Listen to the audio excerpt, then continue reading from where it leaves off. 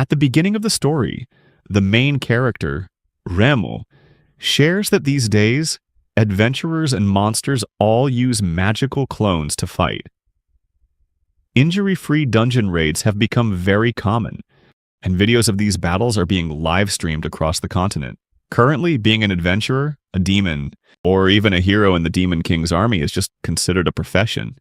The scene shifts to the 4th floor of the Demon King's castle, where Remy and his party are fighting monsters. Outside the dungeon, streamers are broadcasting the entire fight. A boy named Alvar swings his sword, slashing a beast to pieces. Remy is amazed to see Alvar's magic sword erupt with power, taking down at least 10 werewolves with a single slash. The party also shares that Alvar's skill is difficult to use because he becomes vulnerable until it's activated. However, the Holy Knight, Luck, covered for Alvar, providing excellent support. The commentators remark that while each member of the team is very strong, coordination is still essential for dungeon raids.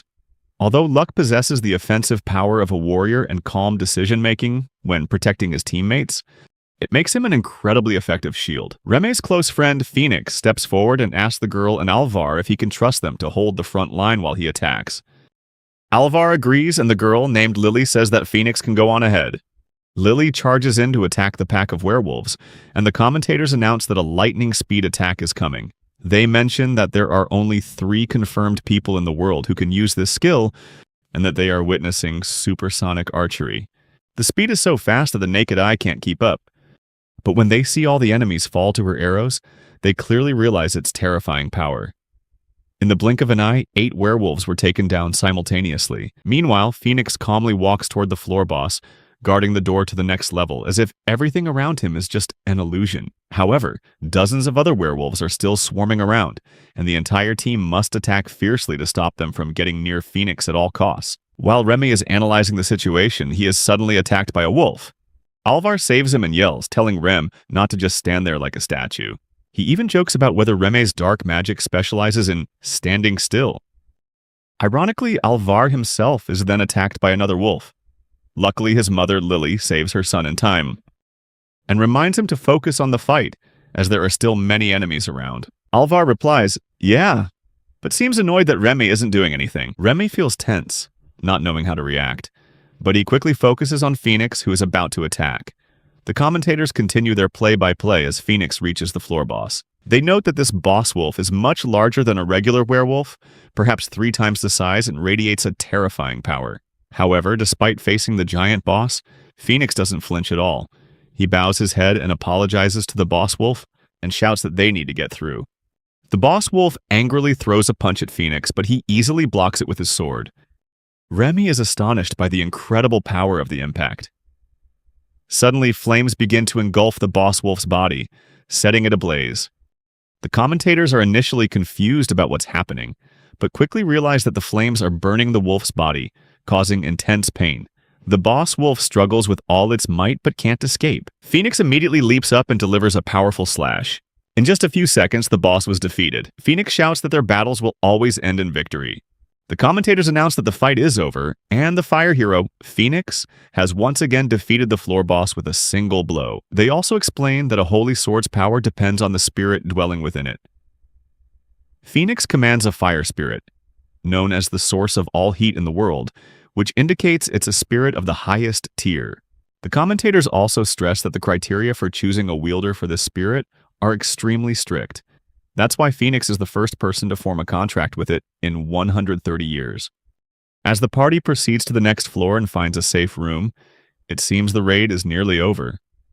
At this point, the commentators ask the audience if they want to wait for the next raid.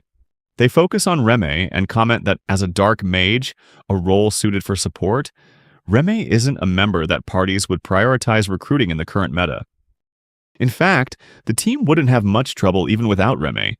They suggest that if Remy were replaced by a light mage, the team's offensive capabilities would improve significantly. The audience also agrees that this comment is true, since Rem hasn't done anything at all during the fight. Hearing this, Remy feels hurt that it's once again being suggested he be replaced by a light mage. The difference between dark mages and light mages lies in their magical properties. Dark magic primarily focuses on offensive spells and damage-dealing skills, while light magic includes healing, buffing, and purifying spells. very useful for healing and supporting teammates. Remy explains that dark magic often includes skills like slowing enemies and reducing their attack and defense power, causing mental confusion, inflicting poison status effects, and creating blinding darkness. Therefore, both dark and light magic are different from normal offensive and defensive spells, and their effects are often hard to see with the naked eye. Many people believe dark magic is overlooked because it's considered simplistic. While light magic is easily recognized through healing, restoration, and buffs, dark magic targets the enemy, making it difficult for even his own teammates to perceive its benefits. Remy shared that ever since dungeon raids became a form of entertainment, he's found it all the more interesting. In battle, he could reduce the magical and physical power, speed, cognitive ability, and even restrict the vision of all enemies. However, these effects were never highlighted on the live streams, making it look to viewers as if he was just standing still. Remy also mentioned that even when he did cast spells, he would often receive countless negative and strange comments from the audience. Thanks to the raid logstone, they could continue from the last checkpoint they reached, even though the party had yet to face the Demon King in the deepest part of the castle. It was now time for Remy's team to enter the 5th floor of the dungeon. Remy explained that of all the dungeons in the world, the legendary Demon King's castle remained unconquered, with no team ever having cleared its final floor. Remy stated that his team consisted of Alvar the Warrior, Luck the Holy Knight, Lily the Hunter, Remy the Dark Mage, and finally their leader and the fire hero, Phoenix. Remy shared that among the tens of thousands of official expedition teams, their party was ranked 4th. This ranking was determined by the Explorers Association based on popularity and achievements, and was updated once a year. Remy also mentioned that many viewers still wondered why a team like theirs even needed him.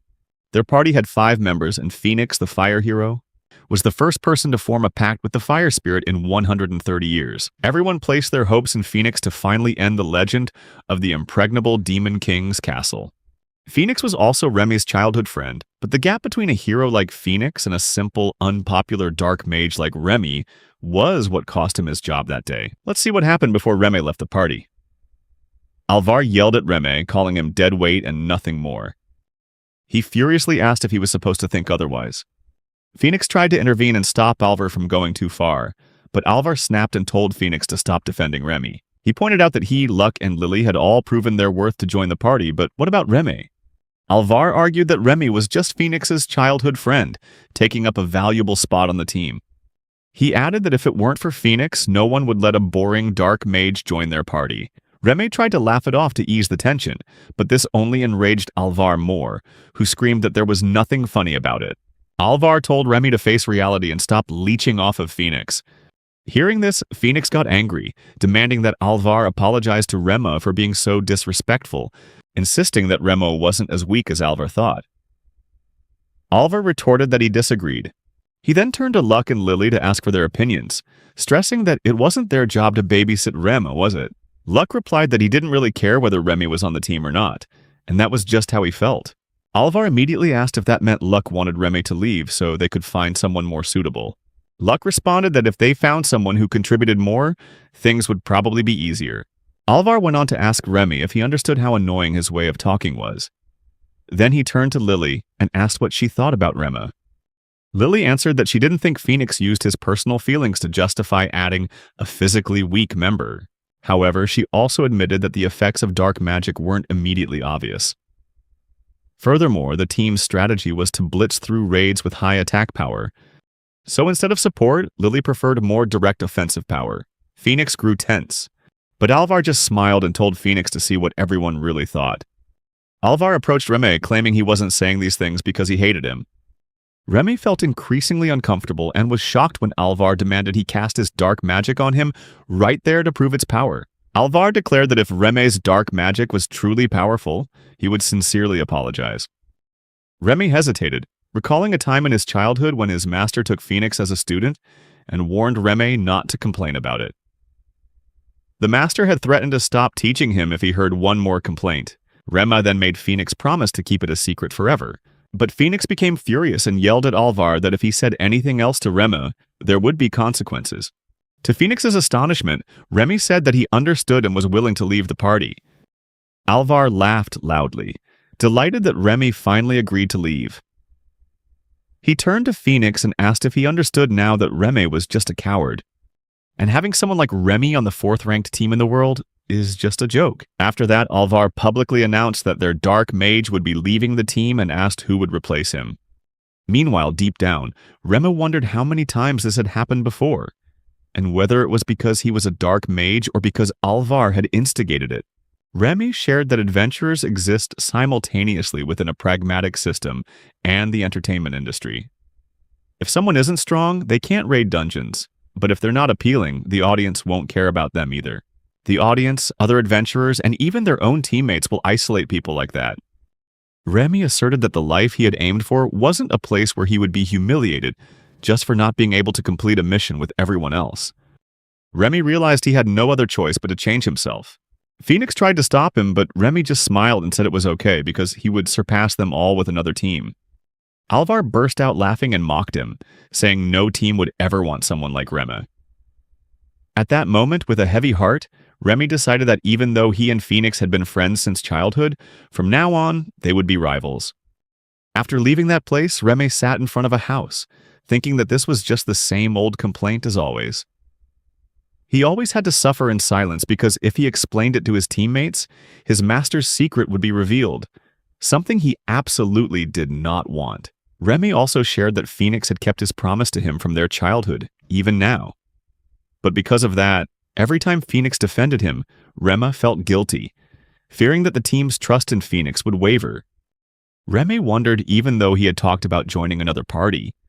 The reality was that only heroes could form parties. And he, just a dark mage, had been accepted into Phoenix's party by chance for reasons he didn't even know. He wondered who would be willing to take him in after he left Phoenix. Suddenly, Remy heard someone shout that they didn't want that. When Remy turned to look, he was surprised to see someone yelling at a girl. Looking closer, he was shocked to realize she was a demi-human girl. A little boy standing next to her comforted her, telling her not to be sad and that their uncle must have eaten somewhere else. The boy encouraged her, saying her shop would get all sorts of customers late at night, and she just had to try again tomorrow. When he got there, Remy asked the little girl if the shop was still open, because he was feeling hungry. Both the boy and the girl were surprised to see Remy and confirmed that the shop was indeed still open. Remy praised the little girl for helping out at the shop and asked if she had anything she would recommend for him to eat. The little girl hesitated, then looked at some apples. Remy then asked if those were apples and if so, he'd take one. When Remy picked up an apple from the basket, the girl stammered that the one he chose looked a bit strange, but its color was beautiful, so it must be delicious. She also added that the apple looked pitiful because no one wanted to buy it. She had tried her best to convince everyone it was delicious, but they all refused. So if Remy didn't want it either, she wouldn't force him to eat it. But to her surprise, Remy took a bite of the apple and said it was just as delicious as she had said. The little girl looked at him with a puzzled expression and asked if he was telling the truth. Remy nodded, adding that she shouldn't judge by appearances alone, but also by taste. He praised her as a great salesperson. Then Remy asked if he could come back to buy something again, and asked her to give him more recommendations. Hearing that, the little girl was moved to tears and replied with a heartfelt yes, thanking him from the bottom of her heart. The boy standing next to her congratulated her on finally getting her first customer. He also thanked Remy for coming, but Remy said he was the one who should be thanking them. He apologized for bothering them at night. Remy noticed the girl was hiding behind the boy, which he found a bit confusing. The boy explained that she was just being shy. Remy smiled, said goodbye, and started to leave. But suddenly the little girl ran out and shouted that her name was Cashew. Remy chuckled and introduced himself as well. Cashew thanked him and said she would eagerly wait for him to come back, whether it was tomorrow or the day after, and that she would wait for him for as long as it took. Remy was taken aback when he heard those words. After saying goodbye, he told himself that even someone like him wanted to be needed by someone. He thought about his conversation with Cashew and wondered if he had acted too emotionally. But then he told himself that if a little girl like her was trying so hard, then he had to give it his all too. Remy recalled his master once saying that it would be a long and arduous battle. Remy's master had emphasized that if he didn't conquer the peak, no one would recognize his worth. Remy was certain that somewhere out there, someone would need him. The scene changes to another place, where a girl was looking at a picture of Remy and softly whispering his name. Then time fast forwards a few weeks later, as Reme wondered how many weeks had passed since he started looking for a new party. Every time he approached a party to join, some would say there were no open spots, while others would mock him for getting kicked out of his old one. Some parties were even willing to accept him, but after learning he was a dark mage, they would start to hesitate. Remembering how he had yelled at Alvar that he would surpass them with another party, Reme felt incredibly frustrated. He had said those words, but until now, he hadn't been accepted into any party. Finally, Remy decided to use a party-matching service provided by a branch of the Adventurers Guild.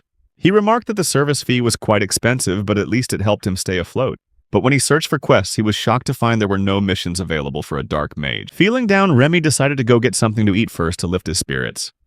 The scene shifts to Cashew's shop, where the man beside the little girl, Blitz, remarked that he understood being a dark mage must be very difficult for Rema. Remy replied that it wasn't really like that. He still saw urgent recruitment notices for dark mages from time to time. Blitz then asked if Remy could use anything other than dark magic. Remy explained that it wasn't that he couldn't use other skills, but the ones he wasn't gifted in were ineffective. Also, adventurer registration only allows you to take on jobs you have an aptitude for. Seeing Remy looking sad, Cashew loudly said that she also thought dark mages were cool. Remy smiled and replied that he was happy she said that, but joked that's why she was the cute poster girl instead of a boring male shopkeeper to attract generous customers. Blitz said that wasn't true, making Cashew blush. Remy shared that Cashew was only 8 years old and not only helped out, but also did her best to support her family financially, however little. She had gotten permission to work, and Remy also mentioned he was Cashew's first customer. He said that he often stopped by the shop precisely because he wanted Cashew to keep encouraging him. Remy admitted he hadn't seen Blitz in a long time, but Blitz was always worried about him. Blitz then said he understood Remy's situation because he also wanted to be a tailor. But no matter how much he practiced, he couldn't compare to those who officially had that profession. Remy shared that in his hometown, children learn their profession when they turn 10 at the temple, like receiving a prophecy guiding them to a suitable job. Whether it was being an adventurer or having a daily life-related job like a cook, blacksmith, or merchant, everyone had to accept it, as it was considered a gift from the gods. If someone got the job they wanted, it was a blessing. If not, it was a trial. Remy confessed that for someone like him, who dreamed of being a hero, it truly made him feel hopeless. He told Blitz that if his efforts had truly been worth anything, he would have gotten that job. When a customer entered the shop and Cashew deftly handled it, Remy smiled and asked Blitz if they could just keep trying with what they were able to do. Blitz replied that they could and said that even if things didn't go smoothly, he wouldn't mind if Remy worked with Cashew at the shop. Remy laughed and thanked him. Suddenly, they heard someone cry out in pain. When Remy turned to look, he saw a thief snatch a bag from a girl's hands and rush toward them. Remy quickly told Blitz to block the thief's path. Blitz, confused, asked if Remy was planning to do something. Remy said yes, and reassured Blitz that he would only provide support and wouldn't let him get hurt. Blitz agreed, stood in front of the thief, and asked Remy to watch over Cashew. Remy told Cashew to hide as he watched the situation unfold. He started thinking about the magic permitted for use in daily life. Remy knew that if he used magic beyond that limit, he could be monitored. Therefore, in this case, he had to use Blitz to stop the thief. The thief angrily yelled at Blitz, asking what he was doing in his way, as if he had a death wish. Remy focused on identifying the thief as the target to be subdued. Everyone watched nervously as the event unfolded. No one knew what would happen next, and even Blitz was a little worried. The thief leaped toward Blitz with a knife in his hand, but suddenly he was stuck, suspended in midair. He was confused, not understanding what was happening, unable to move or see anything, and he began to struggle for breath. Blitz seized the opportunity, grabbed his arm, and landed a punch to his face, knocking him out on the spot. Everyone breathed a sigh of relief, seeing justice served. Suddenly, Remy started shouting, praising Blitz for so easily defeating a knife-wielding assailant. Meanwhile, Cashew was still hiding, and Remy gently approached from behind, whispering in her ear. Startled and confused, Cashew replied with a yes. Remy then asked her to do something. The woman whose bag was stolen thanked Blitz for saving her belongings. Blitz humbly replied that it was just something any citizen should do. In the midst of this, Cashew excitedly shouted that the shopkeepers were so cool.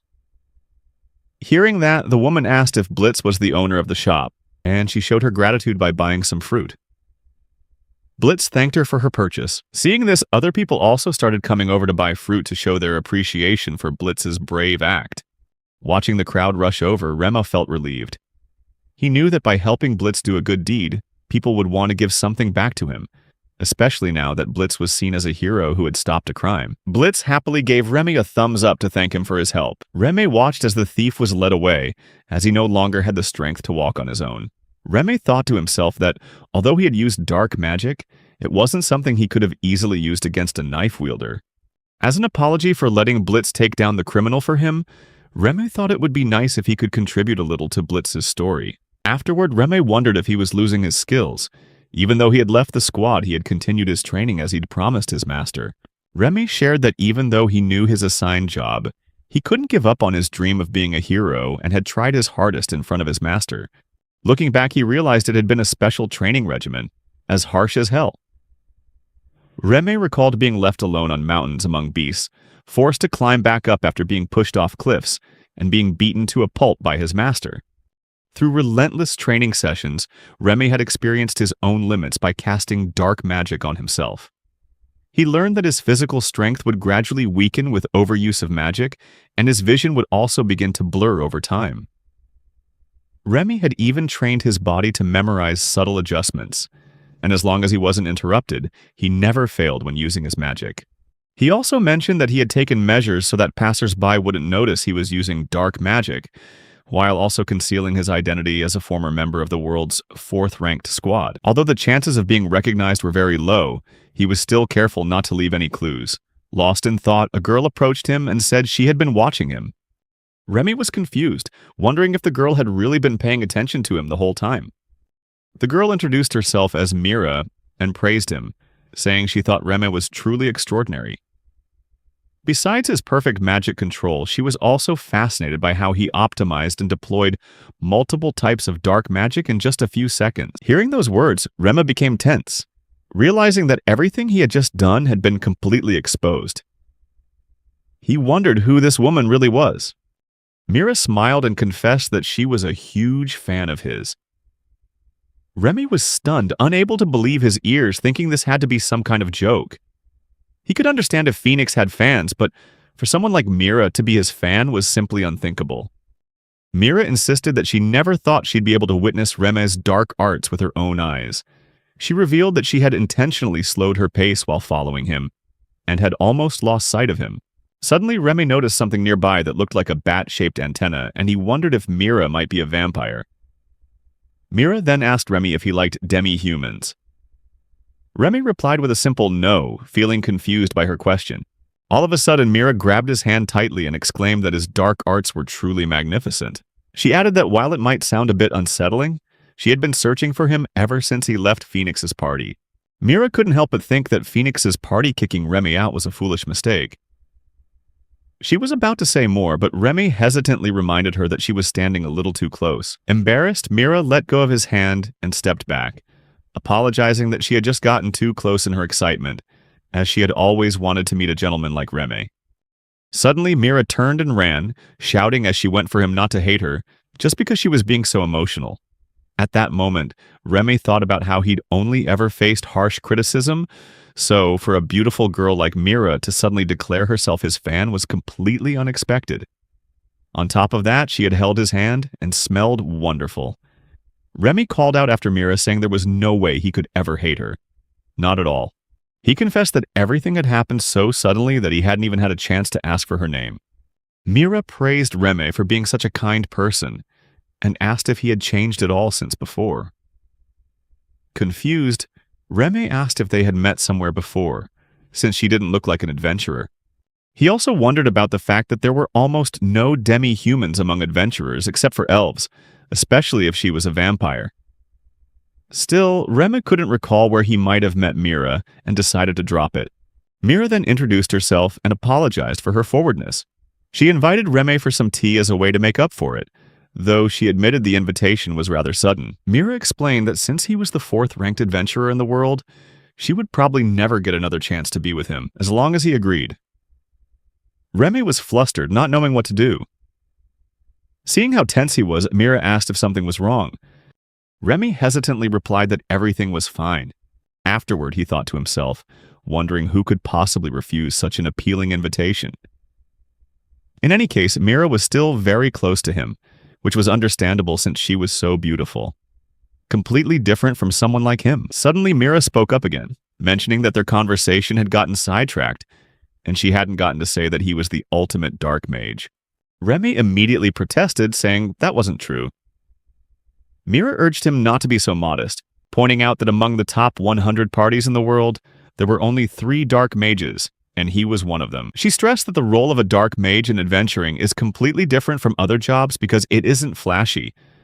However, the reason Phoenix's party achieved so much was entirely thanks to Remy's contributions, something no ordinary dark mage could have accomplished. Mira asserted that Remy's precise control over his magic came from a deep understanding of every minute detail of his spell's effects. She continued, expressing her belief that Remy must have put in an extraordinary amount of effort, far beyond what ordinary people could even imagine. Remy couldn't help but recall the harsh words from his former teammates, who had cursed him and called him useless. He told Mira that this was the first time since becoming an adventurer that he had ever heard such kind words. He wondered how Mira, who claimed to be his fan, knew so much about him. Suddenly, Mira burst out in frustration, saying that the only reason Phoenix could take down the floor boss in a single blow was because of Remy's power, which had weakened all the enemies beforehand. She couldn't understand why humans would look down on a high-class dark mage like him. Mira angrily called the human race fools for their actions. Remy tensely asked Mira what was going on. Startled, Mira returned to her normal self and apologized, saying it was just something a friend of hers used to say. Then she let out a laugh, breaking the tense atmosphere. Remy took this opportunity to ask Mira to pass on his thanks to her friends for supporting him. Mira nodded, saying she had already relayed his thanks to them. Remy was confused, not understanding what she was talking about. Suddenly, Mira apologized for making him wait, and pointed to the place where she wanted to take him for tea. Remy was stunned when he realized it was none other than the Demon King's castle. Mira apologized if the castle made Remy feel tense. Confused, Remy asked Mira who she really was. Mira replied that they had known about his true power for a long time, but seeing it with her own eyes had solidified her belief. She also shared her belief that Remy was someone who deserved to be respected in a proper position. Mira earnestly pleaded with him to lend them his strength by any means necessary. The scene then shifts to inside the castle, where Mira reports to someone that she has brought the dark mage, Remy. A girl entered, joyfully sharing how happy she was that Carmilla had returned. Hearing that name, Remy immediately remembered Carmilla, the boss of the 3rd floor of the Demon King's castle, often called Dungeon Carmilla. Remy recalled that Carmilla seemed to suck her enemy's blood through her swarm of bats, but in reality she used magic to attack. She was cruel and enjoyed torturing others just for fun. A truly wicked being, yet nothing like the Mira he'd met. A strange voice asked if he was Remy. Remy replied, yes, while starting to wonder about the Demon King's castle, a 10-floor dungeon where the ruler of the demons would never appear until someone reached the deepest floor. He thought about how no one had managed that so far, and if he were to advance, he would be the first adventurer to meet the leader of the Demon King's castle. As he listened to the girl's voice, Remy felt her voice was a bit childish. Suddenly, the girl revealed that she was Lucy, the ruler of the Demon King's castle and the leader of the demons. Upon seeing Lucy, Remy froze, unable to take his eyes off her. Lucy noticed his expression and asked if something was wrong or if there was something strange about her. Remy replied, simply stating that Lucy looked much younger than he had ever imagined. Lucy angrily asked if he was implying that she didn't look like a leader of demons. Remy tensely replied that since he didn't know who the leader of the demons was, he wouldn't dare to make any such comment. Lucy, surprised by his cautiousness, said that if he were a rude person like so many others, she would have thrown him out of the castle long ago. However, she could see that he was different. Lucy suddenly shouted that was enough with the introductions, and they should get straight to the main point. She suddenly declared that she was appointing Remy as the staff officer for the Demon King's castle. Hearing this, Remy was stunned and wondered if this meant he would become the second in command of the Demon King's army. He also wondered if such a role was really suitable for a human. Seeing his expression, Lucy remarked that he looked as if this was the first time he was hearing about this. She turned to Carmilla and asked, "You told him about this already, right?" Carmilla sincerely apologized and explained that she thought bringing Reme directly to the Demon King's castle would be quicker than explaining beforehand. Hearing this, Lucy grew angry and asked Reme if he was just following Carmilla without knowing what was going on. She continued to mock him, asking if he thought he'd get a chance to touch her chest just because Carmilla said she was his fan. Reme was stunned by Lucy's words and quickly denied that was what he was thinking. Lucy asked again, this time with a look of disbelief, if Reme truly didn't want to touch Carmilla's chest, and if so, whether he was even a normal young man. She was about to say more about Carmilla's chest, but when Carmilla shot her an angry glare, Lucy tensed up and immediately fell silent. Then, Lucy admitted they had gotten off topic and said they should return to the main issue. Reme, stressed, thought to himself that Lucy was the one who had derailed the conversation. Lucy continued, stating that appointing Reme as a staff officer was Carmilla's wish. Surprised, Reme asked for confirmation, and Lucy affirmed that it was true. Although she hadn't paid close attention, his abilities had caught their interest. Unexpectedly, Lucy asked Reme which demon leader had trained him. Reme hesitated, wondering if she was asking about his master or some other mentor among the demons. Lucy insisted that there was no way Reme could have reached his current level on his own, as he was on par with dark mages who had trained rigorously for 100 years or more.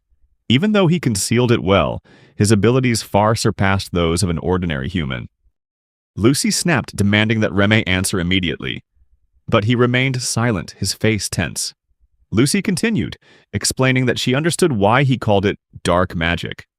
Initially, degenerative incantations were known as black magic, because their users often spread terror among humankind. Back then, the ruler of the demons was seen as a threat, completely different from heroes, who were considered allies of humanity. Each nation also had different ways of assessing these entities with varying levels of caution. Lucy asked Reme if he realized how complicated things would become if his true identity were discovered, and whether he was a praiseworthy student who always remained loyal to his master. Remo, tense, apologized. Lucy replied that there was no need to apologize. She understood his situation. She went on to ask if Reme's master had the same hair color, eye color, and horns as she did. Reme remained silent, which only frustrated Lucy more. Lucy told Reme that she had taken over the Demon Lord's castle as the current ruler of the demons. She asked for his opinion on a grandfather who left his own granddaughter behind in the Demon Lord's castle to retire.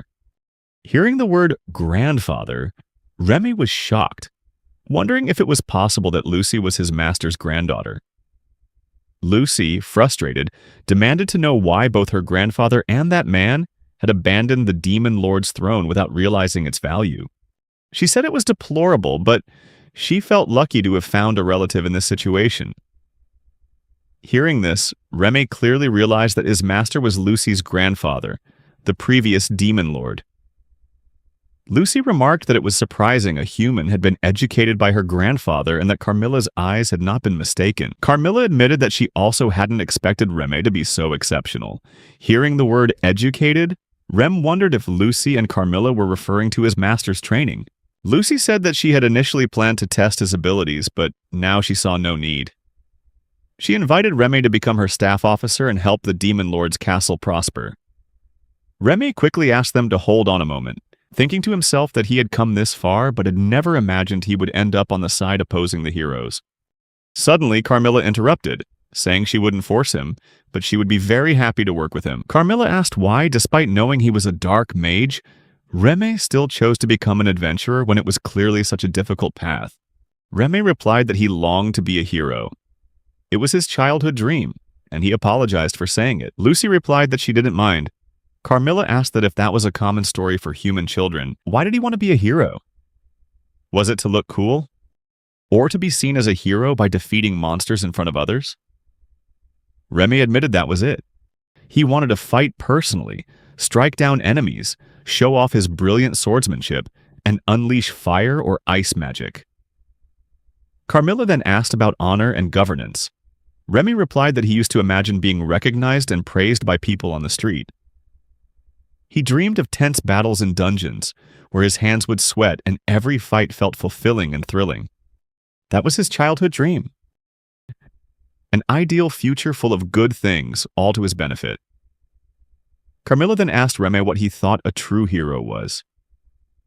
Reme was flustered by the question. Carmilla said that while Reme was the ultimate dark mage, that wasn't the only reason she respected him.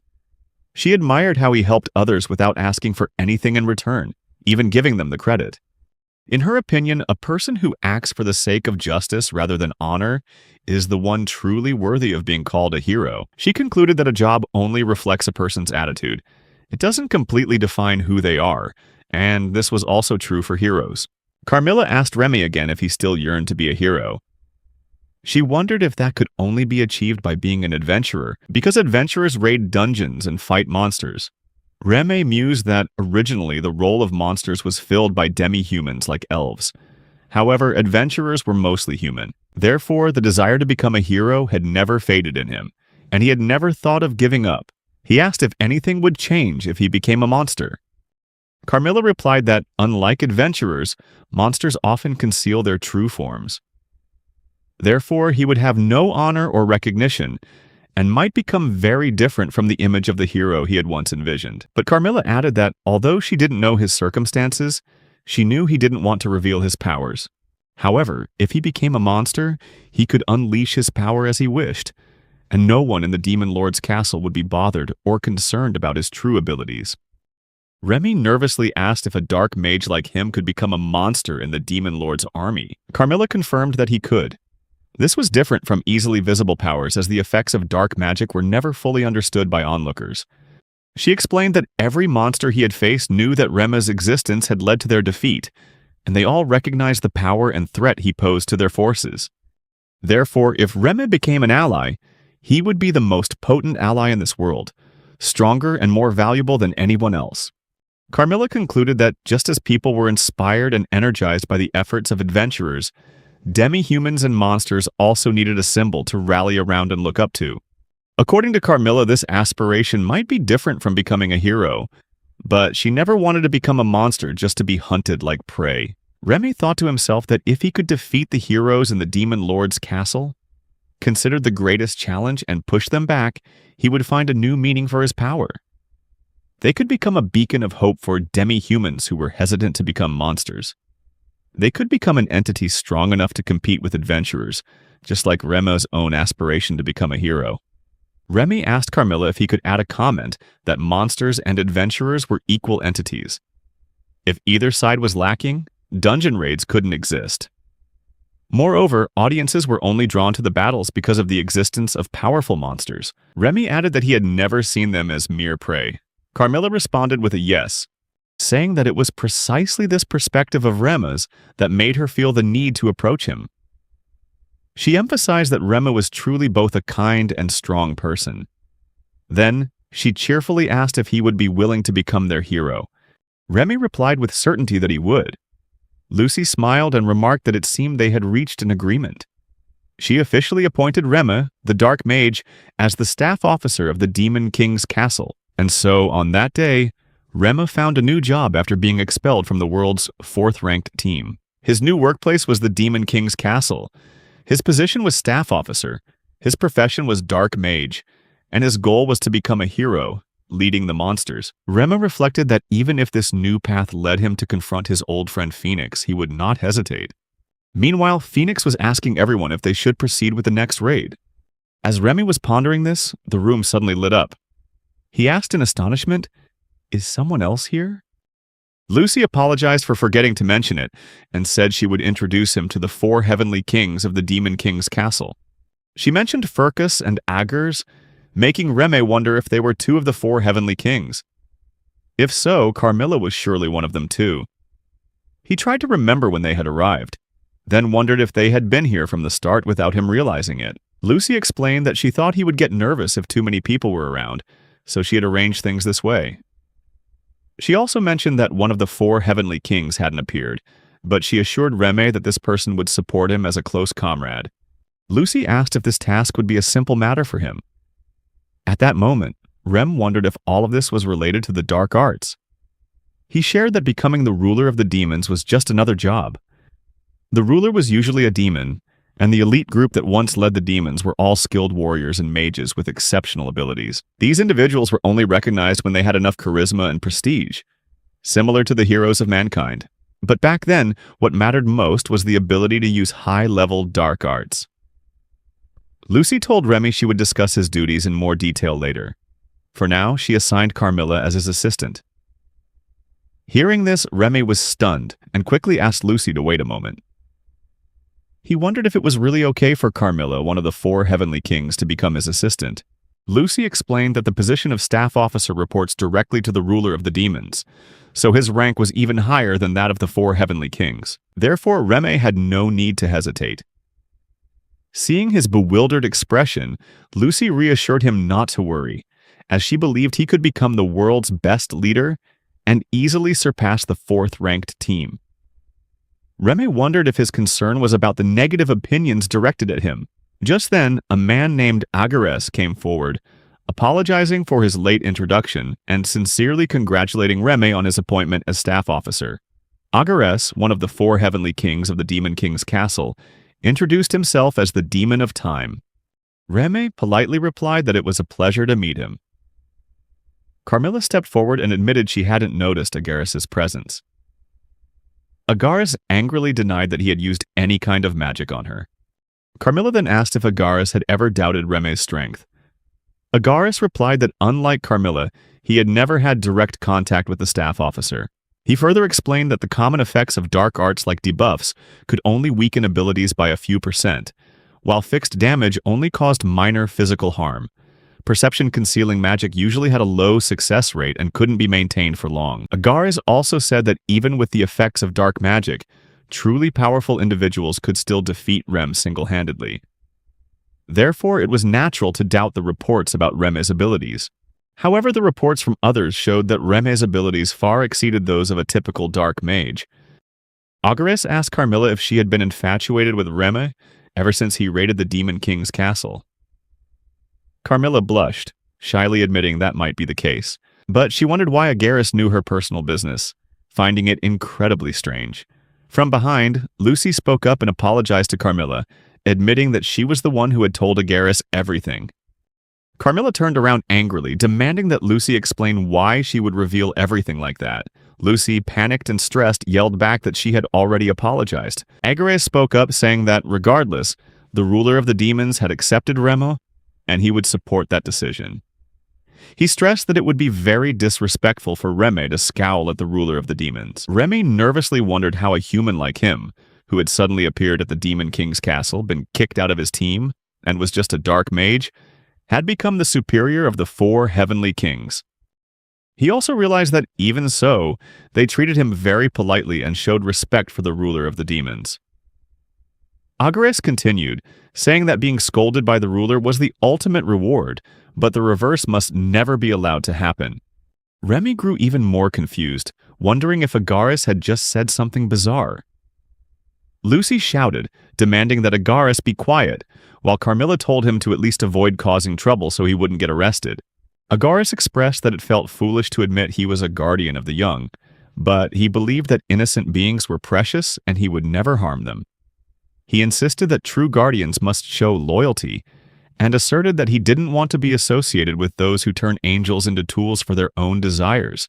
Carmilla, annoyed, asked Agares why he called himself a guardian, and why he seemed to enjoy being abused, stepped on, and scorned. She also warned Lucy to be careful, stressing that if Agares asked to meet her in unusual places, she should absolutely refuse. Lucy angrily replied that Carmilla shouldn't say such nonsense, firmly stating that she would never agree to such illegal requests. Lucy looked at Agares with fear in her eyes, but Agares told her to stop looking at him with such contempt. He joked, asking Lucy to look at him more intensely instead of with hatred. Carmilla tensely asked Agares if he didn't think he deserved to be arrested. Carmilla reassured Remy that not all monsters were like Agares and told him not to worry. She emphasized that she was, in fact, a true fan of his. Carmilla shared that she would put Remy's posters all over her room, collect his candid photos from the internet, and send messages requesting that he get more screen time. Agares angrily interrupted, asking with exasperation if Carmilla really called that admiration. He asserted that it was nothing short of stalking, no matter how she put it. Reme, looking stressed, cut in and pointed out that he still hadn't been briefed on his specific duties. He asked if he could request more details from the ruler of the demons. Both Carmilla and Agaris quickly apologized to Reme for the interruption. Lucy laughed and remarked that Reme was truly interesting, expressing high hopes for his role as staff officer. But suddenly her tone changed, and she called him Lemachton. Remy asked in confusion, "Lemachton?" Lucy cheerfully confirmed, saying she'd been thinking about the name for a while. She explained that by tradition, the ruler of the demons gives new dungeon names to those who join them. Reme nodded, saying he understood and asked if his name was now Lemachton. Lucy said excitedly that it sounded great and asked if he agreed. She insisted the name was very fitting, especially now that Reme would be leading the monster army. Lucy was confident that everyone else would like the name too. Reme responded with a thank you, sharing that when dungeons became a form of entertainment, many systems were developed and installed to ensure no one was in any real danger. Rules and regulations were also established, including dungeon names, raid logstones, registration cards, monobodies, and a return function. He explained that if hero teams were expected to play the role of heroes, then monsters were expected to be defeated as beings of darkness. Even if it was all just part of a script, some people adapted this performance from dungeon raids into real life to protect the demi-humans playing evil monsters from being identified. They began using special dungeon outfits and stage names, known as dungeon names. People also got very excited when heroes were defeated or forced to retreat, but it's human nature to always want the hero to win in the end. For example, after someone's favorite adventurer lost to an orc, they might get angry and pick a fight with a completely innocent orc. It's because of situations like these that those who actually participate in raids always face danger. At this point, everyone was sitting around the dining table in silence. Remy looked confusedly at Furcus, who was completely motionless. Seeing this, Carmilla commented that it looked like Furcus was asleep. Remy was shocked by those words and focused on the concept of sleeping inside this body. He realized that with one member asleep and another one absent, the four heavenly kings were far different from what he had imagined. Carmilla asked Rema if they had explained everything sufficiently and if he had any more questions. Rema thought for a moment and realized that with his dungeon name being Lemachton, he needed to make sure his monobody didn't reveal his true identity. Lucy remarked that Rema seemed very bothered by the coincidence of the name, but she was quite pleased with it, so he had no right to object. Rema anxiously told himself that if Lucy said so, he really had no other choice. Carmilla, confused, asked if it wouldn't be a waste for him to put a mask on his avatar. Lucy burst out laughing and retorted, asking if it was such a shame when that face wasn't really something worth showing off. Hearing this, Carmilla angrily asked Lucy what she meant by that. Lucy, frightened, stammered in reply, saying it all depended on the beholder. She cleverly suggested that if Carmilla wanted to, she was more than welcome to see Remy as attractive. Agares shouted at Carmilla, reminding her this was the second time she'd spoken up and that they should be happily following requests from the demon ruler, not the other way around. Remy shared that he hoped they could decide on his avatar together. Deep down, he wondered if he should make his skin a little lighter and change his hairstyle. However, he knew it was illegal to modify himself to the point where his true form was unrecognizable.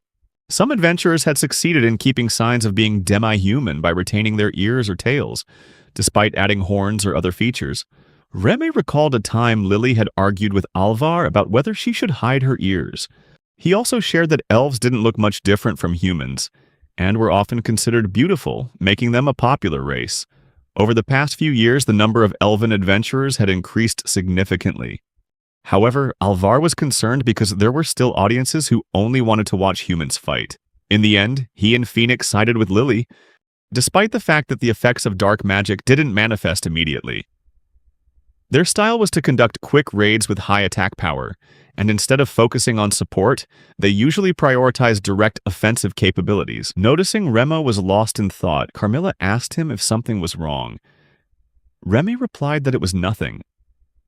Lucy began to explain his duties as a staff officer. Remy nodded, admitting that he actually had no idea what a staff officer was supposed to do. Suddenly, Lucy threw a ring toward Rema and told him to take it. Remy asked what the ring was for, and as he looked at it, he wondered if it was made from an animal bone. Lucy explained that it was a magic tool, allowing him to summon anyone he had a contract with. Reme was still confused about the ring, and was told that magic tools were artifacts imbued with mystical power, created by extinct races. He thought of Alvar's magic sword, certain it was something Alvar had inherited from his father. Lucy explained that if both his mana and the mana of the person he wanted to contract with were channeled into the ring, and they both recited an oath, the contract would be sealed. Lucy called it a simple summoning tool. Remy was surprised and asked if summoning wasn't an incredible ability.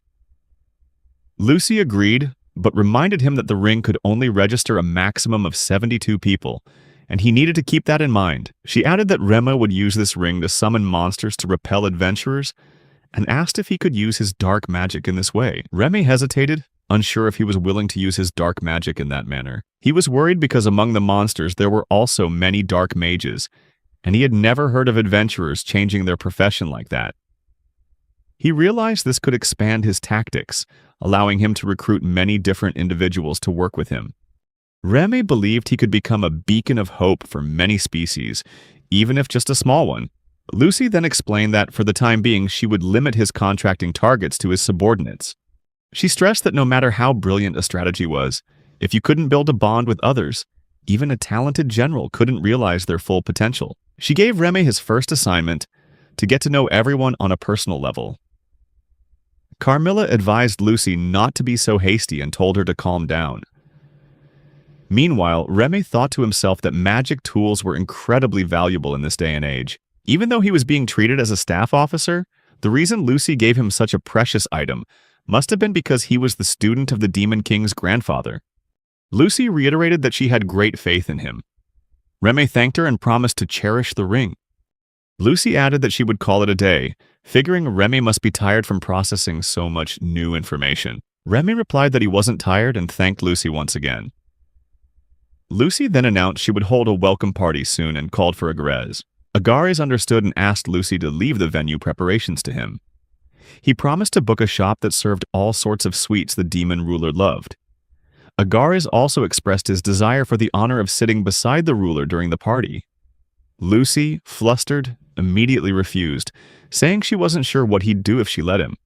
Agares replied dejectedly, stressing that he'd already guaranteed he wouldn't do anything inappropriate.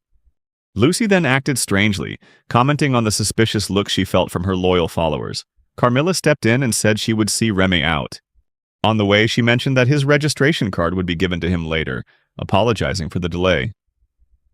Rem said that it was fine. Carmilla also mentioned that he had witnessed many of her embarrassing moments today. Reme replied that he had never been praised like that before, and it made him genuinely happy. He thanked Carmilla, saying that because of her, he had remembered many things, including why he had once longed to be a hero. Something he had been slowly forgetting recently. Carmilla shared that if Reme didn't find her detestable, she was very happy about that. Deep down, however, Reme still thought Carmilla was a rather strange person. Carmilla then asked if Reme really thought she was a kind person, and she also asked him how far he would put up with her. Reme, confused, asked her what she meant. Carmilla explained, haltingly, that she was asking if she could be his first one. Reme, flustered, quickly told her to wait, wanting to know what she was going to say next. Carmilla, blushing and fumbling, said it was nothing and admitted she hadn't expressed herself clearly. She sincerely apologized for causing a misunderstanding. Then, Carmilla mentioned that the ring Reme received could also record orders. Reme, confused, asked what she meant by orders. Carmilla confirmed and explained that, for example, if Reme made a contract with her, the ring would record that she was his first contract. Similarly, she would also know that she was the first monster he contracted with. Reme replied that he understood. Carmilla repeated that she was truly a fan of Reme's, and that she was the one who had proposed inviting him into the Demon King's army. She added that she was the one who brought him all the way here, and was currently acting as his assistant. Furthermore, she was the one sitting next to him during the entire explanation of his duties. It seemed Carmilla wanted to say something more, but hesitated. Reme thought about Carmilla's power. Although she seemed mischievous, he knew she was a kind person. Despite having just met, Reme realized it must have taken a lot of courage for Carmilla to say these things to him. He understood that if she hadn't found him, he probably wouldn't be here in the Demon King's castle. Reme placed a hand on her shoulder and said that he hoped for the same thing. He asked if she would be willing to be the first monster he made a contract with. Carmilla, blushing with embarrassment, asked if he was sure. Realizing what he was doing, Remy quickly pulled his hand back and apologized. Carmilla then shared that she had personally scouted him for the Demon King's army and was prepared for the possibility of being rejected. But then, with a bashful look, Carmilla whispered that she really wanted to suck it out of him. Hearing that, Remy was shocked and yelled out in surprise, "What?" Carmilla quickly replied that it was nothing. Remy began to wonder if she meant she wanted to suck his blood. He had heard that a vampire's urges could be triggered by other impulses within them. However, he wondered why Carmilla would ask at this moment. He decided to prepare himself and asked if that would be all right. Carmilla said yes, but asked if he was certain, because the first time for anything is always incredibly important. Remy replied that he'd been planning to ask her from the start, so it was perfectly fine. He asked if he understood correctly that the contract would be sealed if they both channeled their mana into the ring and made a verbal vow. Carmilla nodded and asked him for the ring. She placed it in his hand, then gently touched her finger to it and began to recite the vow. Carmilla accepts Remy's request and swears to always be by his side, no matter when or for what reason, even across space itself. Then she kissed the ring, leaving Remy flustered. Carmilla, flustered herself, wondered what she was doing, but she quickly realized this was her way of showing she was the first one to make a contract with him. She blushed and happily said that she had become Remy's first. Carmilla declared that as long as he summoned her, she would go anywhere he wished. Remy asked her not to tease him so much. Carmilla asked innocently with Remy's mana, surely that wouldn't be a problem, right? Remy felt embarrassed hearing that, which made Carmilla apologize and say she was just kidding. Then she asked if it was weird to be hit on by a girl he barely knew. Remy replied that it wasn't, but before he could finish his sentence, Carmilla cut him off and asked another question. Remy just said it was nothing.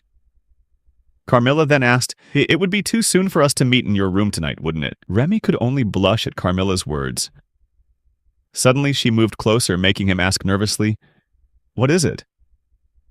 Carmilla said softly that she hoped he would take good care of her from now on, as a member of the Demon King's castle as his aide, and as the one contracted to him. Remy replied that he felt the same way and hoped she would treat him well too.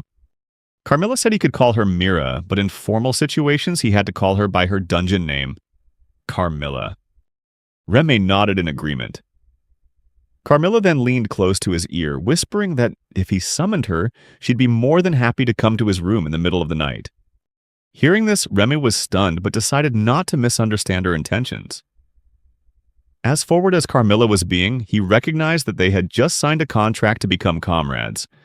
And his mission as a staff officer had only just begun. Remy felt that he first needed to build relationships with everyone in the Demon King's castle and form contracts with them. Even though this group was diverse, it didn't change his determination.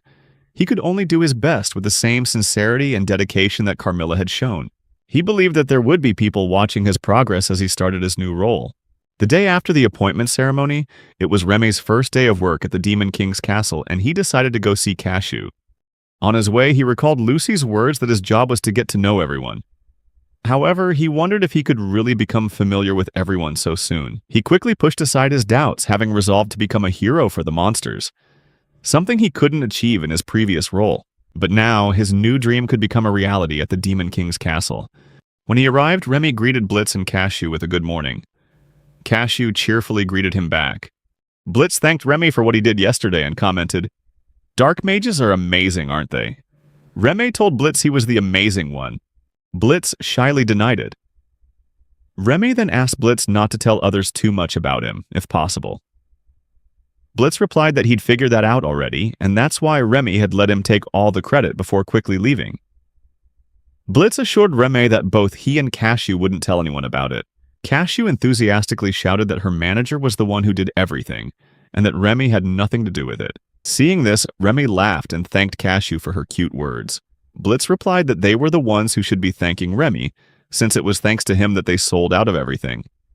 Blitz took out some money and offered it to Remy, saying it was his share. He explained that since Remy had helped so much, it was only natural to show their gratitude. Remy was surprised and initially refused the money, but Blitz insisted and pressed it into his hand. Cashew was surprised by words like gratitude and natural, and then started looking for something. Finding Cashew's actions strange, Remy asked what was going on. Cashew then offered Remy an apple as a symbol of her gratitude. Remy thanked her sincerely, expressing his delight.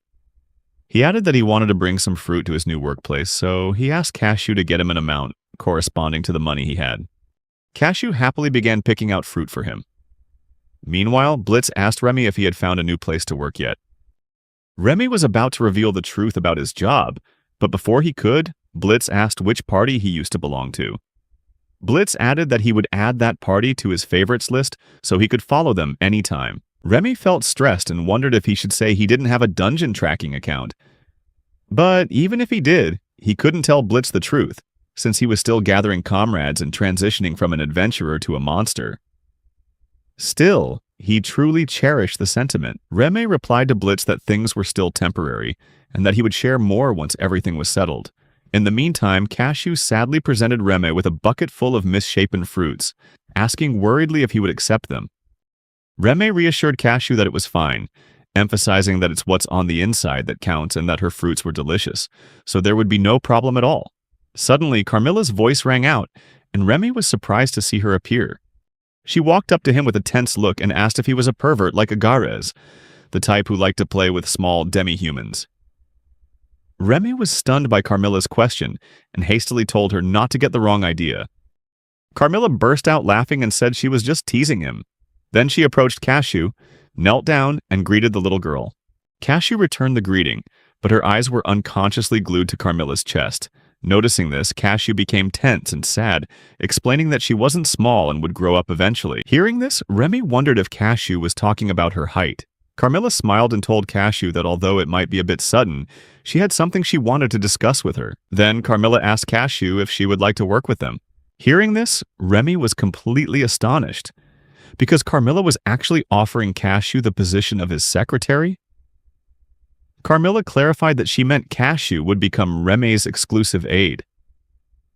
Cashew, focusing on the word exclusive, asked in surprise if she would get paid that much to be Remy's secretary. Blitz also seemed thrilled by the news, thinking it was a wonderful opportunity for Cashew. He also remarked on Remy having such a beautiful friend like Carmilla, expressing his surprise.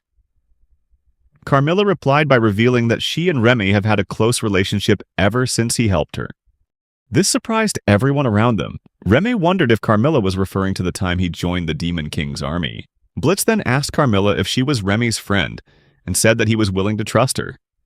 However, he wanted to know if the job would truly be safe for Cashew. Carmilla assured Blitz that the job would be very safe, but emphasized that the final decision was still up to Cashew. She suggested that Cashew should discuss it with Blitz and her family before making a decision. If Cashew agreed, Carmilla would be happy to personally visit and explain the details to her family. Cashew, nervous and confused, asked why she was chosen. Carmilla apologized and explained that she had overheard the conversation between Cashew and Remy the day before. Carmilla believed that if Cashew worked with them, she could ease her mother's burden more than she currently was. Most importantly, Remy's new job was very stressful, and having a close and excellent assistant would be crucial. Hearing this, Cashew blushed but looked very happy. Blitz was also pleased and said that he wouldn't have to worry at all, as long as Cashew was working with Remy. Cashew shyly asked Remy if it would be a bother for her to become his assistant. Remy was taken aback by the question, but he quickly reassured her, saying he'd be delighted to have her. He emphasized that it was ridiculous to think she'd be any trouble for him. On the contrary, she might even do a better job than expected. Then, Remy began to think more deeply, wondering if it was really okay to bring a young girl like Cashew to the Demon Lord's castle.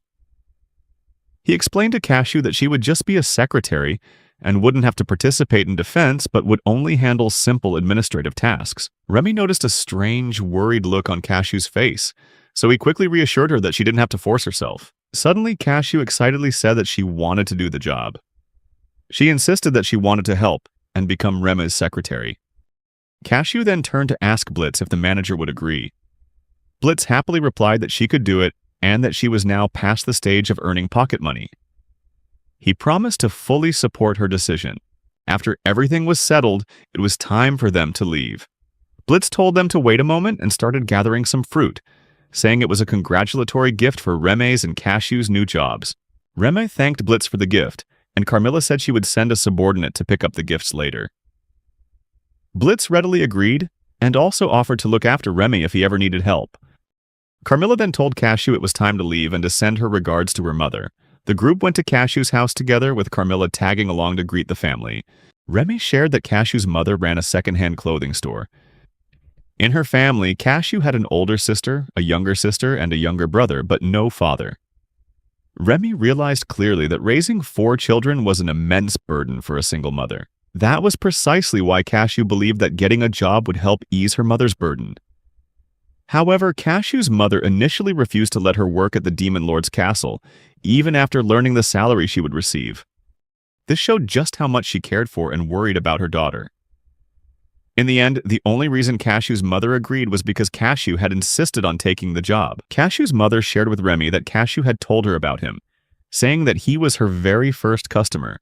Hearing this, Remy was surprised to realize Cashew had kept everything a secret. He nodded in confirmation. Cashew's mother then said that although Cashew was inexperienced, she hoped Remy would take good care of her. Remy assured her that he would look after Cashew carefully. Afterward, the group said their goodbyes. On the way, Remy asked Cashew one more time if she was sure about her decision. He also asked Cashew if she was surprised to learn that he wasn't an adventurer, but an employee at the Demon Lord's castle. Cashew cheerfully replied that she wasn't at all, and she even expressed her admiration, saying that him becoming a staff officer was an incredible achievement. Remy was pleased to hear that and thanked Cashew for the compliment. Cashew then shared that she had never explored the path to the Demon Lord's castle before. Suddenly, she saw a butterfly and ran off to play with it. Later, Carmilla noticed Remy looked worried and asked him what was wrong. Remy asked Carmilla since when she had started eavesdropping on their conversation yesterday. With a strange smile, Carmilla replied that she had heard everything from beginning to end. Remy asked if Carmilla had invited Cashew to the Demon Lord's castle just because Cashew was his friend. Carmilla answered that it was one of the reasons, but more importantly, it was because Remy needed an assistant for his role as a staff officer. She added that it was a shame she couldn't always be his assistant. Remy tensely remarked that he still thought of Cashew as just a child. Carmilla placed a hand on Remy's shoulder and called his name. Remy blushed, tensely asking what she meant. Carmilla clarified that she was talking about Remy needing an empathizer, someone who understood and supported him. Remy asked again, flustered, if she had really said empathizer. Carmilla responded with a nod, explaining that even though Remy now understood his true power, he expected too little from others. Therefore, for the time being, both she and Cashew would admire him. Remy was surprised to hear this. Carmilla shared that both she and Cashew knew very well how powerful Remy's heart and magic were. Suddenly, Carmilla became passionate, declaring that Remy was amazing and that she couldn't stand the idea of someone as wonderful as him having to hide without being appreciated, especially since Remy was a fantastic dark magician. Hearing all that, Remy felt uplifted and happily thanked her for the praise. Carmilla then reminded him that although Remy could form contracts with his ring, the monsters were fundamentally under the control of their floor bosses. So, to gain allies, Remy had to get permission from both the monsters and their floor bosses. Carmilla clarified that her subordinates, the Pigas, were completely at Remy's disposal.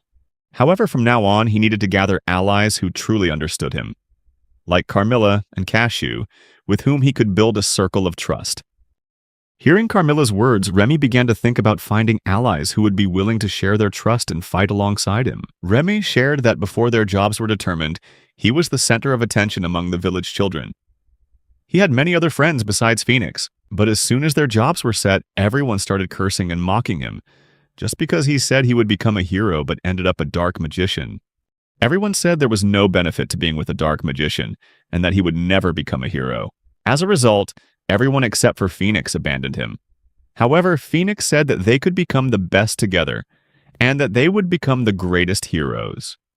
Remy began to speak to himself, expressing his joy that he could now share with Phoenix that he had new allies. The paths of monsters and adventurers may have diverged for now, but as the staff officer of the Demon Lord's castle, Remy was determined to face Phoenix with all his strength. He decided to gather the ultimate allies, those who believed in each other. The scene shifts to the Demon Lord's castle, where Remy explains that there is a reception desk in the main hall for challengers, and many facilities are located underground, starting from the dungeons. For example, there's a large public bath for employees, a cafeteria, a blacksmith's workshop, and a small theater. Among all these facilities, the place Carmilla took him that day to gather allies was a playground. Carmilla said she wanted him to meet a group of wild wolves. She also mentioned that they would be gathering people of good character, starting with the floor boss, Marcosius. Upon hearing the name, Remy recalled that Marcosius was the one on the 4th floor that his party had fought the other day. He wondered if Marcosius would accept a former adventurer like him after what had happened last time. Remy also wondered about the wild wolves, a race that used both human and half-wolf forms for different purposes. Remy figured that Carmilla must have been confident Marcosius wouldn't give him any trouble. Carmilla was really looking at him from many angles, wasn't she? So he also needed to do his best to get Marcosius to acknowledge him and become his ally. When they arrived at a large stone, Carmilla explained that it was like the raid recording stone, and told them to select the playground, as she would go on ahead. Cashew marveled at the sight of the stone. Remy then asked Cashew if they should go. Cashew said yes, and Remy said he would let his secretary decide where they should go. Upon entering the field, both Cashew and Remy were surprised. Suddenly, Remy saw many wild wolves running with their leader, Marcosius, who ordered them to run faster.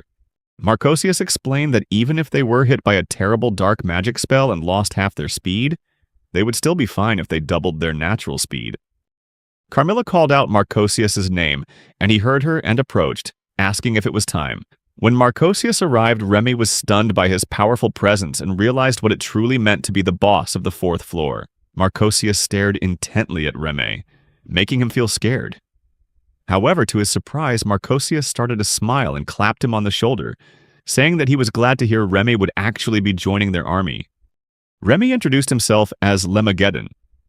Marcosius asked if that was the name of Remy's dungeon, then expressed his hope that they would get along well.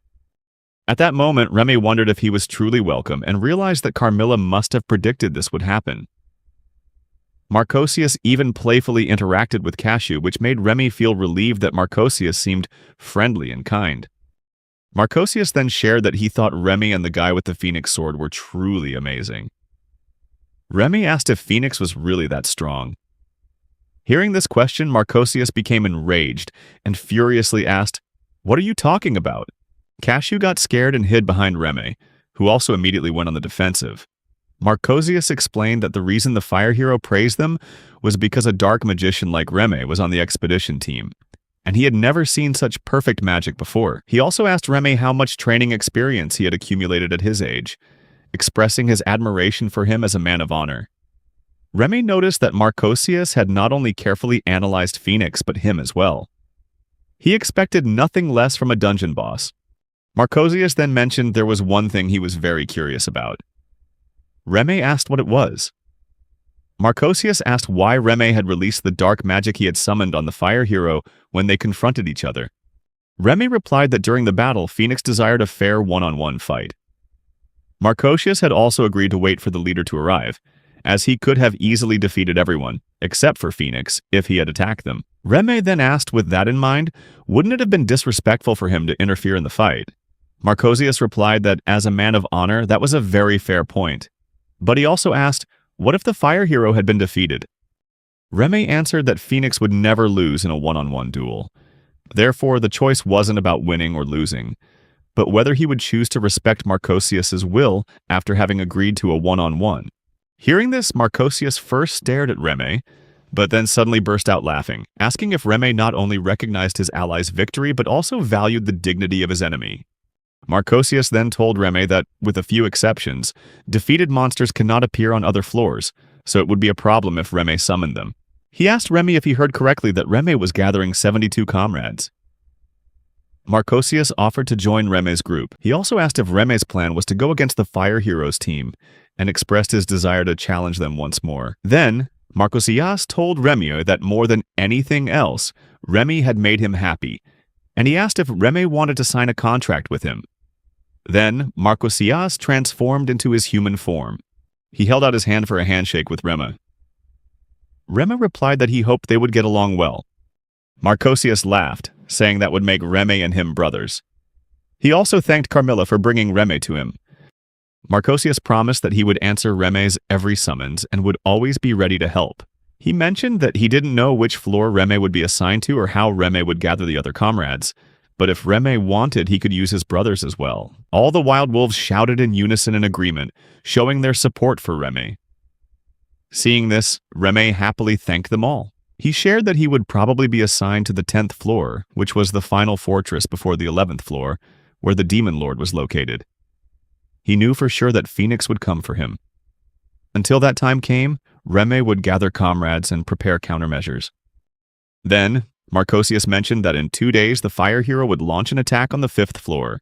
Reme replied that they would have a new 5th member with them, so they should carefully observe the fire hero's team's actions and plan accordingly. Reme also mentioned that he would be in the control room to analyze the matches. Marcosius laughed and told Reme that being his enemy might be terrifying, but being his ally was reassuring. He then asked both Reme and Cashew to come back again. Cashew happily replied that she would come back. The scene shifts to 2 days later, as the commentators on the livestream began discussing that the Fire Heroes team had arrived to attack the 5th floor of the Demon King's castle, speculating on what kind of battle the Fire Heroes team would bring. This time, as Phoenix and the others entered the room, several girls greeted them, calling Phoenix Master. This left them surprised and shocked. The scene then shifts to the Demon King's castle control room, where Reme was having trouble completing a task. Reme shared that on the day he met Marcosius, he had also befriended many other monsters, and some of them had signed contracts with him. These allies included the first floor boss, Niberius, the Hellhound, and their subordinates, Glacia Labolas, the Unseen Slaughterer, along with the second floor boss, Chimaris, the Great Spirit Commander, and their assistant, Lerici, the Hunter of Dark Wounds. They were all strong and reliable comrades. Reme also knew that all the monsters in the Demon King's castle were very strong, so he wanted to see how the new Team Phoenix would fight against them. The scene shifts to the 5th floor of the Demon King's castle. Upon seeing the cute girls in front of them, a flustered Alvar asked if this was really the 5th floor of the Demon King's castle. Lily replied that she thought so too. Meanwhile, Phoenix felt something was off. Suddenly, the monster girls started to approach Alvar, asking if his sword was real and if they could touch it. Though nervous at first, Alvar was slowly charmed and replied that yes, he didn't mind. Phoenix was bewildered by Alvar's actions. Suddenly, he saw the floor boss was a succubi and realized it was a charm affecting them. Without wasting any time, Phoenix shouted for everyone to stay calm, but it was too late, as they had all been captivated by the monster girl's charm. Phoenix understood that a succubus's ability was to drain and steal mana. He realized he could resist it as a hero, but it was lethal for others who couldn't. At that moment, Bella, a new member of Phoenix's team, stepped forward and offered to handle the situation. She saw this as an opportunity to show her abilities.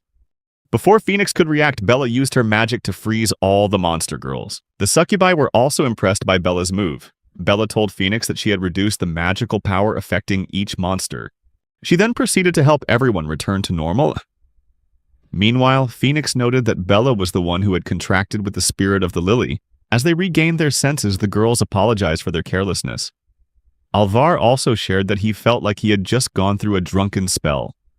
Luck asked if this was a nightmare, as he now had to edit everything except for Bella's performance. As the Fortress of Monsters, the Demon King's castle should definitely have monsters of the highest potential. Encountering strange monsters right from the first floor is truly unusual. However, it was surprising to discover that the succubi were concentrated on the 5th floor without a single white mage. If it weren't for Bella, everyone except the hero would have surely been drained of their strength. Luck also mentioned that monster girls are rarely found outside of dungeons, but they are a real nuisance. Phoenix declared that he and Bella would lead the way. Bella replied that she would go ahead and await instructions from her leader. Phoenix was impressed with her and wondered just how much potential she had, sensing a strong heroic quality in her, despite her being only 13 years old. As Bella moved forward, suddenly the monster girl who had been frozen shattered the ice and attacked Bella. Bella was seriously injured, but Phoenix rescued her and tried to get her back to normal. Suddenly, a curtain moved aside, revealing a symbol. Seeing this, Lily said the symbol indicated that it was the door to a safe room. Everyone was shocked, and Luck asked if it was really that close to the entrance. Phoenix replied that it meant they were facing a surprise floor boss battle right after entering the room on the 5th floor. A girl named Citri, the demoness of love, appeared and warned them not to let their guard down. She explained that although the monster girl's power was diminished, there would be no ill effects if Bella reduced the magic power being used against them. Seeing them, Phoenix yelled that the enemy was coming, so everyone should get ready. The battle began, and while fighting, Phoenix mentioned that the enemy had lost a lot of their numbers due to Bella's ice pillars. However, in the face of such a charm, they could still get distracted. Now, Citri approached Phoenix and asked if he intended to defeat the floor boss in a single blow. And if it weren't for the Ice Girl's interference, he surely would have used his flames, right? She also questioned why he didn't use such a direct method, implying that it could lead to defeat for everyone. Phoenix replied that at that moment, such a blow would have turned Citri to ash. Citri commented that Phoenix was very straightforward. Phoenix replied that a hero must show some charm, and knowing that Citri was a powerful foe, he had to defeat her to move forward. The battle continued, and Phoenix declared that they would never lose. In the end, they won the fight. The scene then shifts to the next day with Phoenix and his team cheering about clearing the 5th floor and defeating Citri. However, there was something strange among them, as they didn't seem very happy and looked tense.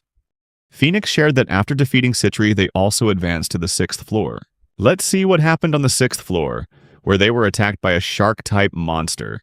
Lily screamed that they were extremely fast, making it hard for her to keep track of them. Luck also yelled that the place was swarming with monsters. They all tried their best, but the monsters' attacks grew more and more intense. Phoenix handled the situation very well, but everyone else was struggling. Phoenix told them to take cover, but it was too late. Luck was attacked by the shark monster, and Lily was also attacked by other monsters. Phoenix shared that once again, thanks to Bella's intervention, they were saved. However, he admitted that the 6th floor raid didn't go perfectly, as Luck was swallowed by a sea monster and Lily was forced to retreat. Although they cleared the floor by defeating Vapor, the governor of the waters, it was clear that Alvar, Lily, and Luck couldn't demonstrate their strengths as effectively as before. The scene shifts to the present where Alvar loses his temper and yells, asking if they don't find it strange that despite strengthening the team, it seems like nothing much has changed. And even though Remy had the guts to leave, Lily tried to stop Alvar, but he yelled back, asking why Lily still intended to side with Remy. At this point, he asked Lily if she was indebted to Remy and why she didn't say anything back then. Lily replied that she would never forget what Remy did for her, but she couldn't support him to the point of lying. Suddenly, Luck asked Alvar why he was so angry and said it was annoying to hear that question. Alvar angrily retorted that he wasn't talking to Luck. He added that Remy had made mistakes throughout the raids, so he should stop slacking off. Luck angrily shot back that it was Alvar who was unstable with his precious magic sword. Alvar furiously asked what Luck just said, while Lily told them both to calm down. Alvar yelled that something was definitely wrong, because even though they should have been excited, the new system wasn't working. Luck replied that Bella did a great job, and asked if Alvar didn't agree that she was bound to become a great heroine. Alvar then angrily asked if the jobless Remy had cursed them with his black magic out of jealousy. Hearing this, Phoenix flew into a rage, grabbing Alvar by the collar and yelling, asking how many more times he had to say it. Phoenix asked again, saying he knew Alvar didn't appreciate Remy and was relieved when he left, but that wasn't enough for Alvar. Phoenix also declared that even though Remy was no longer their comrade, he was still his best friend. Phoenix asked Alvar if he thought he would just laugh while his best friend was being ridiculed. Then, Phoenix let go of Alvar and told the other three that in his eyes they were all the same. He said he wasn't going to tell them to get along, but he wouldn't forgive anyone who looked down on a comrade again. Luck replied to Phoenix, agreeing that he was right, but also acknowledging Alvar's feelings. He mentioned that, just like Phoenix, they all wanted to be the best but felt they had stagnated, implying that Remy lacked ability. Luck also pointed out that Remy was Phoenix's best friend, implying that if Remy was being prioritized for that reason, then how could they ever get Phoenix to accept them? Phoenix felt frustrated then, as the argument ended with his own attitude also being a problem. However, there was a reason he couldn't explain Remy's power to them, and the three of them didn't realize the blessing they had in Remy's presence. Phoenix told everyone that he had watched all his comrades from the beginning and believed that Remy was necessary. However, he didn't think he could get any sympathy from them. So they shouldn't dwell on the past, but focus on the future. Bella raised her hand and suggested that for the future, as they might expect, the 5th and 6th floors of the Demon King's castle frequently pitted them against tough enemies. She also mentioned the relationship issues, so even taking that into account, the performance of Alvar, Lily, and Luck had been poor. Luck also seemed to agree with her point. Bella then shared that she didn't know Remy, so this was just speculation. But perhaps Remy was actually a much more powerful black mage than they thought. Everyone was stunned by Bella's idea. Bella continued, saying that even when she compared the previous videos, Alvar's and Lily's accuracy had dropped. Lily replied that she agreed with that. Bella also asked if Luck had been having a harder time defending recently. Hearing all that, Phoenix wondered if Bella had realized that the team's decline was due to them lacking Rema's magic. The fact that she could reach such a conclusion from analyzing past footage and having participated in battle a few times showed she had an open mind, not bound by the conventional methods of adventurers. Lily asked if Bella was saying that from now on they should proceed with the understanding that they were no longer being supported by Rema's superior black magic. Bella replied that she agreed, acknowledging that she knew this wouldn't be easy for them to accept. Alvar now felt tense and said it was ridiculous to think that Rema, who was considered incompetent, was actually supporting the team. Now that Bella mentioned it, things had only gotten worse right after Remy left. Luck was still in shock, realizing that they had actually been saved by Rema every single time. Phoenix then told them that Remy was no longer with them, and that he acknowledged all of their abilities. Therefore, based on Bella's suggestion, they would build a new strategy, and then the 5 of them would raid the Demon King's castle. They won't be defeated in battle because the hero always wins. Finally, the scene shifts to the Demon King's castle where a ceremony is taking place. Citri begins to cry in front of Lucy, apologizing that she couldn't win the Hellfire contest again. Lucy comforts her, saying that since she was up against the hero, it was okay because she did well. Then, Lucy asks Remy if the allies are gathering well for his first battle. The next day, Remy replies that thanks to the meeting, everything is going smoothly. Lucy shares that it's his welcome party and that many people who care about him are present. She also mentions that there might be some who only came for the free food. Hearing this, everyone looks towards Carmilla, who is eating nonstop, and even she is startled to hear that from Lucy. Remy then shares that today is his welcome party, a private affair held at the Demon King's army's favorite restaurant. The restaurant is filled with different species of creatures, and Remo feels happy to be welcomed and is thankful for such an opportunity. He feels this is a better way for people to remember him, instead of having to go around and greet everyone formally. Lucy says that this is a good opportunity to get to know everyone in the Demon King's army. Citri then mentions that she finds Phoenix strange, as he's both hot and tall, and also possesses the highest-ranking soul, a person ranked 4th in the world, who doesn't forget to respect demons. So if someone said Phoenix was the result of God creating the ultimate warrior, she would believe it. Remy thinks that he doesn't mind seeing his good friend being praised as Phoenix wasn't the strongest from the start, but looking at him now, he can't help but reconsider. In the end, Phoenix defeated Citri with just a single punch, and they quickly conquered the 5th floor. Phoenix is getting close to the 10th floor where he is waiting. Meanwhile, Cashew is amazed by the food presented before her. Even Carmilla comes close with a spoonful of food to feed Remy, like lovers do. Seeing this, Remo feels flustered and tells her that he can eat by himself. Hearing this, Carmilla makes a strange face and starts to act sad, saying that it must be a bother for him to have someone like her do that. She also apologizes to Remy, promising it won't happen again. Seeing Carmilla's mixed expression of sadness and anger, Remy feels scared and quickly replies that he'll eat it. Carmilla is very happy to hear this. Cashew, who had been observing, is also surprised and then tries to feed Remy, looking somewhat embarrassed and blushing. Remy is also surprised to see Cashew coming to feed him. Suddenly, from somewhere, Aigres starts shouting and demands that Citri stay away from Lucy because she is about to eat her pudding and he doesn't want anyone in her way. Citri retorts that she was about to feed Lucy and calls Aigres a nuisance. Aigres loudly argues back that it's improper for any subordinate to cling to their superior after failing a mission, and they are witnessing it right before their eyes. Citri then asks Lucy if it breaks her heart that Aigres called their relationship improper. Lucy simply replies no. Citri answers that she thinks it's too soon for Lucy to feel that way, Seeing Citri, Remy notices that she's smiling in a way, but he's sure that her failure is still weighing on her. Agaris continues to rage at Citri, so Citri asks Lucy to intervene and stop Agaris from bullying her. Lucy asks Agaris to stop bullying Citri like that, reminding him that she told him to call his comrades by their names. Citri agrees with Lucy and also asks Agaris to consider whether he should be scolding Citri by first looking at Carmilla and Remy right after they've just been appointed. Carmilla angrily tells them not to talk about her while she's having a good moment.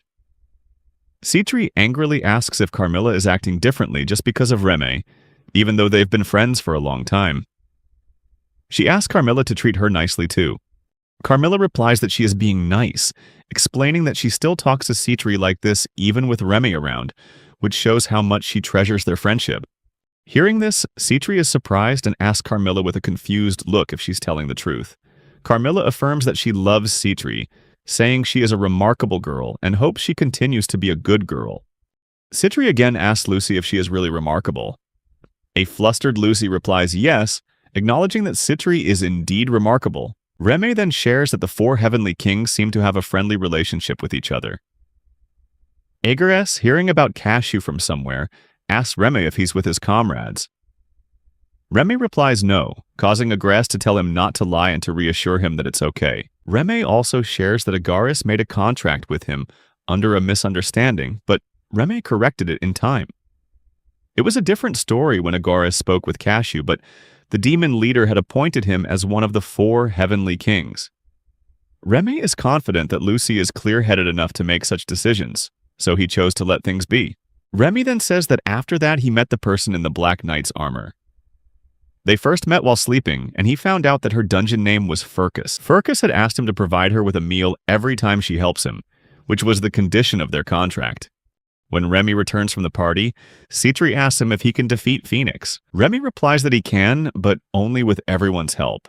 Citri asks again if Remy is sure that he will stop his best friend from taking the #1 spot. Remy replies that it doesn't matter, as it would be an insult to go easy on Phoenix just because he's his best friend. He stresses that they will fight with everything they've got. Hearing this, Citri is slightly surprised and asks Remy to discuss it on another occasion. She mentions that if she is satisfied with his answer, she will consider making a contract with him. Afterward, Remy goes to Cashew and asks if she wants to head back. Cashew says yes. Remy then asks if the party was fun. Cashew replies that she made many friends. Suddenly, Lucy approaches and asks if Cashew is a promising secretary. She also asks Remy if he has talked with everyone. Remy replies yes, and that it's all thanks to Lucy's help. Lucy smiles and says she's looking forward to his battle tomorrow. Remy promises to do his best. Then, both Remy and Cashew bid farewell to everyone and head back. On the way, Cashew shares that in the future she wants to become a monster, showing that she had made up her mind from a very early age. Remy happily asks if that's so, then wonders about Cashew being only 8 years old. He remarks that in their country, children usually decide on their careers at age 10. Because of that, he couldn't tell Cashew it was too early to dream, especially when he himself was passionate about becoming a hero since he was a child. He wonders how he could advise someone not to give up, even after becoming a dark mage. In the end, he decides to support Cashew in pursuing her dream. Cashew then says she has a wish for him. When Remy asks what it is, Cashew replies that until she grows up and is capable enough to help him, she wants him to stop making contracts with anyone else. After hearing this, Remy thinks about Carmilla, who once wanted to be the first on his contract list. Cashew asks again if that's okay. Remy smiles, saying that's great because now he has one more thing to look forward to in life. When Cashew asks one last time, he replies that he's sure. Cashew joyfully shouts that she'll do her best. After signing the contract with Remy, both of them were overjoyed. The next day, Remy prepared for his first battle. The scene shifts to the staff room where Remy was ready with his new look. Lucy asked him one last time if he was sure since she had finished everything he'd asked for. Remy replied that he was more than satisfied and explained his decision to become a monster. He also thanked Lucy for creating the perfect outfit. Lucy called him a strange one and asked if he knew what happens to a demon with only one horn. Remy replied that he knew perfectly well. Lucy then asked if her grandfather had told him about it. Remy explained that his master had told him to name her Dungeon. He burst out laughing, telling Lucy not to be so serious because he was just joking, knowing that the dungeon's name had to be decided by the Demon King. Lucy laughed back, saying she didn't mind the joke, and reminded him that her grandfather was also a Demon King in his own right. She then asked Reme not to reveal his real name to anyone, since for today he was simply the mysterious man in the cloak. Reme nodded, saying he understood. Lucy smiled and said she was really looking forward to his first battle. Reme assured Lucy he would deliver the best results since she had hired him. Lucy happily replied that it was something to look forward to. The scene shifts to the first floor of the Demon King's castle, where Reme met Glacia Labolas. He said he hoped they would work well together today and give it their all. Reme also asked Gla, the nickname he used for Glacial Labolas, also known as the Invisible Assassin, to get everything ready since the hero party would be arriving soon. Reme explained that Gla's magic could make targets invisible, and their mission would be to use this ability in the fight. Today's opponents were the team ranked 249, who were entering the final area of the first floor where the boss awaited. Since Phoenix's party had already cleared this floor, the 249th ranked team planned to just copy their strategy.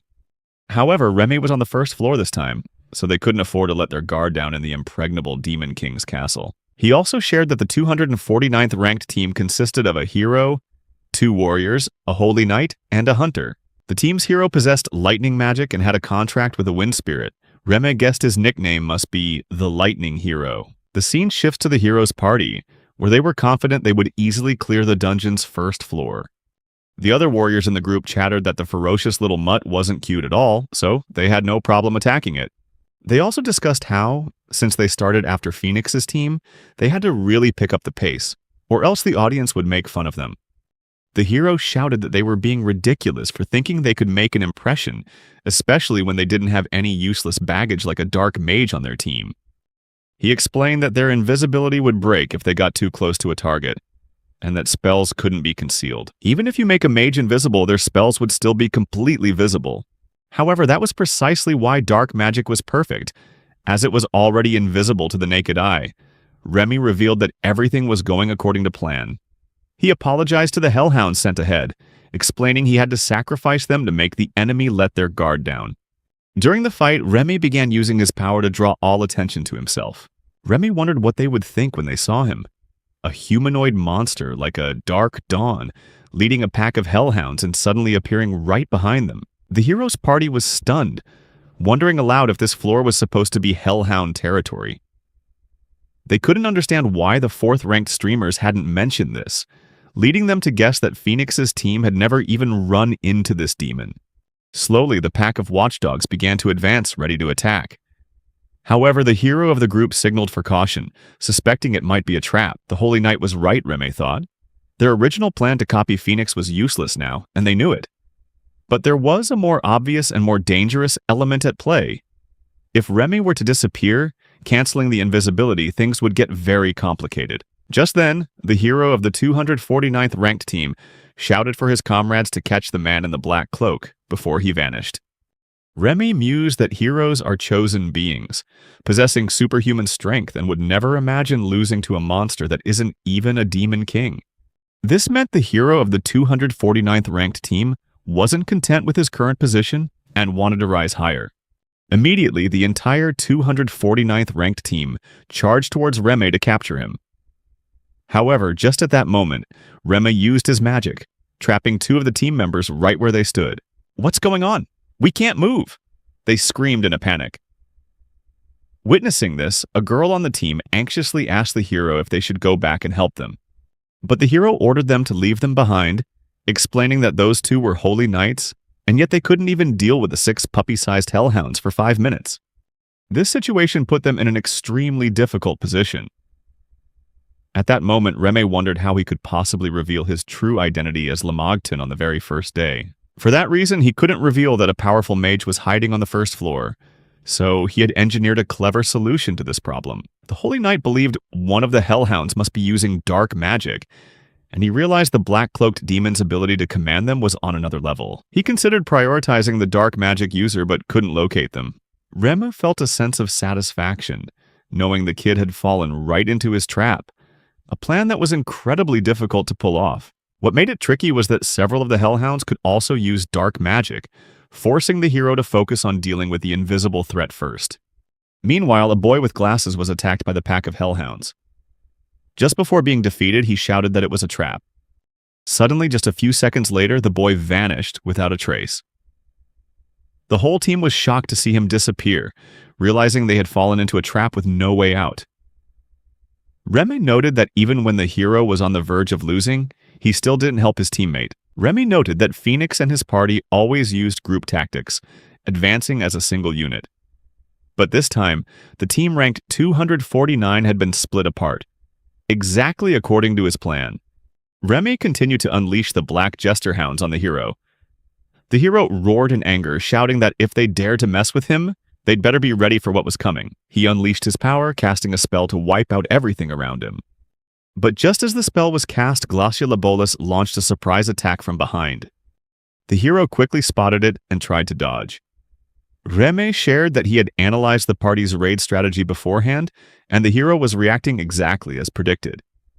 In fact, desperate to find Remy, the hero had abandoned his comrades and was repeatedly casting massive spells to attack the unseen enemy. These spells were cast using the magical energy flowing through his body, which meant the hero could no longer unleash such powerful magic continuously. Seizing this opportunity, Remy used dark magic to disrupt his mind and pure darkness on the hero. Remy laughed out loud, wondering what they would think now, seeing what a useless dark mage could do. The hero's vision suddenly went black, and in the next instant, he was struck by Glaciolabolas, leading to his complete defeat. The rest of the party was also quickly pushed to their limits and then wiped out by the army of hounds. With this victory, Remy had achieved his first official win as a demon. He thanked the hounds and Glaciolabolas, admitting that he couldn't have won without them. Remy began to pet a few of the hounds, and in their delight, they played with him, showing their affection by licking him. Remy thought that when he returned, he would have to thank the hellhounds that were sacrificed in the battle. Joyfully, he told the hellhounds that if they liked his hands, he would pet them until every single one was satisfied.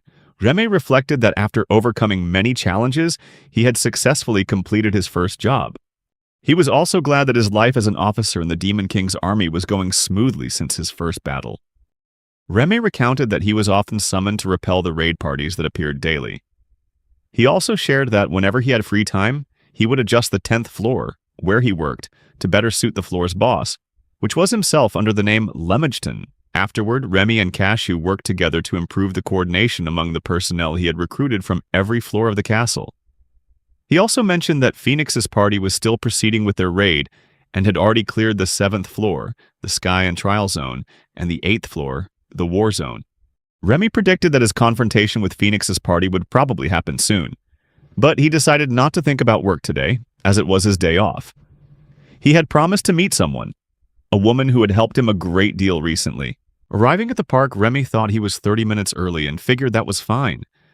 However, he was surprised to see that Carmilla was already sitting on a bench. Suddenly, a young man approached Carmilla, asking if she'd been sitting there since morning and if she was waiting for someone. He then suggested they go get a drink together. Carmilla refused, and the young man asked again in surprise. Wasn't she going to have even one drink, especially when he was buying? Carmilla stood firm in her refusal and asked him to leave. Angered, the young man raised his hand to slap her, saying she was acting all high and mighty when someone was being nice to her. But before he could touch Carmilla, Remy appeared, grabbing the young man's hand and twisting it. He screamed in anger, asking what Remy was doing, but quickly apologized, admitting it was all his fault. Suddenly, Carmilla sighed and said, "Not this again." Hearing that, Remy was confused and asked her why she said again, but first asked if she was okay. Carmilla smiled, replying that she was fine while she cleaned up a broken bottle. Remy silently thought about the similarity between this drunk and a beautiful female vampire he'd met before, one who looked exactly like Carmilla.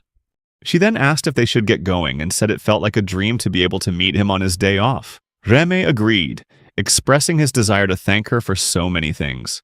Carmilla laughed, joking that she thought he was already spoiling her too much. That day, they wandered around together, eating cotton candy and enjoying other food, savoring every moment together. As they were walking down the street, Remy was suddenly reminded of something from his past. Unexpectedly, Carmilla said she was feeling a little tired and asked if they could find a place to rest. Tense, Remy asked if she meant she wanted to drink his blood. Hearing this, Carmilla became embarrassed, demanding that he not compare her to those silent but bloodthirsty vampires. She insisted she wasn't that kind of shameful woman. Remy gently replied that he had never thought of her that way. However, in his mind, he couldn't help but wonder about her words. Silent and bloodthirsty. Carmilla moved close to Remy's ear and whispered that it was wonderful. And now he had to decide what he wanted them to do. Or more specifically, what he wanted her to do to him. Just then, a piece of paper fell from Carmilla's dress. When Remy picked it up to look, he saw it was a guide titled, How a Maiden Seduces a Virgin, Part 2 by Citri. Carmilla immediately turned beet red and frantically explained that Remy had misunderstood. She clarified that it was something Citri had slipped into her things without asking, and that she had never once followed Citri's advice. In her shame, Carmilla began to cry. Remy gently comforted her, saying it was okay and telling her not to cry. But deep down, he wondered why Carmilla was trying so hard to please him and make him like her. Then, a thought flashed in Remy's mind, and he told Carmilla that he thought he would like her to drink his blood. Hearing that, the two of them decided to get a room. Inside, Remy asked Carmilla if they had ever met before. Carmilla cheerfully asked if he remembered. Remy apologized, admitting that he had forgotten. Carmilla smiled and shared that helping others had become second nature to Remy, so he couldn't possibly remember everyone, which she thought was wonderful. Remy recalled 2 drunks and a beautiful vampire and then asked if that had happened 2 years ago. Carmilla nodded in confirmation. It was indeed 2 years ago when she first met Remy. At the time, she was working as a vampire in a dungeon in another town, with the role of a blood controller, a unique vampire skill that allowed her to freely manipulate her own blood, as well as the blood she consumed. However, she wasn't sure what to do with this ability, feeling like she was some kind of monster. The job was one of the very few options available to her, but regardless, once she'd chosen it, Carmilla was determined to prove herself. She trained relentlessly and was optimistic that she could become a floor leader, and maybe even the master of a dungeon one day, but reality was not as sweet as she had hoped. People less skilled than her were promoted first, leaving her wondering why. She was later told that adventurers were hesitant to hurt women because it made them lose points with the livestream viewers. Carmilla finally understood the reason, but felt incredibly frustrated. She recalled a time her incompetent superior asked her to dinner. When she refused, her position was changed the very next day, moving her to a dead-end corner of the dungeon where no one ever went. Carmilla said she was furious but felt she had no other choice. It was at that moment that she ran into Phoenix's party. The scene shifts to 2 years ago, with Carmilla meeting Remy and confronting him in a rage. She accused him, saying she knew the truth, that it was all because of his best friend, the hero of flames, who was part of the rank 13 party. Carmilla angrily walked up to Remy and bumped into him, demanding to know if a dark mage could get to rank 13 just by being friends with a hero. Instead of reacting, Remy just looked at Carmilla intently and asked with surprise if she was staggering and if she was okay. He even asked if she was with anyone. Carmilla was confused, not understanding why Remy wasn't angry at her accusations. Later, as she was stepping outside, a drunk approached her, asking if she was all right since she looked tired. He suggested she find a place to rest. Carmilla turned to reply that she was fine, but just as she spoke, a young man suddenly grabbed her from behind. He covered her mouth to stop her from screaming and dragged her into a deserted area. The men laughed, saying their guess was right since she couldn't fight back. They taunted that a pretty woman shouldn't go to the restroom alone after drinking. They began to force themselves on her, tearing her clothes. In that moment of despair, Carmilla wondered why the world was so cruel. It felt as if all her struggles were for nothing, as if no one cared about her for anything other than her body. Meanwhile, one of the men shouted for his buddies to forget about the guard and come help him. But they panicked when they discovered their third accomplice lying unconscious on the ground. Suddenly, all of them were blinded, unable to see a thing. From the darkness, Remy emerged and attacked them. One of the panicked men tried to ask who he was and pleaded with him to wait, but it was too late. Remy threw a powerful punch, knocking him to the ground. Carmilla was stunned, utterly speechless as she watched Remy save her by taking down the thugs. Remy walked over, apologized for being late, and handed her a cloth to cover herself with. Unable to hold back, Carmilla burst into tears, asking why he helped her, especially after she had said such cruel things to him before. Remy gently explained that after she left the restaurant, he saw those three guys following her and had a bad feeling. Carmilla argued back, saying that still wasn't a good enough reason for him to help her. Remy asked, "Is that right?" He said he couldn't just stand by and do nothing when she was in danger. Carmilla, still confused, asked if he would really help her, even though she was so rude. Remy replied that plenty of people dislike him and say nasty things about him. It hurts, but he understands it can't be helped. However, he realized Carmilla was different from the people who had criticized him before. He wondered if she really hated him, or if she was just lashing out because of something else. Because sometimes when someone seems hateful or tries to hurt others, it might be because they're dealing with their own pain. Remy said that people usually vent to their friends, family, or someone close. But some people can't do that because they believe so strongly in their own independence that they refuse to show any weakness. However, constantly suppressing your feelings can become toxic. Eventually, it has to come out somewhere, and sometimes they unintentionally take it out on a complete stranger who just happened to be in the wrong place at the wrong time. Carmilla began to cry harder, apologizing over and over for saying such cruel things to him when he had done nothing wrong. Remy gently told her it was all right and that he forgave her. Carmilla then asked why Remy chose to hide himself when he was so powerful, and why he stayed silent while people said what they wanted about him. She also wondered if it was right for someone to be dismissed just because they're a dark mage, a woman, or young. Weren't those reasons ridiculous? Remy replied that yes, she was right, but she was the one who had knowingly subjected herself to that flawed system.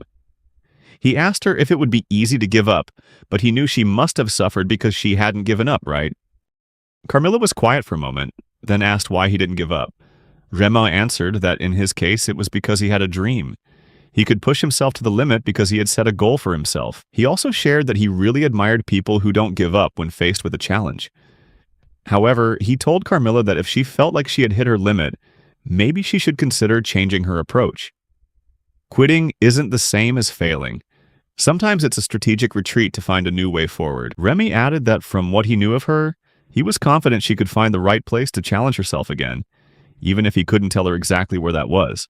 He apologized for not being able to give her a more concrete answer. Carmilla, through her tears, thanked him. The scene cuts back to the present, where Remy asks if she became his fan after that. Carmilla replies that it might sound strange just because he helped her once, or maybe the concept of becoming a fan doesn't even exist. She admitted she didn't know how to put it into words, but she felt as if she had been blessed. Remy shared that he had always wanted to be a hero, but no matter how hard he tried, he felt he was still far from the heroic ideal he'd always dreamed of. He often wondered if all his efforts were pointless, especially since he was a dark mage. But now he felt a sense of hope. He pointed out that he had helped Carmilla 2 years ago, and now she had saved him. Because of that, he believes there is always a right way for people to conduct themselves, and sometimes the reward comes in the most unexpected ways. Remy thanked Carmilla, saying that thanks to her, he could now work at the Demon King's castle and continue pursuing his dream of becoming a hero for the demons. He sincerely expressed his gratitude, calling her his benefactor. Hearing this, Carmilla blushed and unexpectedly pushed Remy onto the bed. She whispered, asking why she was being so nice to him. Carmilla wondered to herself if it would be okay to sink her fangs into him and pierce right through his body. Remy happily replied with a yes, and she began to drink his blood. Afterward, Remy asked if they had really just talked all night until the morning.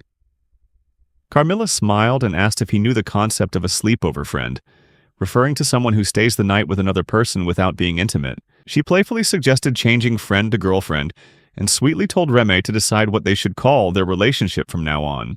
Remy asked to confirm that he had to decide, and Carmilla nodded happily, saying yes, this was something he needed to choose for himself. Remy thought for a moment and then asked if she hated sexism. Carmilla smiled and said she really did hate gender stereotypes, but that Remy was her one and only exception, the most special person to her. She asked him in return if he was against sexism. Remy pulled her closer and replied that he wasn't, and so their love story began. The scene changes to a hotel, where everyone is throwing a party to celebrate Remy's rehiring. They were drinking beer together, and after a while, Blitz suggested Remy reconsider going back to work at the Demon King's castle. Remy replied that things at the castle were going better than he'd expected. Carmilla cut in, saying that was too modest because to her and everyone else, Reme was their savior, their hero. Blitz then asked Reme if he knew what happened the other day, mentioning the raid by the Thunderclap hero party. Reme replied that it was his first offensive operation. Blitz mentioned that he knew Rema had used his magic on everyone, just like he did before with the purse snatcher. He asked if it wasn't incredible that the same magic also worked on heroes. Carmilla agreed, saying it was truly amazing. Reme let out a laugh, making Carmilla angry as she demanded to know why he was laughing. Reme didn't answer, causing her to complain that he was being mean. He apologized and Carmilla smiled, forgiving him. Blitz commented that they seemed to get along very well. Carmilla laughed and said Blitz had a keen eye because they were indeed getting along great. Reme nodded, agreeing they were closer than ever. Blitz said it was nice to see Reme finally opening up more. He remarked that while Reme was approachable, he tended to keep people he knew at arm's length. Then Blitz joked loudly that he'd still think of Reme as a salesman until he really started to blend in. Reme apologized dejectedly, but Blitz reassured him that he wasn't mad. He was just trying to encourage Reme to be more open. Suddenly, a young boy approached them and asked if they had a moment. The boy called Reme's name, and when he turned to look, he was stunned and asked how Ariel had managed to find him. Reme explained that Ariel was the boy's name, and like Phoenix, Ariel was one of only 2 people of their generation to have connected with the 4 great spirits. Not only that, but Ariel was also the leader of the #1 ranked party. Ariel looked at Reme and asked how he had been. Ariel mentioned it had been a while since they last met and admitted he'd been looking for Reme, which hadn't been easy. Reme nervously asked why Ariel was looking for him. Suddenly, Reme grew even more anxious as the people nearby began to recognize Ariel. Fortunately, everyone assumed it was just a case of mistaken identity and didn't cause a scene. Reme let out a sigh of relief, sharing that it had been a close call, because if people had realized that Hero Tempest was there, it would have caused a massive uproar. Reme also revealed that he could use dark magic instinctively, almost as a reflex on anyone in his sight. After he left the organization, reporters had swarmed to interview him, but none of them were ever able to see him. The reason was that he had cast a perception-disrupting dark magic, strong enough to completely hide his presence. However, Reme admitted that people like Ariel were powerful enough to resist this spell, which meant he had to continuously cast spells to conceal his whereabouts. He also guessed, based on that Ariel must have been constantly using magic to follow his trail this whole time. Ariel introduces himself to Carmilla and Blitz, saying he works as an adventurer. He turns to Blitz and asks if he's a friend of Reme's. Blitz says yes, explaining that he's a huge fan, and asks Ariel if he can get an autograph. Ariel agrees and signs Blitz's t-shirt. Blitz shouts with joy that it's awesome being friends with Reme, and starts celebrating after getting the signature. Ariel laughs and asks Reme, "Looks like you've got an interesting friend, huh? Maybe you've met some great people since coming to this town." Reme smiles and replies, "Yeah, I think so too." Ariel then turns to ask Carmilla if she's a vampire, and she confirms it. Ariel continues, asking Reme, "Isn't she an amazing woman then? She's trying to hide her identity just to live with you because to her, you're truly that important." Ariel also asks if, based on what he's seen, he's guessing they're in a romantic relationship. Carmilla replies with a smile that their relationship isn't just friendship or love, but something even deeper. Hearing this, Reme wonders if that means Carmilla has now become his wife. Ariel laughs again, saying he was worried when Reme left Phoenix's party. But now he realizes it was unnecessary, since Reme is able to enjoy his life with wonderful friends. Reme replies that things aren't exactly like that, but he appreciates knowing Ariel was worried about him. Ariel then turns to Carmilla and Blitz, asking if he could have a moment alone with Reme. Carmilla and Blitz look at Reme in surprise, but then nod in agreement. Ariel asks Reme why he didn't join his party when he heard he was looking for a new one. Both Blitz and Carmilla are stunned to hear this from Ariel. Ariel asks Reme again, "What were you doing during that time?" Reme replies that he's no longer an adventurer and asks Ariel, "Who in your party left?" Ariel replies, "It was Panacea." Hearing the name Panacea, Reme is stunned and shares that she's a 32-year-old white mage, a lesser-known profession, treated only slightly better than a black mage. But even so, Panacea proved her strength many times while in the world's #1 ranked party. Ariel adds that Panacea just had her third child, so it was time for her to settle down. Reme asks if he could be a temporary replacement for Panacea. Ariel immediately denies this, saying that Reme would be a full-time member, not just a substitute. Hearing this, Reme wonders if he's really going to become a member of the #1 ranked party in the world. He confusedly asks why they would choose him. Ariel laughs and asks back, "Is it that strange? You were the black mage for the world's #4 ranked party. The moment I saw you in this tavern, I could tell your magic was absolutely spectacular." Moreover, Ariel could sense that his power was immeasurable. Ariel then looks at Reme and asks if he knows of Lucifer, the Demon King. Reme silently wonders if it's true that Lucifer is his master, a truth he can't share with anyone. Ariel continues to talk about the Raid Wars era, when he was just a rookie and used to raid dungeons with various parties. During one confrontation with Lucifer, Ariel felt a chill run down his spine, a feeling he had never experienced with any other enemy. Ariel looks directly at Reme and says that when he first met him, that same chilling sensation briefly returned. Hearing this, Reme is stunned, realizing that Ariel was perceptive enough to not only recognize the master-student relationship between him and Lucifer, but also to sense a hint of his master within him, even when Reme was deliberately hiding it. The fact that Ariel could sense this after just a few interactions shows exactly why he is the leader of the world's #1 ranked party. Before leaving, Ariel says that he's ready to welcome Reme and will wait for him for 1 week. Blitz excitedly asks Reme if it isn't incredible that he's about to become a member of the #1 party. Carmilla, with a forced smile, also says that it seems there are still adventurers who understand how amazing Reme is. Carmilla congratulates Reme, saying that even though their time together was very short, to her it was like a dream. She affirms that she will never forget him. Reme looks at Carmilla and asks if she really thinks he's going to accept the offer. Carmilla, surprised, asks if his original goal wasn't to become the #1 adventurer.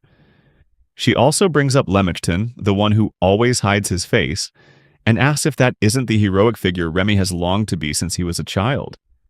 Reme gently replies that the dream Carmilla just mentioned has never been his second choice. Then he takes her hand and runs towards Ariel, asking Blitz to give them a moment. Reme calls out for Ariel to stop. When Ariel turns around, he asks if Reme has made his decision. Reme replies, "I have." Ariel is pleased to hear that Reme has made up his mind. Reme then expresses his gratitude for Ariel's invitation, but says that he would like to decline. Hearing this, Ariel tilts his head slightly and asks if he could know the reason for Reme's decision. Reme explains that while he wants to become #1, that doesn't mean he wants to be handed the title. Ariel nods, acknowledging that reaching the top is something one must conquer on their own, not be lifted to by others. He also admits that perhaps his invitation was a bit unreasonable. Reme replies that it wasn't at all. On the contrary, he's very happy to know that there are adventurers who acknowledge him. Ariel then asks if Reme has found a place to belong now. Reme happily replies, "Yes, I have." Ariel smiles and says he looks forward to seeing how great Reme will become, and to do that, Reme will have to surpass him. Reme confidently declares that when the time comes, he will defeat Ariel. Ariel praises Reme's determination and says that he feels it's not time for him to retire just yet. The scene shifts to a few days later, with Reme taking a walk with Cashew. He's been handling contracts, reorganizing the borrowed staff, and strategizing for the upcoming battle with Phoenix's party. At the same time, he's also facing a mountain of issues that require his thought and resolution. Reme understands that sometimes you need a change of pace to stay refreshed. When Cashew spots something, she says she wants to go look at some dresses. Reme smiles and tells her to go on inside. The scene moves to the inside of the Scylla design office. Reme explains that this place is responsible for designing avatars, the magical bodies for the monsters in the Demon King's castle. Cashew says that she wants to request an avatar of her own. Just then, a girl named Lisa appears and asks Cashew if she's the rumored young secretary. Cashew. Lisa steps closer and begins to ask Cashew what she wants, but quickly cuts herself off, saying she thinks she already knows. Cashew panics when Lisa suddenly gets too close, hiding behind Reme in fear. Reme also tenses up at Lisa's strange behavior. Lisa reassures them that there's no need to be on guard, explaining that she's been thinking a lot about what kind of outfit would suit Cashew. With the confidence of a genius designer, Lisa adds that Carmilla had mentioned Cashew before, and even had an outfit prepared for her to try on. Remy looks at Cashew and asks what she thinks. Blushing furiously, Cashew nods in agreement. They head into the next room for Cashew to try on the dress. While waiting outside the fitting room, Remy wonders if Cashew will just get an outfit or if she'll end up with her own avatar. Suddenly, he hears Lisa's strange tone of voice from inside the room. When he looks over, he sees Cashew worriedly asking Lisa if she's okay. Lisa replies that she's fine, just shocked because Cashew is too adorable. Surprised, Cashew asks if she's really adorable, then admits she wanted to look more like a powerful monster. Lisa replies to Cashew telling her she definitely looks very powerful, but that in situations like this, proper demeanor is just as important as choosing the right outfit. Cashew steps out of the fitting room and cheerfully roars at Remy, saying she's going to chew him up and tear him to pieces. Behind Cashew, Lisa is sprawled out on the floor, completely captivated by her cuteness. Even Remy can't help but be amazed by how cute Cashew is. Remy then asks if Cashew had fun. Cashew smiles brightly and nods. Remy invites Cashew to get some cake at a cafe, and when she agrees, he feels happy. He shares that thanks to Cashew, he had a fun day and was able to stop worrying. A few days later, Phoenix's party, having cleared the 9th floor, prepares to enter the 10th floor the next day. In the next scene, Remy is lying in bed, watching battle videos and thinking about his own decisive match tomorrow. Suddenly, there was a knock on the door. Hearing the knock, Remy wondered who could be visiting at this hour. When he opened the door, he was stunned to see Phoenix standing in front of him. Phoenix smiled and confirmed, "It's me." Remy stood frozen with a look of both surprise and anxiety upon seeing him. Phoenix's sudden appearance at his door left Remy completely floored. Phoenix looked at Remy with a puzzled expression and asked, "Why do you look so shocked?" "Tense," Remy replied. "Try to imagine how you'd feel if your hiding spot was discovered even though you hadn't told anyone where it was." Phoenix thought for a moment, then admitted, "Yeah, that must be pretty terrifying." Phoenix then said he had heard about Remy from Ariel and asked angrily, "Why didn't you tell me you'd found a job?" Remy, still tense, asked Phoenix back, "How did you find me?" Phoenix replied, "I searched everywhere around the area where you and Ariel met at the bar, until I picked up your mana signature." Remy frowned and asked with a strange look, "Are you a stalker?" Phoenix chuckled lightly and replied, "I have something important to discuss with you. If you were in my shoes, you'd be worried too." Remy lowered his head and apologized, explaining that he found it hard to face Phoenix for some reason he didn't quite understand himself. Phoenix replied that he thought he was the one who should be apologizing. Remy turned and asked Phoenix, "How about we go get a drink and talk there?" Phoenix, looking puzzled, asked back, "Are you sure?" Remy nodded, but then he suddenly remembered and apologized. "I forgot, don't you have a raid tomorrow? Should we skip the drinks?" Phoenix replied cheerfully, "It's fine, a hero shouldn't be defeated by a little alcohol." Hearing that, Remy grew tense, wondering if Phoenix was acting a little out of character. The scene changes to a bar later. Remy asked, "You managed to avoid all the reporters, right?" Phoenix nodded in confirmation. Then he turned to ask Remy, "Are you okay?" Remy, looking confused, asked back, "What are you talking about? You've been acting strange this whole time." With a sad look in his eyes, Phoenix replied, "I just thought you'd be mad at me." Remy smiled reassuringly. "If you're worried about the stalking thing, then yeah, it was a little weird. But you don't need to worry about it." Phoenix shook his head, explaining that he was worried about their party. Remy thought about it and realized Phoenix had been worried about this the whole time, even though he wasn't the one who forced him to leave. In fact, he had tried to make him stay. Remy smiled and said, "You're such an idiot. If I was really going to be mad at you, I would have been mad the moment I found out you became a hero." Phoenix replied cheerfully, "Yeah, I know you're that kind of person." He also apologized for ever doubting Remy. Remy laughed and said, "In that case, this one's on you, because I haven't gotten my paycheck yet." Phoenix burst out laughing and agreed. "Deal." Then Phoenix narrowed his eyes mischievously and asked, "So, you've got a girlfriend now, right?" Remy was stunned by Phoenix's question. Phoenix continued, saying he'd noticed Remy seemed more reserved lately, and added that he would say hi to Carmilla next time. Hearing this, Remy seethed internally, wondering why Ariel would go around telling people unnecessary things. He corrected Phoenix, First of all, Carmilla and I are not a couple. We're just friends. Then he quickly asked, so what did you want to talk about anyway? Phoenix looked Remy straight in the eye and asked, why did you leave the party without telling me? He mentioned that Lucky Lily, Alvar, and of course Bella were all important teammates to him. Then Phoenix brought up the promise between them. Didn't we start this whole thing because of our childhood promise? At those words, memories of the early days came flooding back to Remy's mind. He remembered the time when they, as best friends, had formed their adventure party and begun their journey. Phoenix had once said his dream was for the two of them to become the #1 ranked party in the world, and Remy had agreed to it. Now, thinking back, Remy realized that leaving the party without a word to Phoenix was like a betrayal of their friendship. Remy replied to Phoenix that it was impossible for him to stay. He explained that, in the public's eyes, he was just seen as a useless dark mage. Even if he revealed his true power only to his close teammates, Alvar wouldn't be able to keep it a secret. He probably wouldn't even try. Phoenix, lost in thought, didn't know how to respond.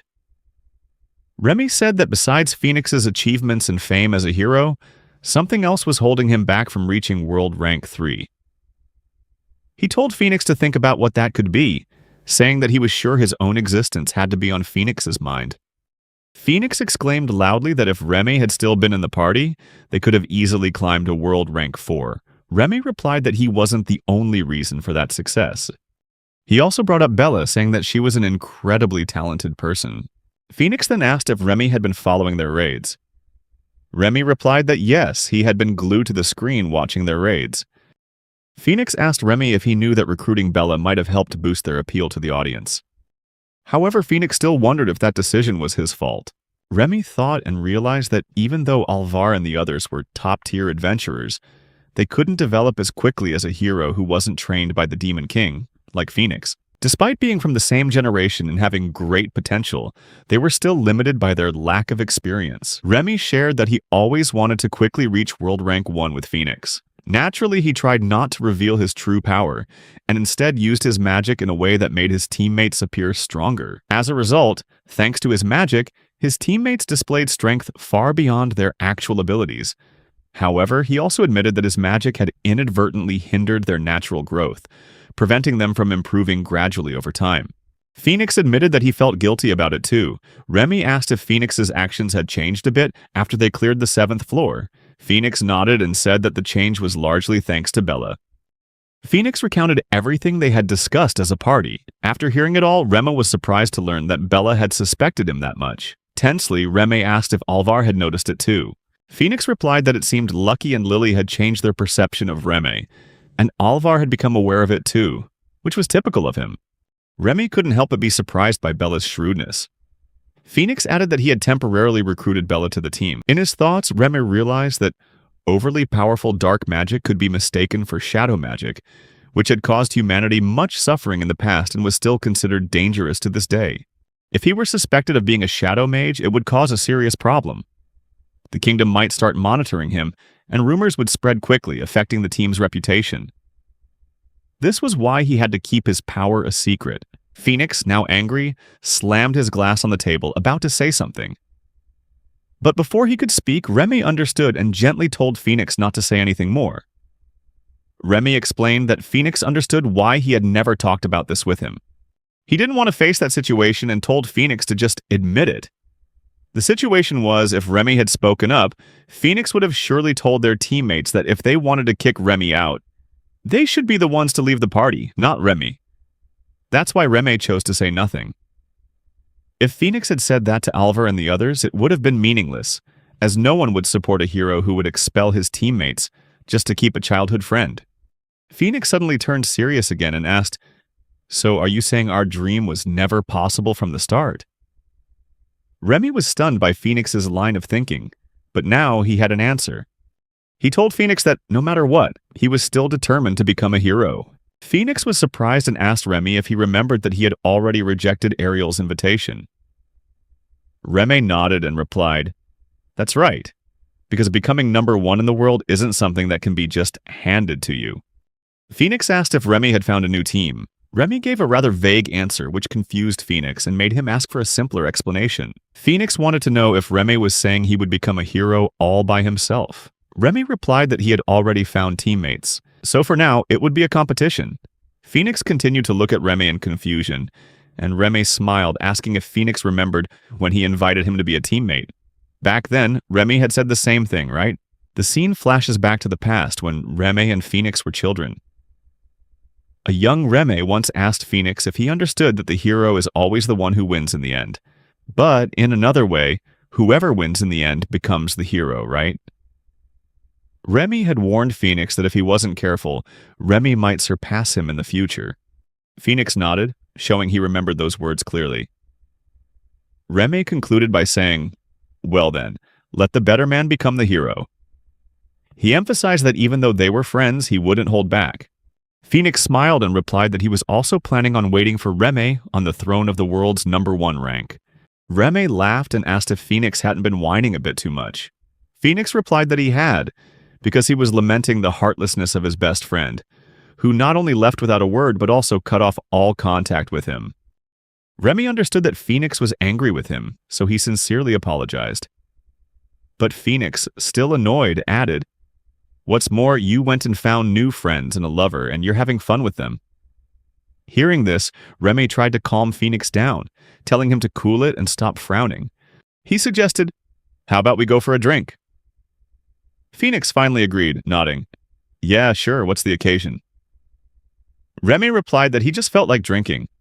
And so the two raised their glasses, toasting to their rivalry and to the two heroes. Afterwards, they left the house together. On the way, Phoenix announced that his team would be raiding the 10th floor tomorrow. Remy replied that he already knew.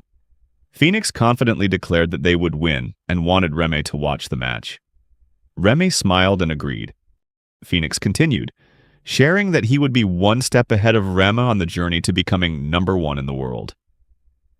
Hearing this, Remy replied cryptically, "You think so?" Phoenix raised an eyebrow and asked, "Are you implying that I'm going to lose?"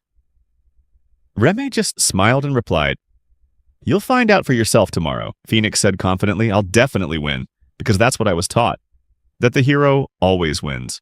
Remy chuckled and told Phoenix that he was moving to a new place soon, but this time he didn't need to worry about him. Phoenix agreed on the condition that Remy wouldn't cut off contact completely. Remy, a little tense, replied, "All right," and promised to keep Phoenix updated on his work, and that he would come to see him in person. Phoenix laughed out loud and joked, "But you also have to introduce me to that beautiful lover of yours." Remy burst out laughing, retorting, "Now you're just being a pest." They both laughed heartily and finally said their goodbyes.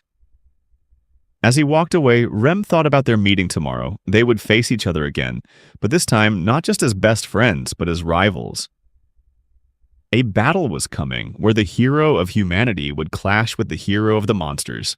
The next morning, before Phoenix's team entered the Demon King's castle, they had an interview with a reporter. The reporter asked Phoenix about the upcoming raid on the 10th floor, and his team's impressions of the events that had occurred since the beginning of their journey. Phoenix replied that it seemed most late-starting adventurers were defeated within a single floor, and that the Demon King's castle was indeed an extremely difficult dungeon to raid. The reporter then asked if the raid on the 5th floor was their first one since the dark mage Remy had left the party. They also mentioned that Phoenix and Remy had been close since childhood, and asked if Remy's departure had affected their raids in any way. Hearing this question, Phoenix began to think. He remembered that he had agreed to leave Remy alone and not interfere with his decision. However, realizing he had never publicly expressed his opinion on Remy's departure, Phoenix felt a little uneasy. He knew that no one wanted to hear that Remy was an indispensable member, which was what he truly felt. What the public expected to hear was that removing Remy was the right decision. Phoenix wondered if he could bring himself to say that. Suddenly, Bella spoke up, stating that she considered Remy to be an incredibly talented dark mage. Hearing this, the reporter was surprised and nervously asked Bella if she was the one who had replaced Remy to strengthen the hero's party. The reporter also commented that the party's strength seemed to have improved. Bella laughed loudly and replied that if the reporter thought so, then he clearly lacked judgment. The reporters were shocked by her comment and immediately fell silent. Bella continued, saying that if anything had improved with her participation, It was the party's appeal. However, she also believed that the overall balance of the team was now better than before. The reporter, still tense, asked Bella again if she was asserting that Reme was truly a superior dark mage. He added that there had been rumors that Rema had long been considered a burden to the team. Hearing this, Bella shot back a question, asking the reporter if he had ever written articles based on these rumors. She went on to stress that, if he thought about it, the hero Tempest, Ariel, had also praised Reme. The reporter, looking flustered, asked, "Is it true that the #1 ranker praised Reme?" Immediately after, the reporter turned to Alvar and asked if he had made any statements about Reme in a previous interview.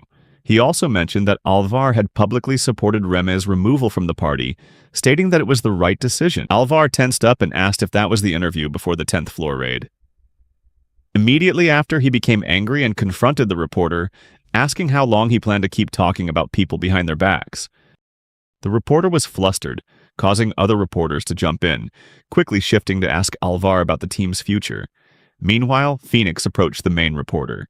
Seeing Phoenix, the reporter grew fearful and stammered that he wasn't acting on his own, but was just following orders from his superiors.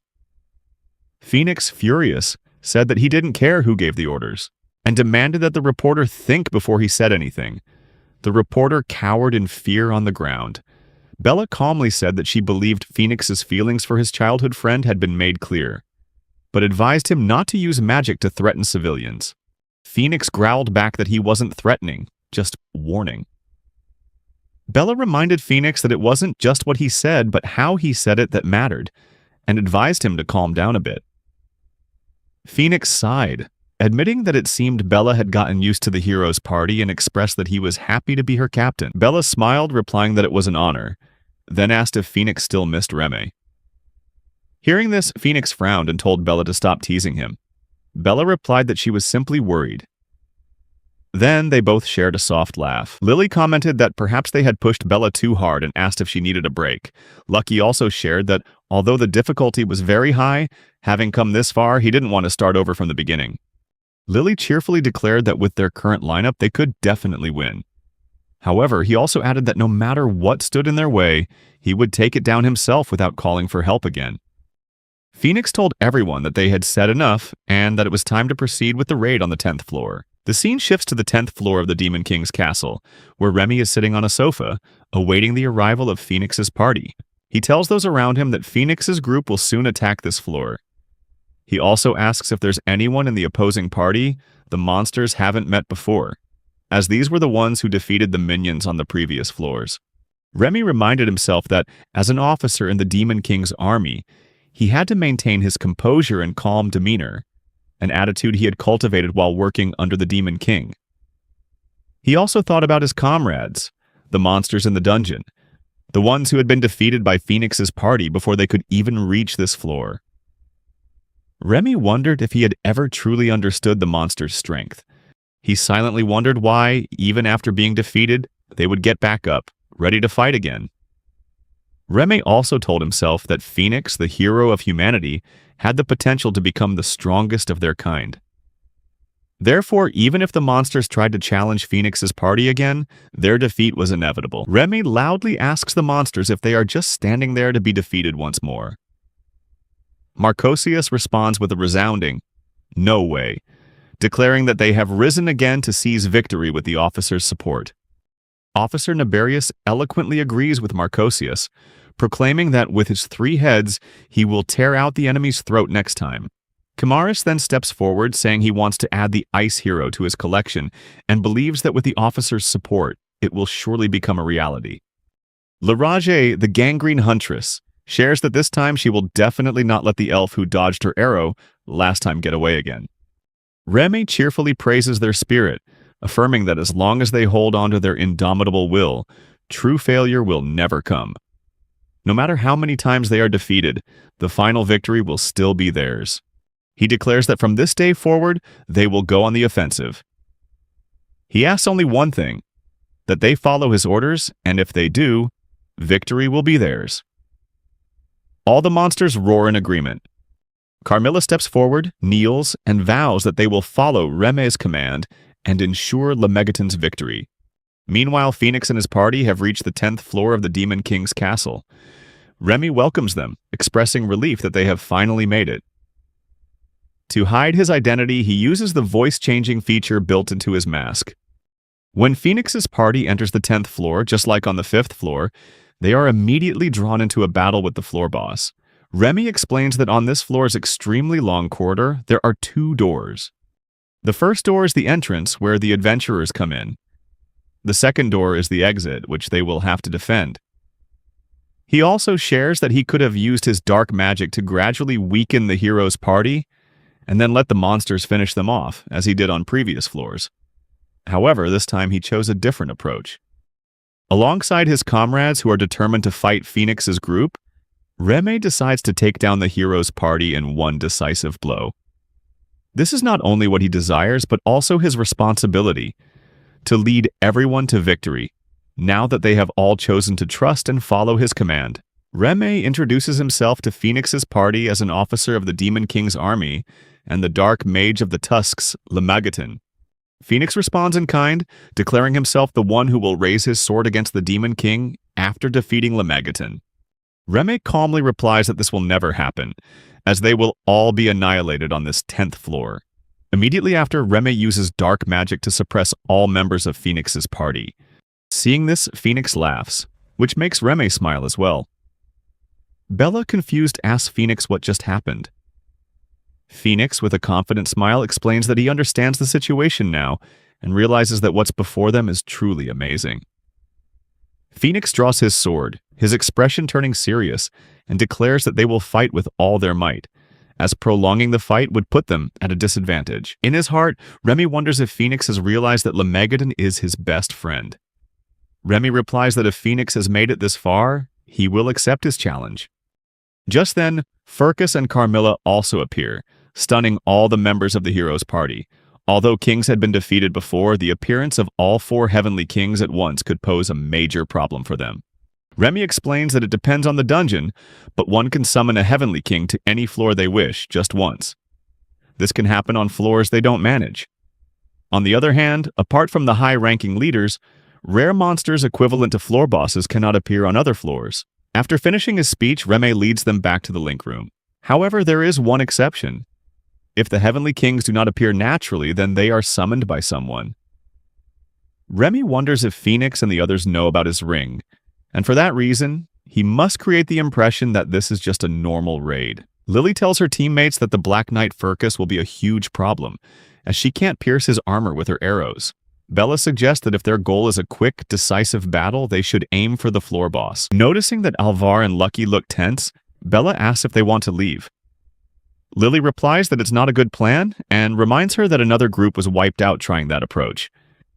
Bella responds that Lily must be talking about the roaring Thunder Lion.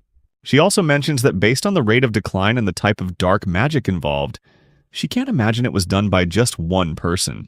Lily agrees that it would be natural to assume there are multiple dark mages hidden on the 10th floor, just like on the 1st. Alvar, annoyed, shouts that this is so boring and won't be interesting for the audience, even if the monsters use dark magic. Bella replies that might be true if it were just one person, but everything depends on the combination. She's certain Alvar is aware of that. Hearing this, Remy wonders if she has truly realized his capabilities, but it seems she hasn't yet connected Lemagaton with him. Alvar tells Bella that there's one thing about Remy that's better than her. Remy doesn't talk as much as she does. Bella replies that it seems Alvar is truly a patient person. Suddenly, Furcus gets angry, slams his hand on the ground, and charges toward Phoenix to fight. Phoenix draws his sword, and they clash. During the fight, Furcus's sword is cut in half, forcing him to switch to using the remaining part of his weapon, which is a spear. The battle continues, and Furcus attacks Phoenix with his spear. Phoenix easily dodges the attack and counters by slashing at Furcus. Although Phoenix's strike was powerful, Furcus's armor was only slightly scratched, which surprised Phoenix. Suddenly, the Dragonutes try to join the fight, prompting Bella and Lily to interrupt, yelling for them to apologize for interfering in the duel. To stop the Dragonutes from interrupting, Bella asks Lily if they should thin out the Dragonutes' numbers while the distance hasn't been closed. Lily agrees, saying that achieving divine speed would be difficult, but firing normal arrows is possible. Suddenly, Carmilla steps up, cutting her own nerves with her nails, causing blood to gush out furiously.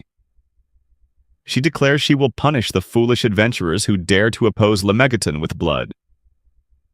As Carmilla approaches Luck, he feels scared and asks if the vampire's extremely brutal atmosphere isn't unsettling. He also remarks that the intensity of her dark magic is also very high.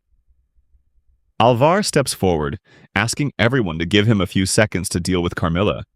Everyone looks at Alvar in surprise, wondering what he plans to do, given that dark magic is involved. However, Alvar uses his sword to attack, yelling that no matter how slow he is or how much his combat ability has dropped, dark magic cannot be cast on a weapon. He swings his sword furiously, but surprisingly his sword isn't aimed at Carmilla but at Rema. Remy realizes that Alvar is right. Even if Alvar's power has diminished, magic swords are still weapons that obey their user's will, and dark magic cannot be cast on inanimate objects. However, Remo knows exactly who Alvar is and how many years they have fought together. He wants Alvar to maintain his arrogant attitude and needs him. As Reme dodges the sword attack, the blade embeds itself in the wall. Seeing this, Alvar and the others are all shocked. Reme grabs Alvar's sword and praises its quality, but also suggests that perhaps it would be better to let go. Suddenly, Alvar feels himself being pulled toward Reme as Reme grips the sword. In reality, Reme knows that Alvar's magic sword determines its own path, including how it moves and returns. In this situation, Reme is certain it was destined to stab him in the head and then return to Alvar's hand. However, he wonders what would happen if Alvar's opponent grabbed the sword before it could return. This scene unfolds before everyone's eyes, as Alvar tries with all his might to stop, but is still being pulled toward Remo. He finally managed to stop, but was still dragged back. Before he could even get close to Reme, Carmilla smiled and slashed at Alvar's arm with her weapon. Alvar fell to the ground, severely injured. Carmilla told Alvar not to worry and that she would allow him to die, but only after he went mad from her torture. Alvar was furious while Luck and the others tried to approach to help, but he screamed at them not to come any closer as it would be useless. Hearing this, Reme wondered to himself why Alvar wasn't just being a fool.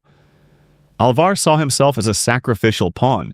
In fact, he knew he had already lost and had no intention of calling his comrades for help. However, Alvar's judgment was a bit shallow. In reality, that would probably have been the right move in many situations. Carmilla laughed and asked Alvar if he was doing okay now, seeing as he'd lost the one story he was so proud of. She suggested he was just a savage with a sharp tongue. Finally, she asked, shouldn't he be crying and calling for his teammates to help him? Alvar yelled at Carmilla that arrogantly boasting when she herself had lost before didn't suit her at all. He declared that his own 2 feet were more than enough to handle someone like her. Carmilla, enraged, declared that she wouldn't lose and would seize victory. She ordered her bats to fly towards Alvar, causing him to tell her to stop, showing off like she was their hero. Reme intervened, asking Carmilla not to finish Alvar off just yet. Carmilla agreed, saying she would do as Reme said. Meanwhile, Reme thought about a magic tool that would reappear whenever a magic avatar was summoned. If that person left the battle, it would turn into magic particles, just as their clothes disintegrated. However, as long as the magic avatar remained intact, anyone could use it. Reme explained that Alvar had prided himself on this for years, so he was very familiar with it. But now Reme was using it just as Alvar once did, to give the impression that he had learned it through observation. Lily grew tense and yelled that this was bad, because Lemegeton was planning to use Alvar's magic sword. Hearing this, Bella was surprised and Alvar also shouted, calling Lemegeton a bastard. Suddenly, Carmilla noticed Alvar getting up, so she attacked with her sword, forcing him back to his knees. Carmilla told Alvar to take a good look at his teammates because he was about to suffer a devastating defeat at the hands of a black mage like Lemegeton. Alvar yelled, telling her to stop messing with him. Rema, furious, activated Alvar's magic sword and directed it towards him. Alvar was stunned to see his own sword rushing toward him. Lily cried out and asked Bella to protect them. Bella replied that Lemegeton had completely anticipated Alvar's actions. He knew their team well, so he could likely adjust the magic sword's path. In that case, if they were to separate, Bella would need to gather more mana, which would prevent her from freezing anything during that time, especially with all the other enemies present. Hearing this, Remy realized that Lily had noticed it too, and that they just needed to split up and create an ice wall between the enemy and their group. Remy then considered Alvar's situation. If the hero party abandoned Alvar, they could protect the other four from the magic sword. However, adventurers are by nature people who uphold ideals of justice. They shouldn't abandon a comrade. As the world's fourth-ranked team, they couldn't present themselves that way in front of the audience. Phoenix yelled, telling Bella to bring Alvar under their protection. Bella replied that she understood and used her ice magic to erect an ice wall in front of everyone. However, they were all confused when they saw the sword change its trajectory. In truth, Remy had anticipated the hero party's decision, and forcing Bella to use her magic was his objective all along. Remy revealed that there was more to it. He then summoned Marcosius and Naberius. When they both arrived, they praised Remy for the excellent summoning and asked what he wanted them to do. Remy directed Marcosius and Naberius to destroy the ice wall. Marcosius and Naberius agreed and began punching the wall hard. On the other hand, Remy also summoned Glacia Labolas, Kimaris, and Leraje, and all three appeared instantly. Kimaris asked Remy about summoning the five of them one after another, remarking that it showed admirable mana control. Leraje added that it was precisely why Remy deserved the title of officer. They then asked Remy to give them their orders. Remy replied that, according to previously given instructions, their mission was to lie in wait. Meanwhile, Marcosius was finally at the breaking point of the ice, informing Remy that the wall was about to open up. Naberius also reported that he had completed his mission. Remy told them both to coordinate their timing. He then used Alvar's magic sword again, directing it along a different trajectory. Meanwhile, Phoenix was in a fight with Furcus. He noticed that the Black Knight Furcus was skillfully handling him, focusing on defense rather than offense. Clearly, Furcus's goal was to keep Phoenix busy. So Phoenix said to Furcus that he thought she was looking forward to a rematch with him, but it turned out to be just an excuse to buy time. Furcus replied that she was simply acting on the agreement that she'd get a meal for every battle. Phoenix was bewildered and asked Furcus if she really believed Lemishton was a trustworthy person. Furcus replied that their officer would help his comrades achieve victory as they continued to fight. Phoenix wondered if his own teammates truly understood Rema's contribution to the group. He found this frustrating, because while he acknowledged the praise, he insisted that in the end, the victors would be the heroes. In other words, them. Suddenly, Phoenix realized something and wondered if he was sensing more mana from the other side of the wall. Based on the amount of mana he felt, he judged that the monsters must be of different levels, and that there were a total of 5 of them. So, Phoenix shouted and told everyone to be on guard, because there were 5 monsters on the other side of the wall, each equivalent to a floor boss. Hearing this, everyone was shocked. Lily asked if Phoenix knew that 2 of the 4 heavenly kings were already present. Bella also shouted that the ice wall was about to collapse. Luck, confused, asked what on earth was going on, because he had anticipated about 6 monsters, but 8 seemed impossible. Phoenix thought that normally there was only 1 floor boss per floor, along with a stray monster or a support monster that could be equivalent in strength. This was how things usually worked. However, an exception occurred when a member of the 4 heavenly kings was involved with the floor boss. On the 10th floor, along with any support, there could be a maximum of 6 floor bosses. But now there were 8, which was highly unusual. Phoenix told everyone that if the rule still applied, then this was likely the result of summoning magic. Hearing this, everyone became tense. Bella worriedly asked if summoning each body required a huge amount of mana.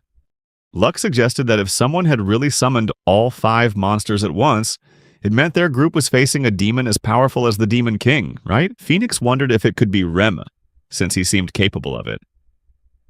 Remy was famous for continuously honing his magical abilities since he was just 10 years old without missing a single day of practice.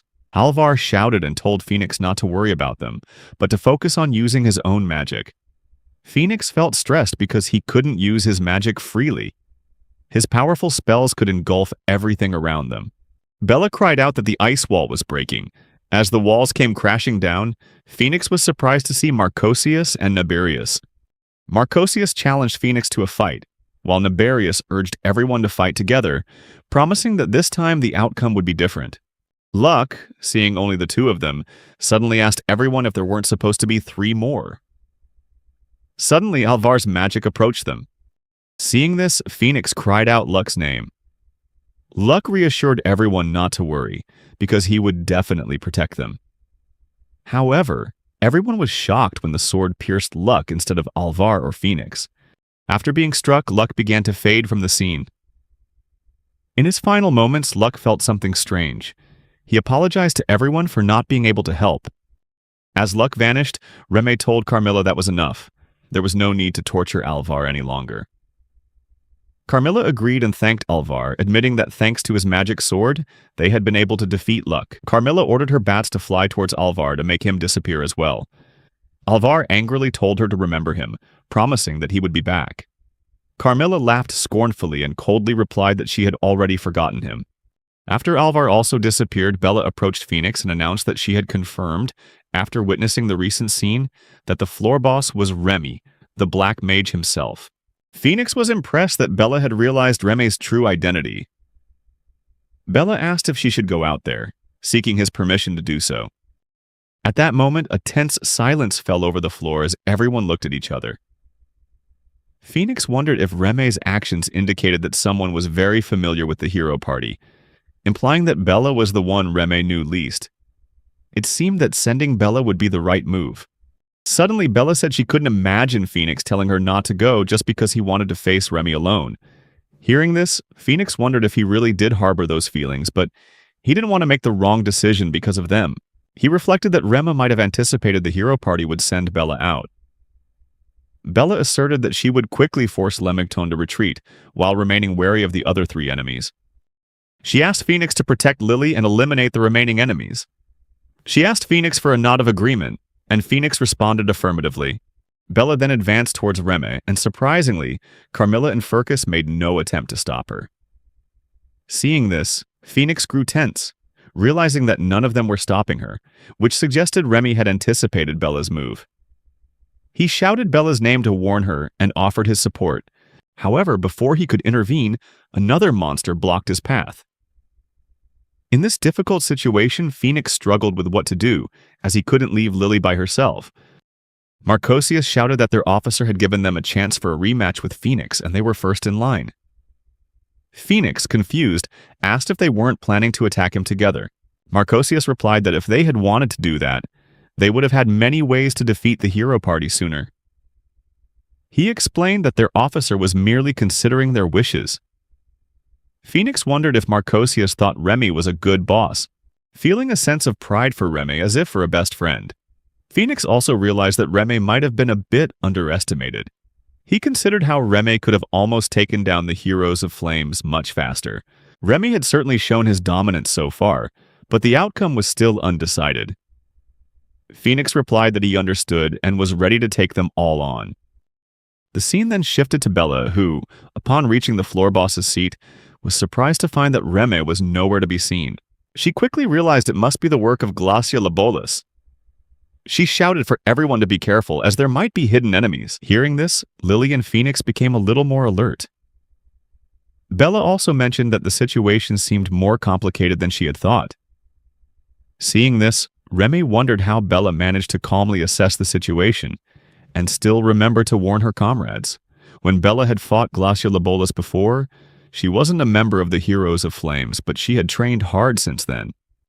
Remy was amazed by her, realizing she was an excellent adventurer who had also figured out his true identity.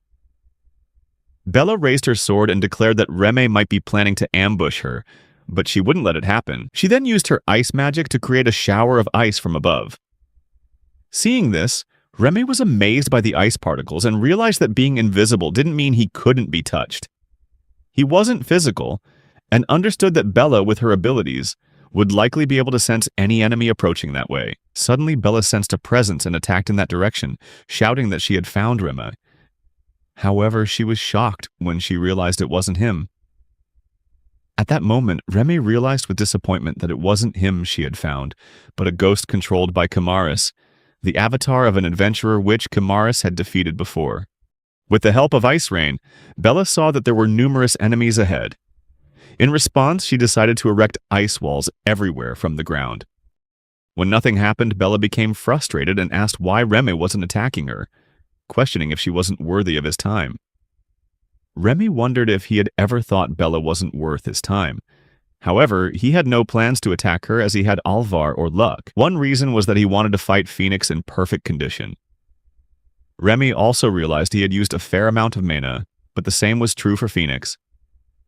Another reason he hesitated to confront Bella was that someone else wanted to fight her. Over where Bella was, Kamaris appeared and replied that he liked her and that perhaps he wasn't the officer. Bella cut him off and asked if he was a ghost wizard. Kamaris replied that he was and introduced himself. He then mentioned that it was unfortunate he couldn't fight her on the second floor, but he knew he could count on the officer to create an opportunity like this for him. In truth, Kamaris wanted to turn Bella into a ghost, which meant everyone was fighting the heroes of flames for their own reasons. Confused, Bella asked Kamaris if he wanted her avatar for his collection and told him to stop right there. Kamaris suggested that Bella allow them to fight and proposed they determine the victor based on their sword skills. Bella reacted by calling that disgusting and questioned if everything until now had just been part of the officer's strategy, noting that Remy manipulated both allies and enemies alike. Kamaris reassured Bella that she didn't need to worry, asserting that he wouldn't use any ghosts and would dispel the black magic. Bella asked Kamaris if he wanted to turn her into an untainted ghost, and if so, she was ready to fight. The duel began, with their swords clashing first. Then Bella used her magic to create a barrier of ice in front of Kamaris, but he easily dodged it. Seeing the magical barrier, Remy wondered if Bella's mana reserves would be depleted after erecting that ice wall. He acknowledged that Bella had potential, but it had only been 3 years since she'd become an adventurer. Remy reasoned that no matter how much mana Bella could produce or store in her body, she couldn't cast large-scale spells continuously, which was precisely his strategy. Remy had indeed manipulated Bella into using her mana after she came looking for him alone. He had set up the situation for Kamaris to fight her. Since Kamaris was both a ghost wizard and a knight, Remy decided not to interfere in the match, respecting Kamaris' wish to avoid using black magic. Meanwhile, in the battle between Bella and Kamaris, Bella attacked Kamaris, but he easily dodged her strike. In that moment, Kamaris saw an opening and thrust his sword at Bella, lightly injuring her. Bella vowed that the next time she reached the 10th floor, she would completely destroy Kamaris. As Kamaris drove his sword into Bella, he replied that he greatly looked forward to facing her again. At that, Bella cried out in pain, but after a few moments, she was ready to fight again. Seeing her determination, Kamaris remarked that it was impressive. Remy praised Kamaris, saying he had done a good job. Kamaris replied that it was all thanks to the officer's orders. He also mentioned that Remy's gratitude and praise should be directed at Glacia Labalas, but he admitted that in his opinion, the hero of flames had also played a role in this. Suddenly, Remy angrily cut Kamaris off, saying he believed they had already discussed that topic. Kamaris sincerely apologized. Remy replied that it was fine, and that Kamaris could now join any fight he wished. Kamaris explained that doing so would destroy the ghosts he had worked so hard to collect. Remy replied that if that was the case, Kamaris should just stick to one-on-one duels. Kamaris paused to think and asked if he could gather those who were destroyed by the heroine of ice. Remy was somewhat surprised but agreed to Kamaris' request. He realized that in Kamaris' eyes, Phoenix was the one who had destroyed all the magical avatars he had collected. Remy understood Kamaris' hesitation to join the fray, seeing him not just as a knight but also as a ghost wizard. Now, to deal with the remaining threat, Remy summoned the Black Hounds of the first floor to attack Bella. Bella fought against the hounds with all her might, but suddenly Remy used black magic on her. Bella, shocked, looked towards Remy. At that moment, Remy explained that elves possess magical resistance and abilities far superior to humans. Therefore, Bella could resist his black magic to a certain extent, even after he had adjusted it. Remy increased the power of his black magic even more, making it difficult for Bella to resist. Suddenly, she was attacked from behind. Tense, Bella wondered where the attack had come from. When she turned around, she saw it was Laraje. Seeing the newcomer, Bella asked in surprise who she was. Laraje introduced herself and observed that it must be painful to fight while being affected by black magic, right? Lirage also mentioned that now Bella couldn't use her true strength and was being overwhelmed by the enemy's full power. Lirage remarked that this was wonderful, because now they could both share the same pain. Bella was silent for a moment, and then tensely asked if Reme's black magic was always this powerful. Lirage replied that it wasn't, explaining that Reme had been holding back so Bella could fight longer. Bella then asked if Lirage was displeased that she had dropped her arrow. Bella did all of that to try and get her bow back. Seeing this, Lirage told Bella her actions were just a futile attempt to provoke her, but she commended Bella's effort and told her to pick up her bow. Bella slowly started to pick up the bow. Witnessing this, Reme wondered if the monsters in the Demon King's castle were cooperating with him to achieve victory. However, monsters usually prefer a direct confrontation, right? Suddenly, Bella realized the black magic had been lifted from her. Lirage then urged Bella to fight. Bella quickly launched an attack at the speed of light toward Lirage, but Lirage easily dodged it. Seeing this, Bella was astonished that Lirage seemed to have anticipated her attack strategy. Before Bella could even react, Lirage fired an arrow at her, leading to Bella's defeat. After defeating Bella, Lirage told her that without the Black Mage's help, all the Heroes of Flames had was speed. Lirage advised Bella that she should practice her accuracy and learn strategy. Bella felt ashamed and finally left the scene. Now, Reme felt somewhat relieved that only Phoenix was left.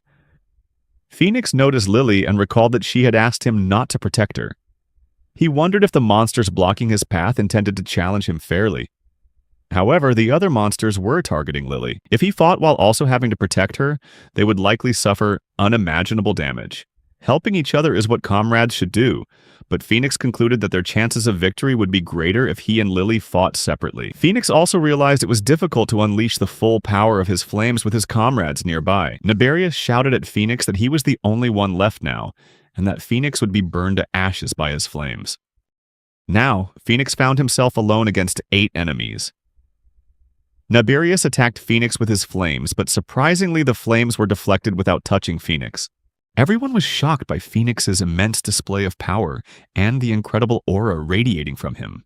Seeing everyone's tension, Reme realized that Phoenix no longer had to worry about protecting his comrades, allowing the Hero of Flames to freely unleash his immense magical power.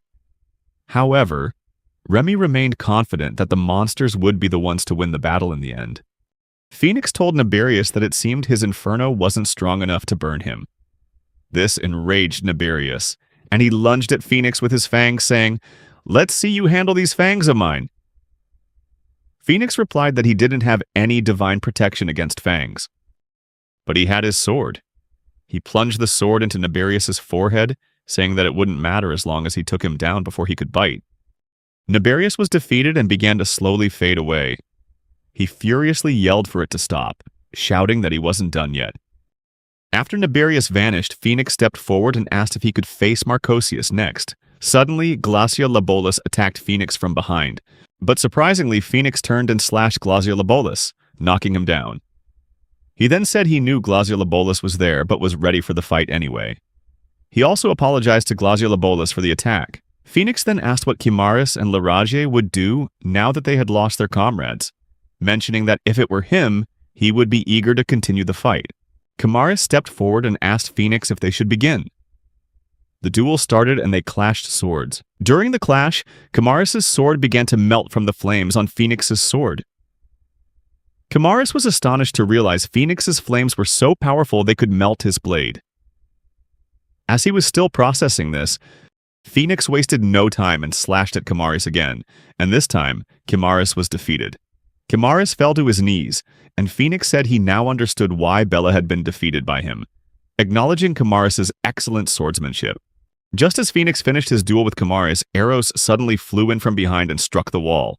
When Phoenix turned to look, he saw it was Lirage who had shot them. Lirage, furious, prepared to shoot at Phoenix again, but before she could, Phoenix swung his sword through the air, releasing beautiful flames that engulfed Lirage and defeated her. Seeing this, Marcosius grew excited by the fiery power and immense pressure of the attack. Phoenix approached Marcosius and apologized for keeping him waiting for so long. Marcosius responded calmly and tried to punch Phoenix. However, Phoenix was ready and quickly sliced off Marcosius' hand, with his sword. This shocked Marcosius, but he continued to attack Phoenix with the claws of his remaining hand. Phoenix dodged the attack and grew tense, wondering how Marcosius wasn't being burned by the flames. When Phoenix looked back at Marcosius, he saw that Marcosius was praising him for the excellent dodge. Phoenix was surprised to see that Marcosius had severed his own arm before the flames could spread. He thanked Marcosius, remarking that he had learned something new yet again. He then warned Marcosius not to think he could disarm an enemy with just a light touch. Phoenix rushed toward Marcosius to attack, showing frustration with his own performance. Marcosius replied that Phoenix didn't need to be ashamed, stating that he was only there to defeat him. However, Phoenix cut Marcosius off mid-sentence, finally defeating him before he vanished. Marcosius asked Phoenix to let them fight again another time. Hearing this, Phoenix was surprised to hear Marcosius ask for another fight, wondering if the monster believed they would defeat him next time. Now, the fight between Furcus and Phoenix had begun. While fighting, Phoenix mused that losing to Remy would mean he'd have to start the raid all over again, so if there was a chance, he would need to face them once more. But unfortunately, there would be no chance for a rematch. Feeling a bit anxious, Phoenix struck Furcus down with a powerful blow, apologizing to the staff officer.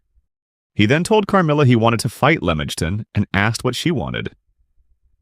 Carmilla requested that Lemegton issue her an order, reminding him that she was one of the 4 heavenly kings. Remy became serious and ordered Carmilla to make the hero of flames disappear. Carmilla replied with a cheerful smile and said she would. She created a dagger from her blood and threw it at Phoenix with all her might. However, Phoenix was prepared for the attack and created a shield around himself, causing all the daggers to be deflected. Seeing this, Carmilla was completely shocked. Before she could react further, Phoenix plunged his sword into her abdomen. He acknowledged that it was amazing she could control her blood, but he declared that this was the end for her. As Carmilla was being incinerated, she angrily asked Phoenix if he thought these intense flames could take her down. Phoenix was puzzled by her words. Suddenly, from somewhere, Carmilla began to regenerate. Seeing this, Phoenix was stunned as he witnessed her recovery, healing her wounds faster than his flames could burn. He wondered if that was her power, allowing her to withstand even more force than he had used to defeat her before. Carmilla furiously attacked Phoenix with her claws, forcing Phoenix to counter with his sword and slash at her. Though on the verge of defeat, she managed to land a small cut on Phoenix's face before finally being vanquished. Afterward, Phoenix was surprised and wondered if Carmilla's final attack had truly left a mark on him. He acknowledged that she did not shame her position as one of the 4 heavenly kings. Phoenix recognized Carmilla as a powerful woman, worthy of being called the Queen of Vampires. He was even more surprised to see Carmilla apologize to Remy before she disappeared. Remy reassured Carmilla not to worry, and Carmilla expressed her wish that fortune would smile upon Remy in his fight. Remy responded positively, and then Carmilla finally vanished from the 10th floor. Phoenix then told Remy that he now had the privilege of fighting him, and that he intended to see it through. Remy also responded positively and asked Phoenix how he dared to destroy his comrades.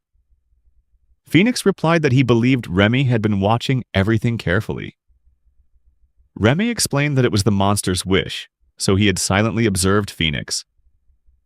Next, Remy asked what his own wish was. Remy replied that it was obvious from the annihilation of the hero's party, which meant Phoenix's demise. Remy also asked Phoenix if, despite his immense power, it didn't mean he was actually stronger with his comrades by his side. Phoenix replied that he used to worry about that because the 4 great spirits held very high status. He also shared that he was afraid, wondering if there were no other comrades with skills on par with his, and whether he could achieve better results by fighting alone. Remy, confused, asked Phoenix what his exact purpose was. Phoenix replied that a close friend of his once scolded him, saying it would be boring if he were the only strong one, and that having comrades allowed him to participate in exciting raids. But it was precisely when he lost his comrades that Phoenix could reveal his true power. Remy smiled and asked about the hero's true strength. Expressing his eagerness to see it, Phoenix replied that he also believed Remo must be very eager to see the true power of a demon who had lost all his comrades. Remy agreed with Phoenix, but before the battle could begin, Phoenix took out the camera pendant and used his flame power to destroy the camera on the 10th floor. Seeing this, Remy grew tense and asked Phoenix if he intended to return the camera to him.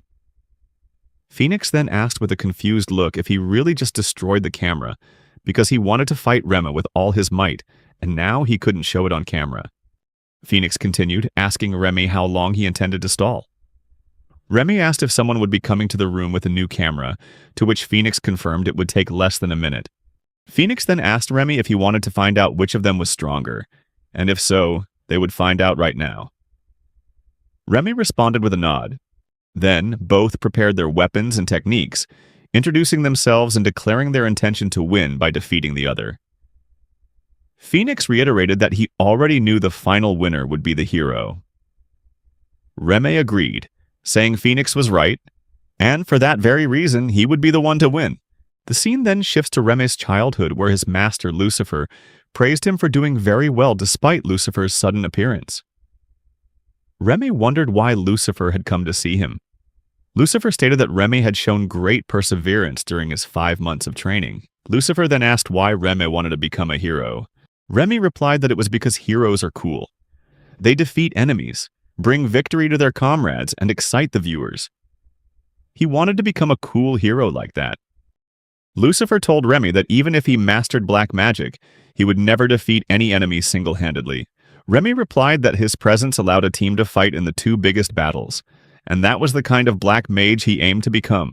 Lucifer said that it would indeed be a long and challenging battle, and if Remy didn't reach the top, no one would recognize his worth. Remy replied that he had decided his path, so he would not turn back.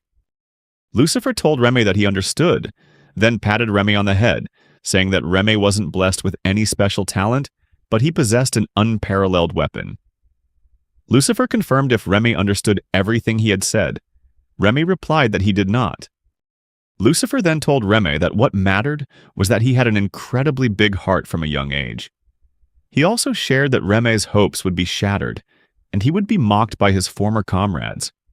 Remy had even given up his dream job for his close friend, but despite this, Remy refused to give up and sought help from a suspicious demon for further training. Remy never complained once about the harsh training from the monstrous old man. Lucifer shared with Remy that he officially recognized him as his student. Remy shouted "yes" in response. Then, Lucifer pulled a horn from his head and told Remy that this was a horn. The power of this horn was that their bond would become immediately clear when Remy used it. Lucifer explained that for every reason he forbade the use of the horn. He also told Remy that if a victory was within Remy's grasp and it required prioritizing it over his oath to him, then Remy could use the horn as he wished. However, accepting it would lead to far greater suffering than what Remy was experiencing at that moment. Lucifer then offered the horn to Remy, asking if he could handle it. Remy responded with a yes. The scene shifts back to the present, where Remy showed off his horn and asked if this was the first time he had revealed it publicly. Phoenix confirmed and asked if it was Remy's trump card. Remy then struck a pose, and as he raised his hand, something strange began to happen. From Remy's body, something gradually emerged, astonishing Phoenix, whose eyes widened in shock. What appeared was a feather bound to a bone, sprouting from Remy's back. The entire Demon King's castle immediately felt the powerful dark magic emanating from Remy. Phoenix felt the overwhelming power of this magic and burst out laughing, saying that Remy had been hiding it until now. Remy smiled in return and explained that his horn accumulates mana, refining it into a purer form. He added that, even with the same type of magic when using this mana, the effect would be far beyond ordinary. Remy continued, saying that the Demon Clan stores mana from high-end magic devices in their horns, and the storage capacity depends on the individual demon. He said that if someone were the head of the Demon Clan, they would be able to hold a colossal, unparalleled amount of mana. Finally, Remy recounted that Lucy had once asked him if he understood the meaning of a demon having only one horn. Remy explained that she was referring to the passing of a horn to a successor. When a horn is inherited, it maintains its power for the recipient. Remy also shared that the horn was originally incompatible with humans, but somehow Lucifer had forced it to be compatible with him through ancient secret arts. Therefore, every day Remy had to consume a pinch of ground horn powder, causing his weak body to react painfully. It took at least a year for the horn to fully integrate with his body, Suddenly, Phoenix asked Rema about the amount of power accumulated in the horn. Remy replied that it had been accumulating since he inherited the horn, gathering mana bit by bit until the present day. Phoenix asked again if Remy was sure he would use all that power just for himself. Remy replied that, as far as he knew, no one could defeat Phoenix alone except for him, and now he was going to defeat him. Phoenix smiled and unleashed his power. Instantly, white flames enveloped his body. Seeing this, Remy was surprised, wondering how Phoenix's flames could be white. Phoenix revealed that it was called the Divine Flame, and according to the spirits, it could burn anyone in the world to ash. Hearing this, Remy asked if Phoenix was sure he would use that flame on him, as it wasn't the kind of magic he could freely control. Remy also added that, in his opinion, there was no hero superior to Phoenix, and that was why he wanted to defeat him. Phoenix replied that he had been worried about having to hold back, but it seemed that he wouldn't need to after all. Remy smiled, ready to begin the fight. Just then, Phoenix remarked that this was the first time he had ever swung his sword at Rema. Remy replied that it was the same for him, as this was also the first time he had ever attacked Phoenix. They both smiled, and the battle officially began. Phoenix lunged toward Remy, launching an attack. In response, Remy quickly created a magical barrier to block Phoenix. However, to Remy's astonishment, Phoenix shattered the barrier with just a single slash. Remy was stunned, wondering how Phoenix could have pierced his barrier so easily. In that moment, Remy exclaimed, questioning what meaning the mana he had painstakingly accumulated for so long had to Phoenix, as if Phoenix was mocking his efforts. Remy decided that if barriers weren't effective, he would switch to using the true essence of black magic, the kind deemed dangerous by the entire world. This essence involved trapping someone in a mental prison, inflicting a fatal illness in less than a minute, paralyzing their body as if turning it to stone, robbing them of their sight forever, and finally, erasing their perception of the outside world. Yet, even after Rem used all of that dark magic on Phoenix, he remained completely unfazed. Phoenix had such strong resistance that he had miraculously withstood the black magic.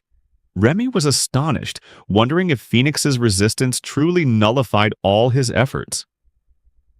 Although Remy had anticipated that possibility and recognized Phoenix's unusual magical power, he still believed it would be difficult for Phoenix to focus on fighting while dealing with so many different types of black magic. Even ignoring the fatal spell, Phoenix should still be affected by some of the others. Remy then shared one of his favorite spells, a type that reduces both attack and defense, both physically and magically. Remy also noticed that this spell seemed to have taken effect, despite Phoenix's resistance. He understood that a reduction in defense was normal, but it was surprising that Phoenix's attack power was also affected. However, Remy quickly realized that Phoenix could still overcome it all, as long as he had the Divine Flame. Now, Phoenix is charging towards Remy in a fury, and everywhere he goes, his power and pressure bring nothing but destruction. The entire room is gradually being destroyed under Phoenix's overwhelming power. As he closes in on Rema, Phoenix shouts that he will be the one to win, that he will defeat Remy and prove that what Rema once said was right. Remy retorts, asking if that's the case, then he will show Phoenix that even heroes can lose. Phoenix leaps up, swinging a slash toward Remy, yelling that the heroes he knows never lose, because in the end, they are always the victors. Remy also throws a punch back at Phoenix, agreeing that Phoenix was right and that it would happen again after their battle. As Remy's fist and Phoenix's sword collide, a massive explosion erupts, engulfing the entire area in thick smoke. As the smoke began to clear, Remy had been knocked back by the attack, while Phoenix wasn't looking in his direction. Suddenly, Remy saw something flying in the air. It was a winged, crimson creature. Looking closer, Remy was shocked to realize that it was him. He had grown wings and was flying. Seeing this, Remy began to wonder, if heroes fight each other, surely one of them must lose. The truth is, Phoenix had always seen the old Remy as his hero. Despite idolizing Remy, Phoenix could never forgive himself for losing, even if it meant having to defeat Remy. Phoenix was determined to achieve victory, to become the hero of flames, despite the possibility of having to defeat his friend. He pursued this path to fulfill the burning dream he had always yearned to achieve. In Remy's eyes, that was acceptable. As Phoenix advanced, he yelled that the model of a hero Remy had shown him would help him become the best in the world. Encouraged, Remy also began to run towards Phoenix to counterattack. Remy shouted that he had told Phoenix he would surpass him right here and now, and that he would be the one to win. Now, both Remy and Phoenix were closing in on each other, ready for a head-on clash. Once again, Remy's fist collided with Phoenix's sword. After Phoenix struck Remy with his sword, Remy yelled that now that he'd used these horns, there was no way he could lose. Even Phoenix was a bit surprised when, after his attack, only Remy's horn fell off, and everything seemed to fade to black. In the end, Phoenix realized that not even one of the 4 great spirits was enough to defeat Remy. At this point, it was clear that Phoenix couldn't drive his sword deep into Remy, as the burning sensation vanished the moment it touched him. Meanwhile, Remy had successfully plunged his clawed hands into Phoenix. Defeated, Phoenix dropped his sword from his hand, leaving Rem somewhat confused. Phoenix then took Remy's mask and placed it on his face with a satisfied smile. He looked at Remy and thanked him, saying that he would be back. Remy understood why Phoenix had put the mask on him. Clearly, someone else was on the stage. Remy replied to Phoenix, calling him a troublesome guest and telling him to look around, implying that there was nothing left now. Phoenix said he'd come back to challenge Remy again. Remy just laughed casually in response, sure, confident that he'd win again next time. Phoenix then expressed his desire to face Remy when they were both at their best, and he asked Remy not to use his horns on anyone else. Remy asked back, "Do you really think people who can force me to use my horns will appear that often?" Phoenix smiled, saying that Remy had finally become the great hero he used to be. Remy smiled back, then asked Phoenix if he really thought so. Suddenly, they heard the voice of a reporter from a television channel. She was astonished by the scene before her, and anxiously wondered what was happening between the hero Phoenix and the one-horned dark mage. She announced to the audience that Phoenix's holy sword had wounded Lamajtin's shoulder, while Lamajtin's arm had pierced through Phoenix's chest. Despite both being injured, Phoenix turned to Remy and praised him, saying it was a great fight. Remy agreed with Phoenix, acknowledging he was right. After their exchange, Phoenix finally vanished from the arena. Seeing this, the reporter gasped, realizing that Phoenix's withdrawal meant the hero team had been annihilated. She announced to her viewers that the flame hero, Phoenix, had lost to an officer of the Demon Lord's army, Remy. Remy then told the reporter that she had made a mistake. Surprised, the reporter, Gur, asked what that mistake was. Remy replied that it was true Phoenix had retreated, and the hero team was wiped out, but it wasn't true to say that they had lost.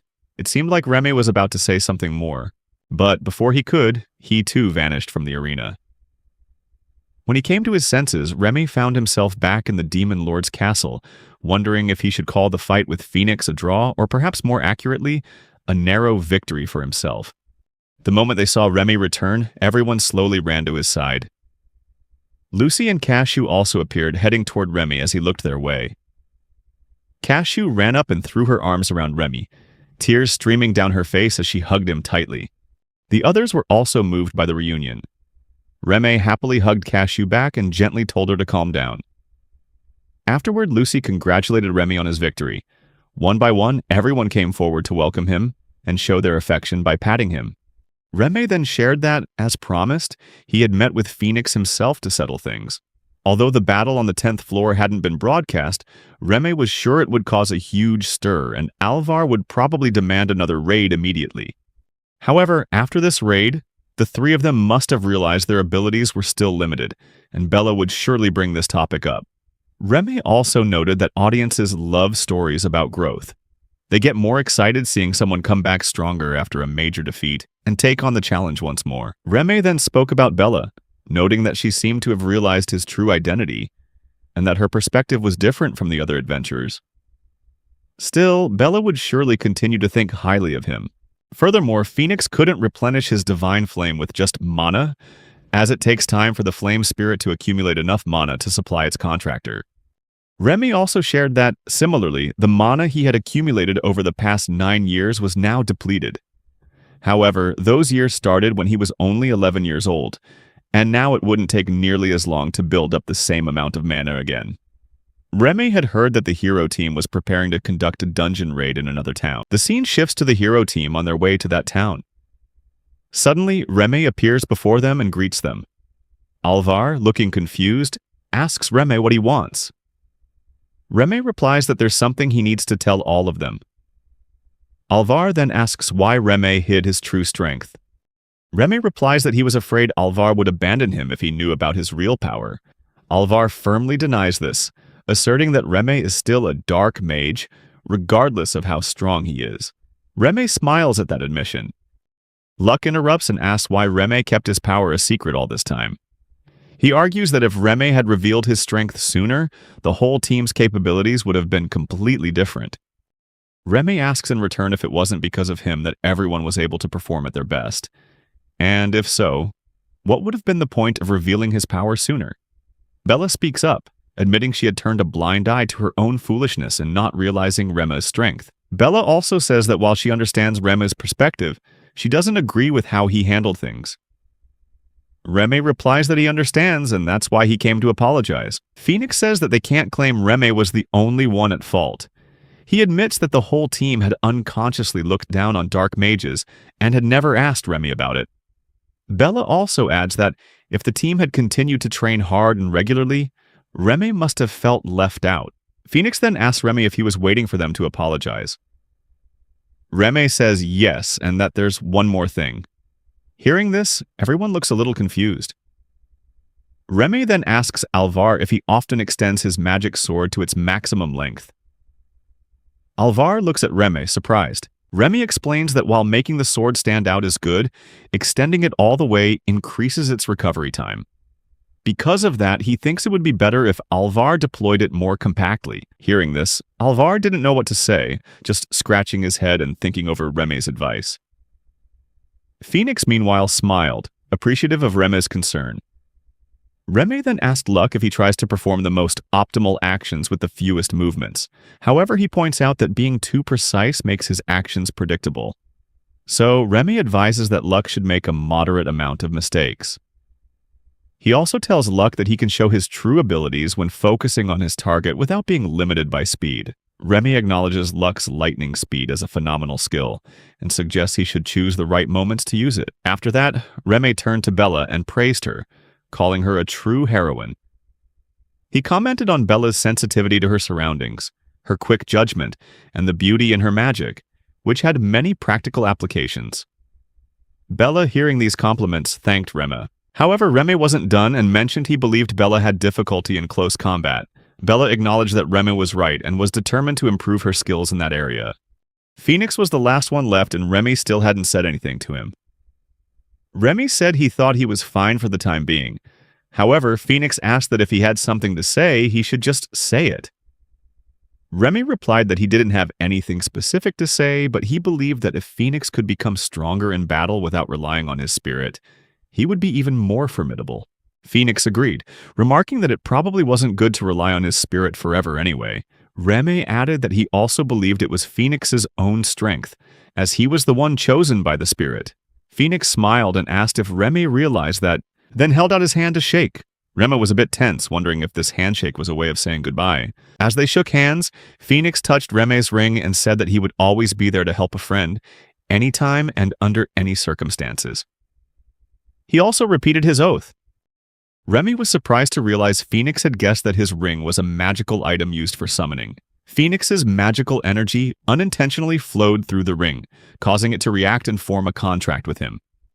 Reme tensely whispered in Phoenix's ear, telling him not to be an idiot and asking when he planned on summoning him. Phoenix just laughed, saying he planned to prepare him and an avatar to deal with the monsters.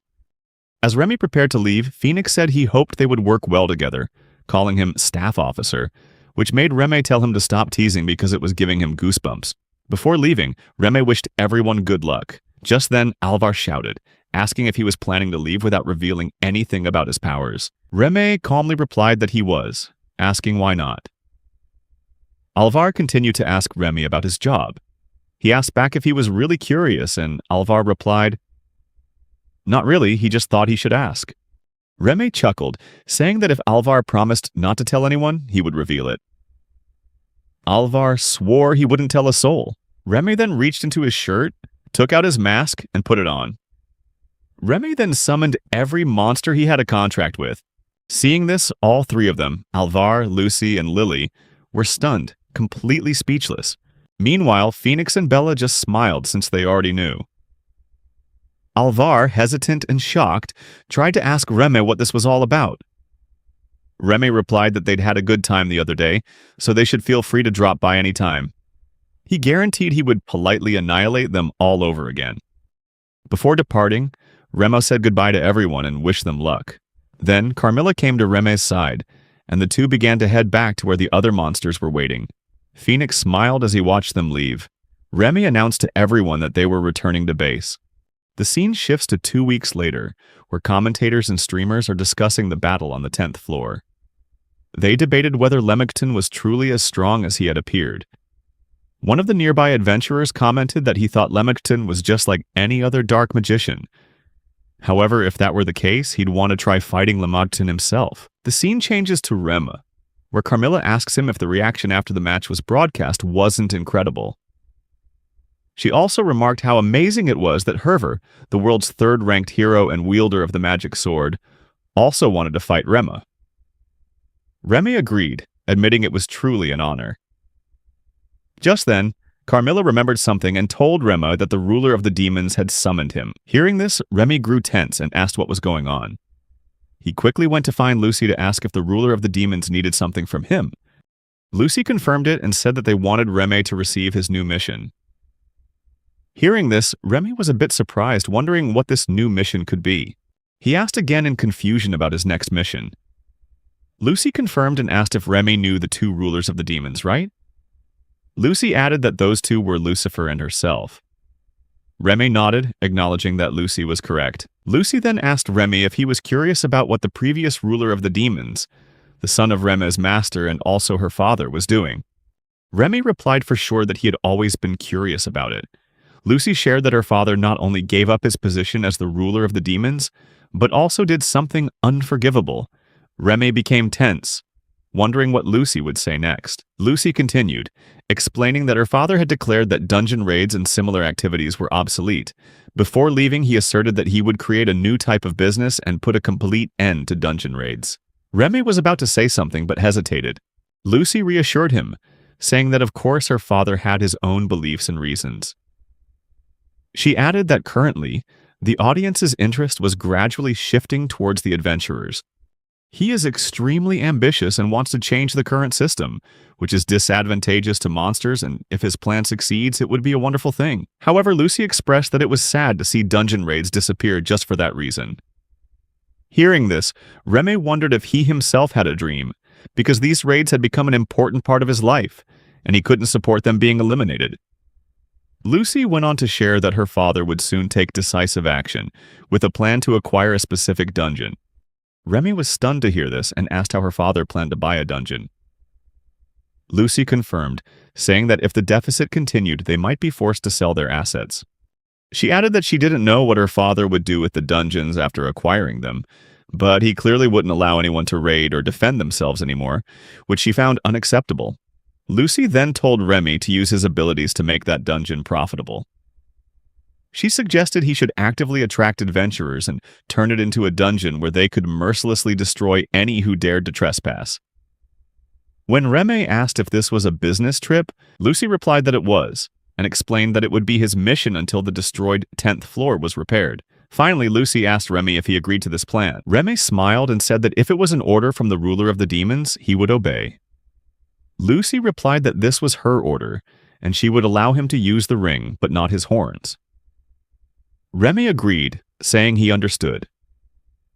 As Lucy was about to say more about her father's ambitions, Carmilla's voice rang out from somewhere saying she had heard the whole story. Seeing Carmilla appear, Lucy angrily asked what she wanted this time. Carmilla walked forward and loudly declared that she wanted to go with Remy. Lucy refused, saying that Carmilla couldn't go with him. Hearing this, Carmilla was surprised and asked why not, stating that she had accumulated enough vacation time and was going to use it all right now. Lucy replied that she understood Carmilla's feelings for Remy, but Carmilla also needed to understand that she was very important at the Demon Castle. Furthermore, Lucy reminded her that Remy was only going to a nearby town, so Carmilla could visit him on her days off. Carmilla reluctantly agreed and asked Remy if he was okay with that. Reme nervously replied that he was, and since it was a nearby town, he figured he could come back once in a while too. Lucy shared that she still thought Remy would be lonely going alone, so she wouldn't mind if he brought Cashew along. Carmilla agreed that if it was Cashew, Remy's secretary, then there was no problem. Lucy then said she had someone else in mind. Carmilla requested that Lucy at least make it a male, or failing that, she would make an exception for Citri. Lucy revealed that she had asked Furcus to go with Remy. Carmilla angrily demanded to know if Furcus was a girl. Seeing Lucy's frightened reaction, Carmilla told her to calm down, explaining that all Furcus cared about was strength and food, so there was nothing to worry about. Lucy then suggested why not give Cashew the task of supervising, just in case. Carmilla agreed that it was a good idea. Witnessing all this, Rema felt anxious, wondering what was happening to him. The scene shifts to some time later with Reme resting in his room. Just then, there was a knock on the door, and when Reme opened it, he saw it was Citri. Citri came in and asked if it was annoying having to go on a business trip so suddenly. Rema, flustered, asked if Citri had heard about it from Carmilla. Citri replied that Carmilla was indeed very sad about him having to leave, which showed how much she loved him. Suddenly, Citri laughed and asked Reme if she hadn't said before that they should talk again. Reme replied that she had, as he recalled. Citri said she thought they should have a chat before Reme left. She then asked if Reme made a contract with her. Could he summon her at his destination? Hearing this, Reme wondered if he remembered correctly that they had already agreed to this. Citri said she would only make a contract if she was satisfied after their talk. Then, Citri took off her shoes and sat on the bed, saying that if Reme wasn't disgusted by what she was about to do, she would form a contract with him. Hearing this, Reme grew tense, wondering what Citri was planning to do. Suddenly, Citri vanished from inside her clothes. As her clothes fell onto the bed, Reme saw a small winged tiger appear. Citri asked Reme what he thought of this. Reme asked in confusion why there was a beast there. Citri replied that she guessed she must look really unpleasant. Hearing that, Reme said that her fur and wings were surprisingly cute. Citri asked back just to make sure he was serious. Reme smiled and said yes. Citri sadly asked, "So you don't think I'm cute, do you?" Reme admitted that he was actually very envious of her ability to become whomever she wanted. Citri then flew up and landed on Reme's shoulder, asking if he disliked her avatar form. Reme replied that it was her very lightness that made him a little nervous. Citri joyfully licked Rema's face and said thank you. Reme told her there was no need to thank him. Citri then flew into the air and returned to her normal form, but this time, her dress was gone. Reme was stunned by what he saw. Citri took Reme's face in her hands and said she could become any form someone desired her to be. As a token of gratitude to a kind person like Reme, she wanted to become the most beautiful woman in his eyes and serve him. Reme gently took Citri's hand, removing it from his face, and asked if becoming the most beautiful woman was the form she truly wanted for herself. Citri replied that it was, and asked why he would ask such a thing. Reme shared that if that was the case, he thought it was best for Citri to just be herself, and that she didn't need to show anger or gratitude just to please him. Hearing this, Citri initially looked at Reme in confusion, then burst out laughing. She said she now understood why Carmilla had fallen for Reme. He was quite the charmer, wasn't he? A flustered Remo asked what Citri was talking about. Citri apologized for testing him, explaining she couldn't let Carmilla fall into the hands of someone who would be easily tempted by simple things. She asked Reme if he was angry with her for this. Then, Citri touched Reme's ring and made an oath, expressing her hope that they would work well together. As Citri prepared to leave, Reme stopped her. He asked, "The fact that Carmilla wasn't mad at me for talking to you, that has nothing to do with who you really are, does it?" Citri showed Reme something and told him she had transcended gender. Confused, Reme asked what she meant, but she didn't explain further, simply bidding him farewell and leaving. In the next scene, Reme and the others are on their way to another town in a horse-drawn carriage. Furcus is quietly eating cookies. Suddenly, she turned to Reme and asked if he'd like a cookie. Reme smiled and replied that the thought was enough for him. Furcus nodded, and then he wondered if she intended to eat all the cookies by herself. Reme suggested that she could just call him Rema. At first, Furcus hesitated, but then she thanked Rema for their victory and for being there. Remy replied that they won thanks to everyone's help. Furcus remarked that Remy was being modest, since she had lost to the fire hero, but Remy had defeated him. She added that ever since Remy showed up, the Demon Lord's morale had gotten stronger. Remy thought about how many of the original monsters had retired or left with the previous ruler, Lucy's father. It seemed Lucy was worried it was due to her own lack of unifying leadership. On top of that, Lucy was also struggling with the steady progress of the Phoenix Heroes party. Furcus shared that the monsters who left were all very powerful, but even without them, Lucy still protected the Demon King's castle, and the Demon Lord's morale remained strong. She added that they could only repay the Demon Lord's dedication with complaints, and in the end, she had lost the battle. She admitted she only won because of Remy. Hearing this, Remy wondered if Furcus was feeling the pressure from the Demon Lord, just like everyone else. He asked Furcus if training would help make things better. Furcus replied that if Remy believed it was necessary for victory, she would support him. Remy shared that recently, he had been having Furcus train him in sword arts, even when she wasn't wearing her armor. Furcus was surprisingly strong. While they were talking, Cashew woke up and was surprised to see a new town before them. As they entered the town, the three of them stopped and waited for someone. Suddenly, a girl approached from behind and began describing them. A young man in black, an adorable little girl with dog ears, and a small girl with beautiful white hair but no expression. The girl then asked if she was correct in assuming they were personnel from the Demon King's castle. Remy confirmed this and said they would be in her care for the time being. The girl introduced herself as Kay and explained that she was sent by her master to escort them. She asked them to follow her to meet her master. Along the way, Cashew rode on Kay's back. Kay turned her head and asked Cashew if she was enjoying the view from up there. Cashew smiled and said that she felt like she was so high up. Kay laughed and asked if the world looked different from usual. Cashew replied that it did, and the view was amazing. Suddenly, Cashew saw something and asked Remy what was happening over there. Kay looked over and explained that it was a hero show. The scene shifts to the performance where a girl named Nicola declares that whether human or demi-human, it doesn't matter. She will punish any evil that harms the innocent. The enemies yelled, telling her to shut up and mocking her words. Nicola used her sword and easily defeated them. The crowd cheered for Nicola. Seeing this, Remy wondered if he remembered correctly that Nicola was the 99th ranked hero. He then recalled that Nicola, the hero of the Silver Snow Mountains, had made a pact with an earth attribute spirit, granting her a spirit technique that allowed her to masterfully control the element of silver. Nicola had gained immense support, mostly from young girls, and was nicknamed the Silver Prince. Kay told Remy that what he had just watched was a performance sponsored by the person who was planning to acquire their workplace by any means necessary. Hearing this, Remy understood that in the performance, the villains weren't demi-humans, but human bandits. The performance showed that monsters weren't always at fault. The blame lay with those who actually committed the crimes. In fact, many in the audience were also inclined to condemn humanity. Remy told Kay that if it weren't for the elimination of dungeon raids, he would have genuinely enjoyed the show. Kay shared that it seemed the person was planning to buy them out and start a new competition. Remy replied that, even so, he believed there were other approaches, such as leasing the land, or better yet, establishing a dedicated space. Kay replied that Remy might be right, but unfortunately that man was set on putting an end to their dungeon. Remy then said why not let the man have his way for now, so they could make use of the intellect and power of a staff officer from the Demon King's army.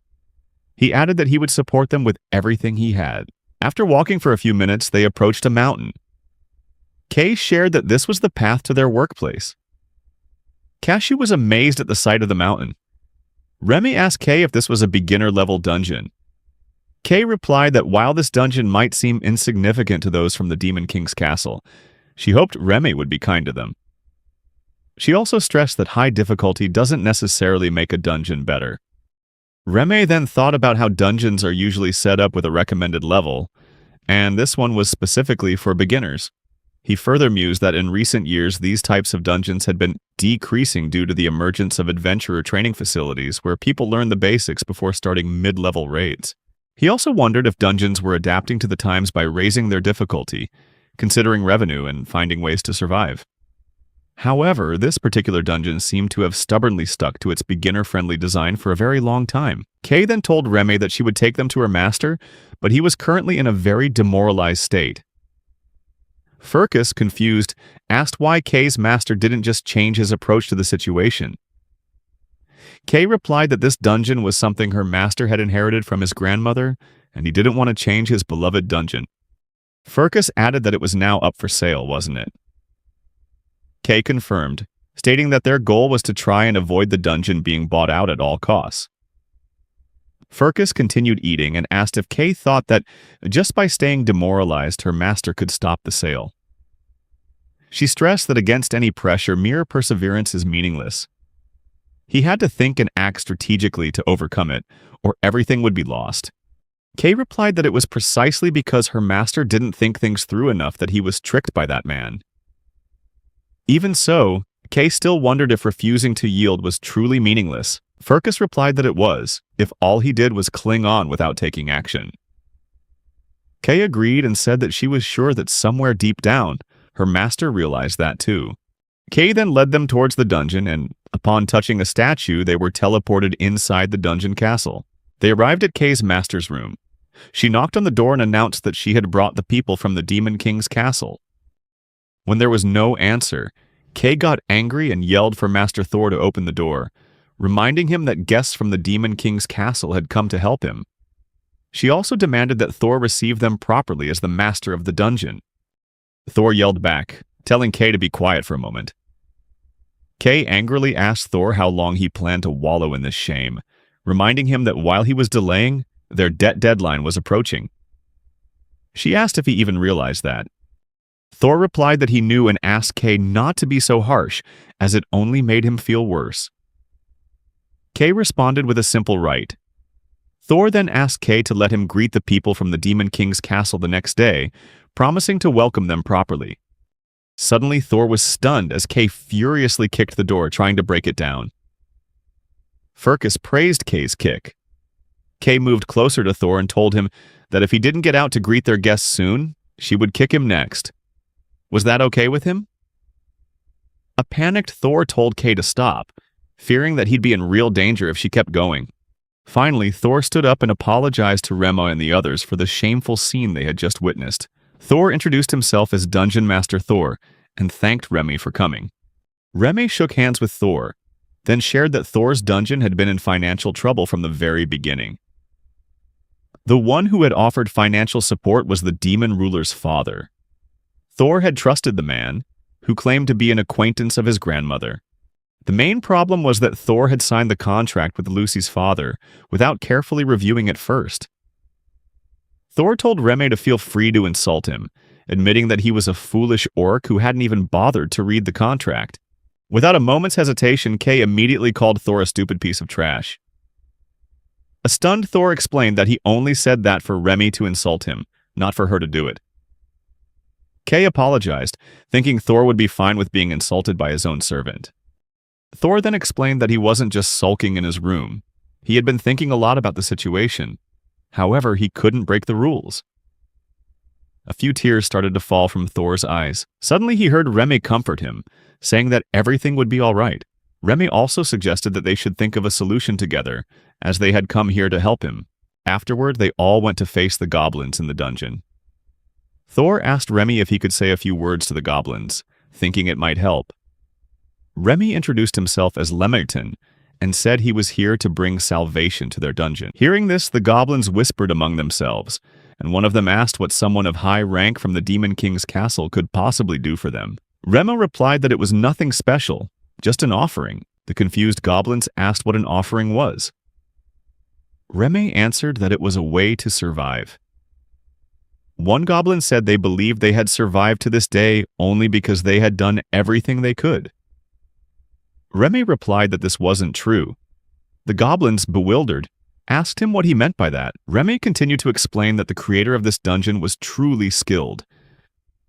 The first floor, the Goblin Forest, helps adventurers get used to surprise battles against monsters smaller than themselves. On the second floor, the Kobold Cave, adventurers must fight in the dark and navigate complex corridors.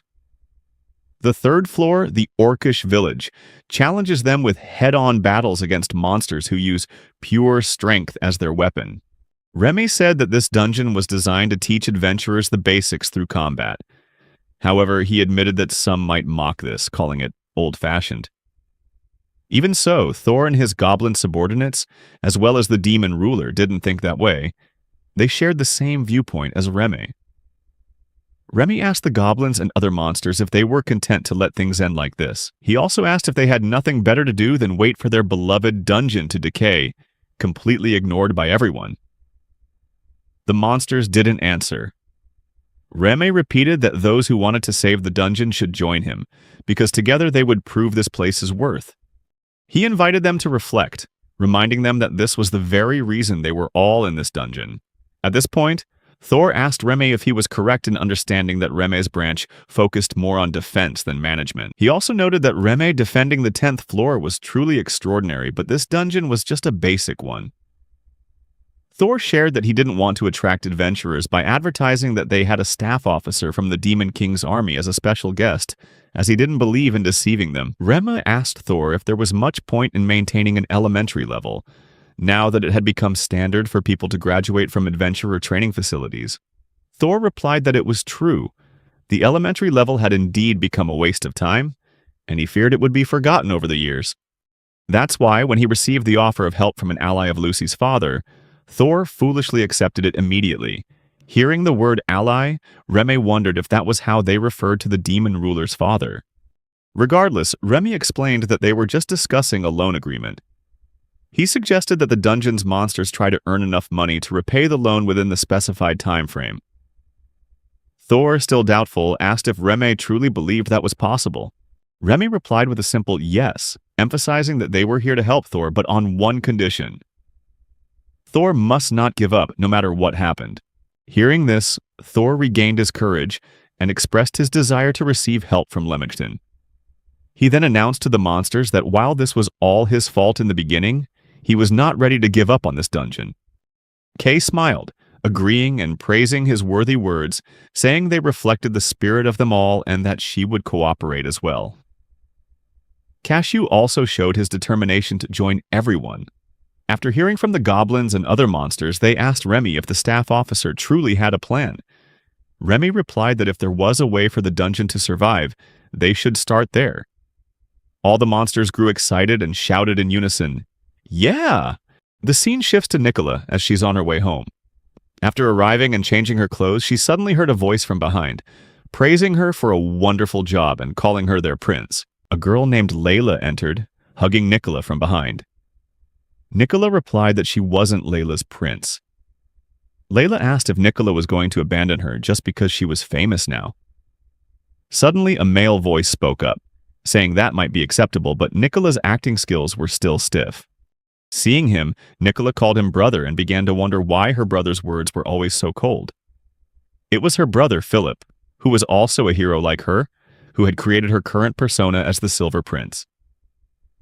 Despite living in his shadow, Nicola had become famous thanks to this prince role. Her relationship with Layla, a thief, had also contributed to that fame. For some reason, many people even called Layla the Thief Princess. Nicola also worried that while her adventurer rank was rising, she felt the gap between her and the heroic ideal she admired as a child was growing wider. Seeing Nicola lost in silent thought, Philip interrupted by calling her name. Nicola was startled back to reality and asked Layla if she thought that person had been in the audience during the show. Hearing this, a confused Layla asked who Nicola was talking about. Nicola answered that she was talking about the person she respected, the black mage, Remy. Layla asked in surprise if she was really talking about Remy. Nicola nodded, saying she had seen a centaur, a dog-like demi-human, and a human girl. She assumed Remy was with them and remarked that they were a rather strange group. Nicola wondered if they were looking for work in the city. Layla wondered why Nicola would admire someone like Remy. Such a gloomy guy. She'd asked Nicola many times, but still couldn't understand it. Nicola told Layla not to talk like that, and asked in return if she didn't find it admirable that Remy remained so calm, even when everyone called him useless. In fact, ever since Remy left the Phoenix party, the group's radiance had begun to fade. Suddenly, Philip spoke up, telling Nicola not to mention this anywhere, as nothing good would come from trying to defend the expelled Black Mage Remy.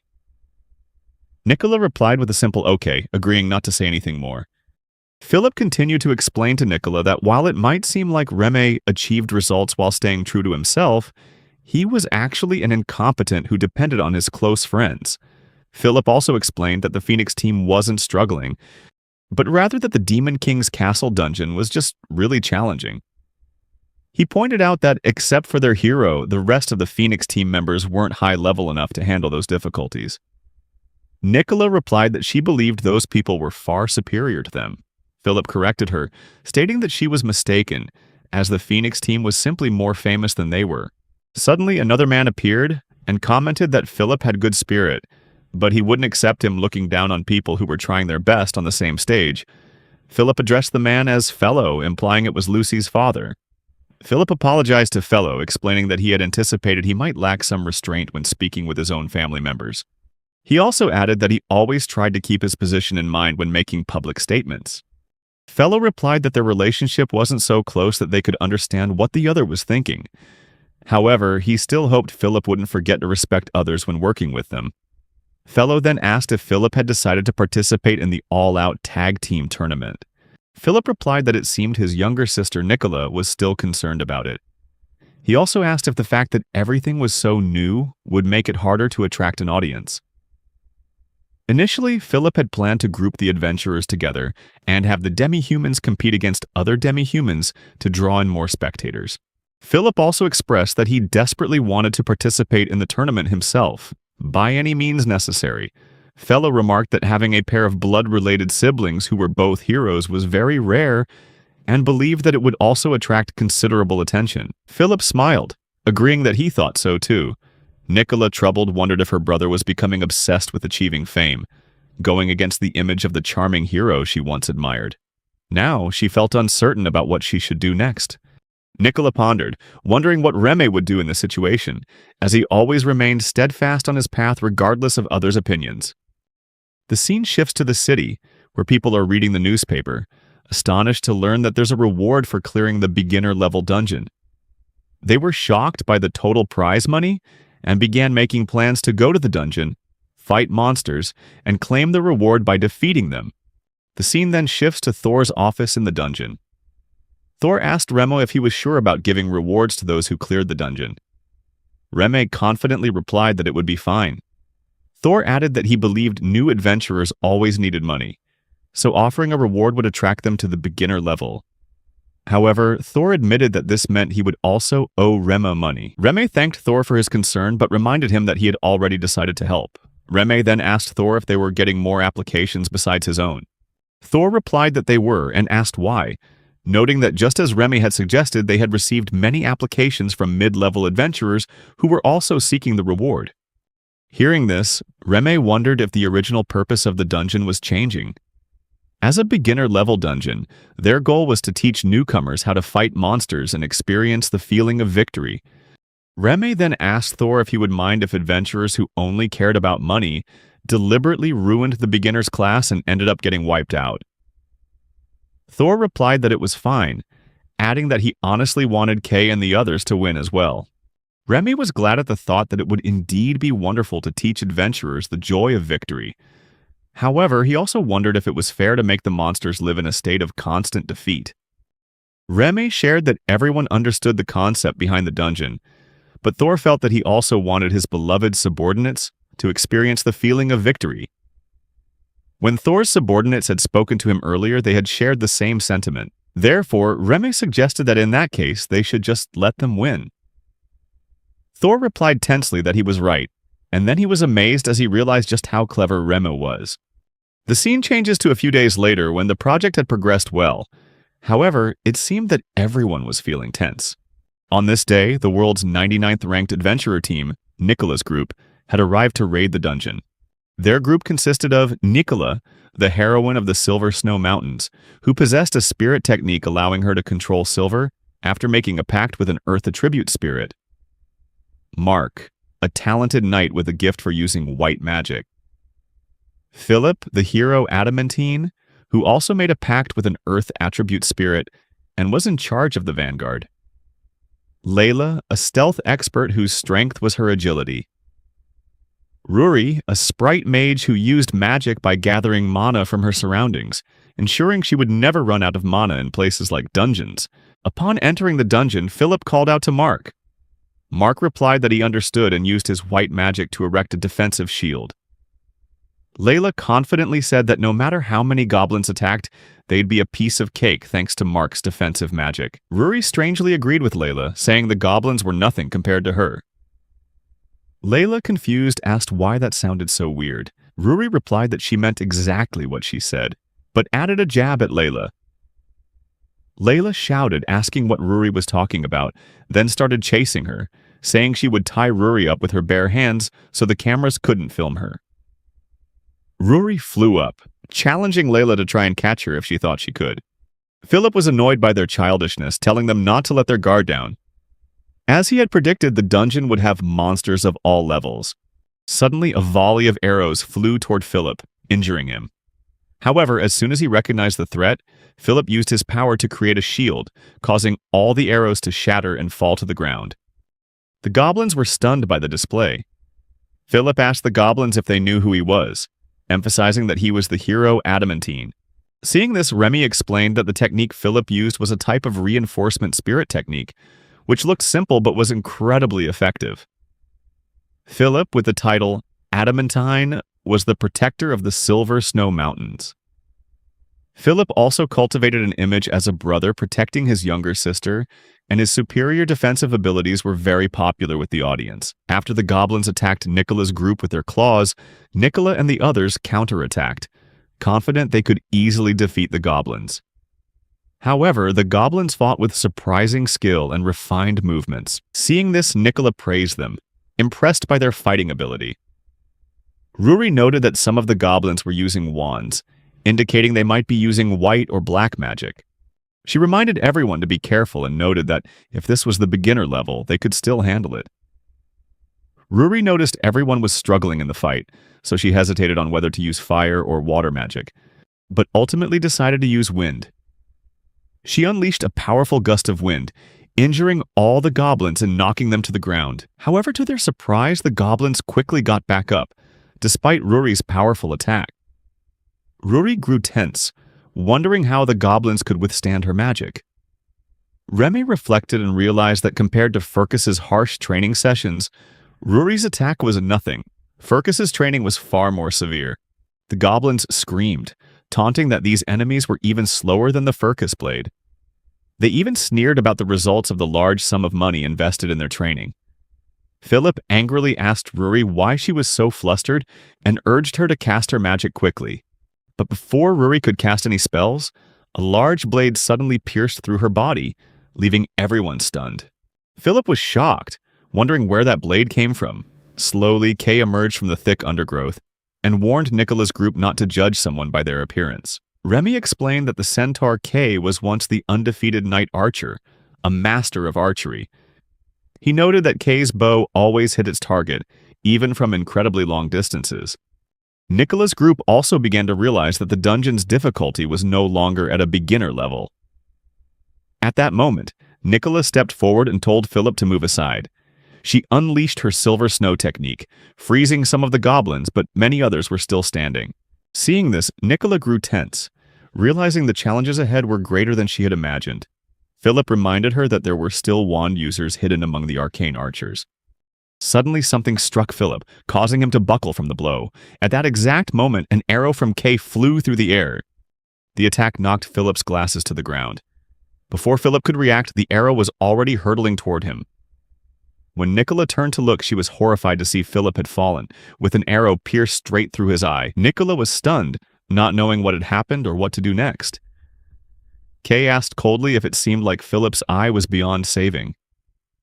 Nicola grew tense as she faced the hordes of enemies before her. The sheer number of opponents was overwhelming, and she couldn't predict how many more enemies awaited her on just the first floor of the dungeon. Could Nicola defeat them all, including Kay? And if the dungeon started to fall, would Remy intervene? If Nicola realized Remo was the one behind everything, would she ever want to see him again?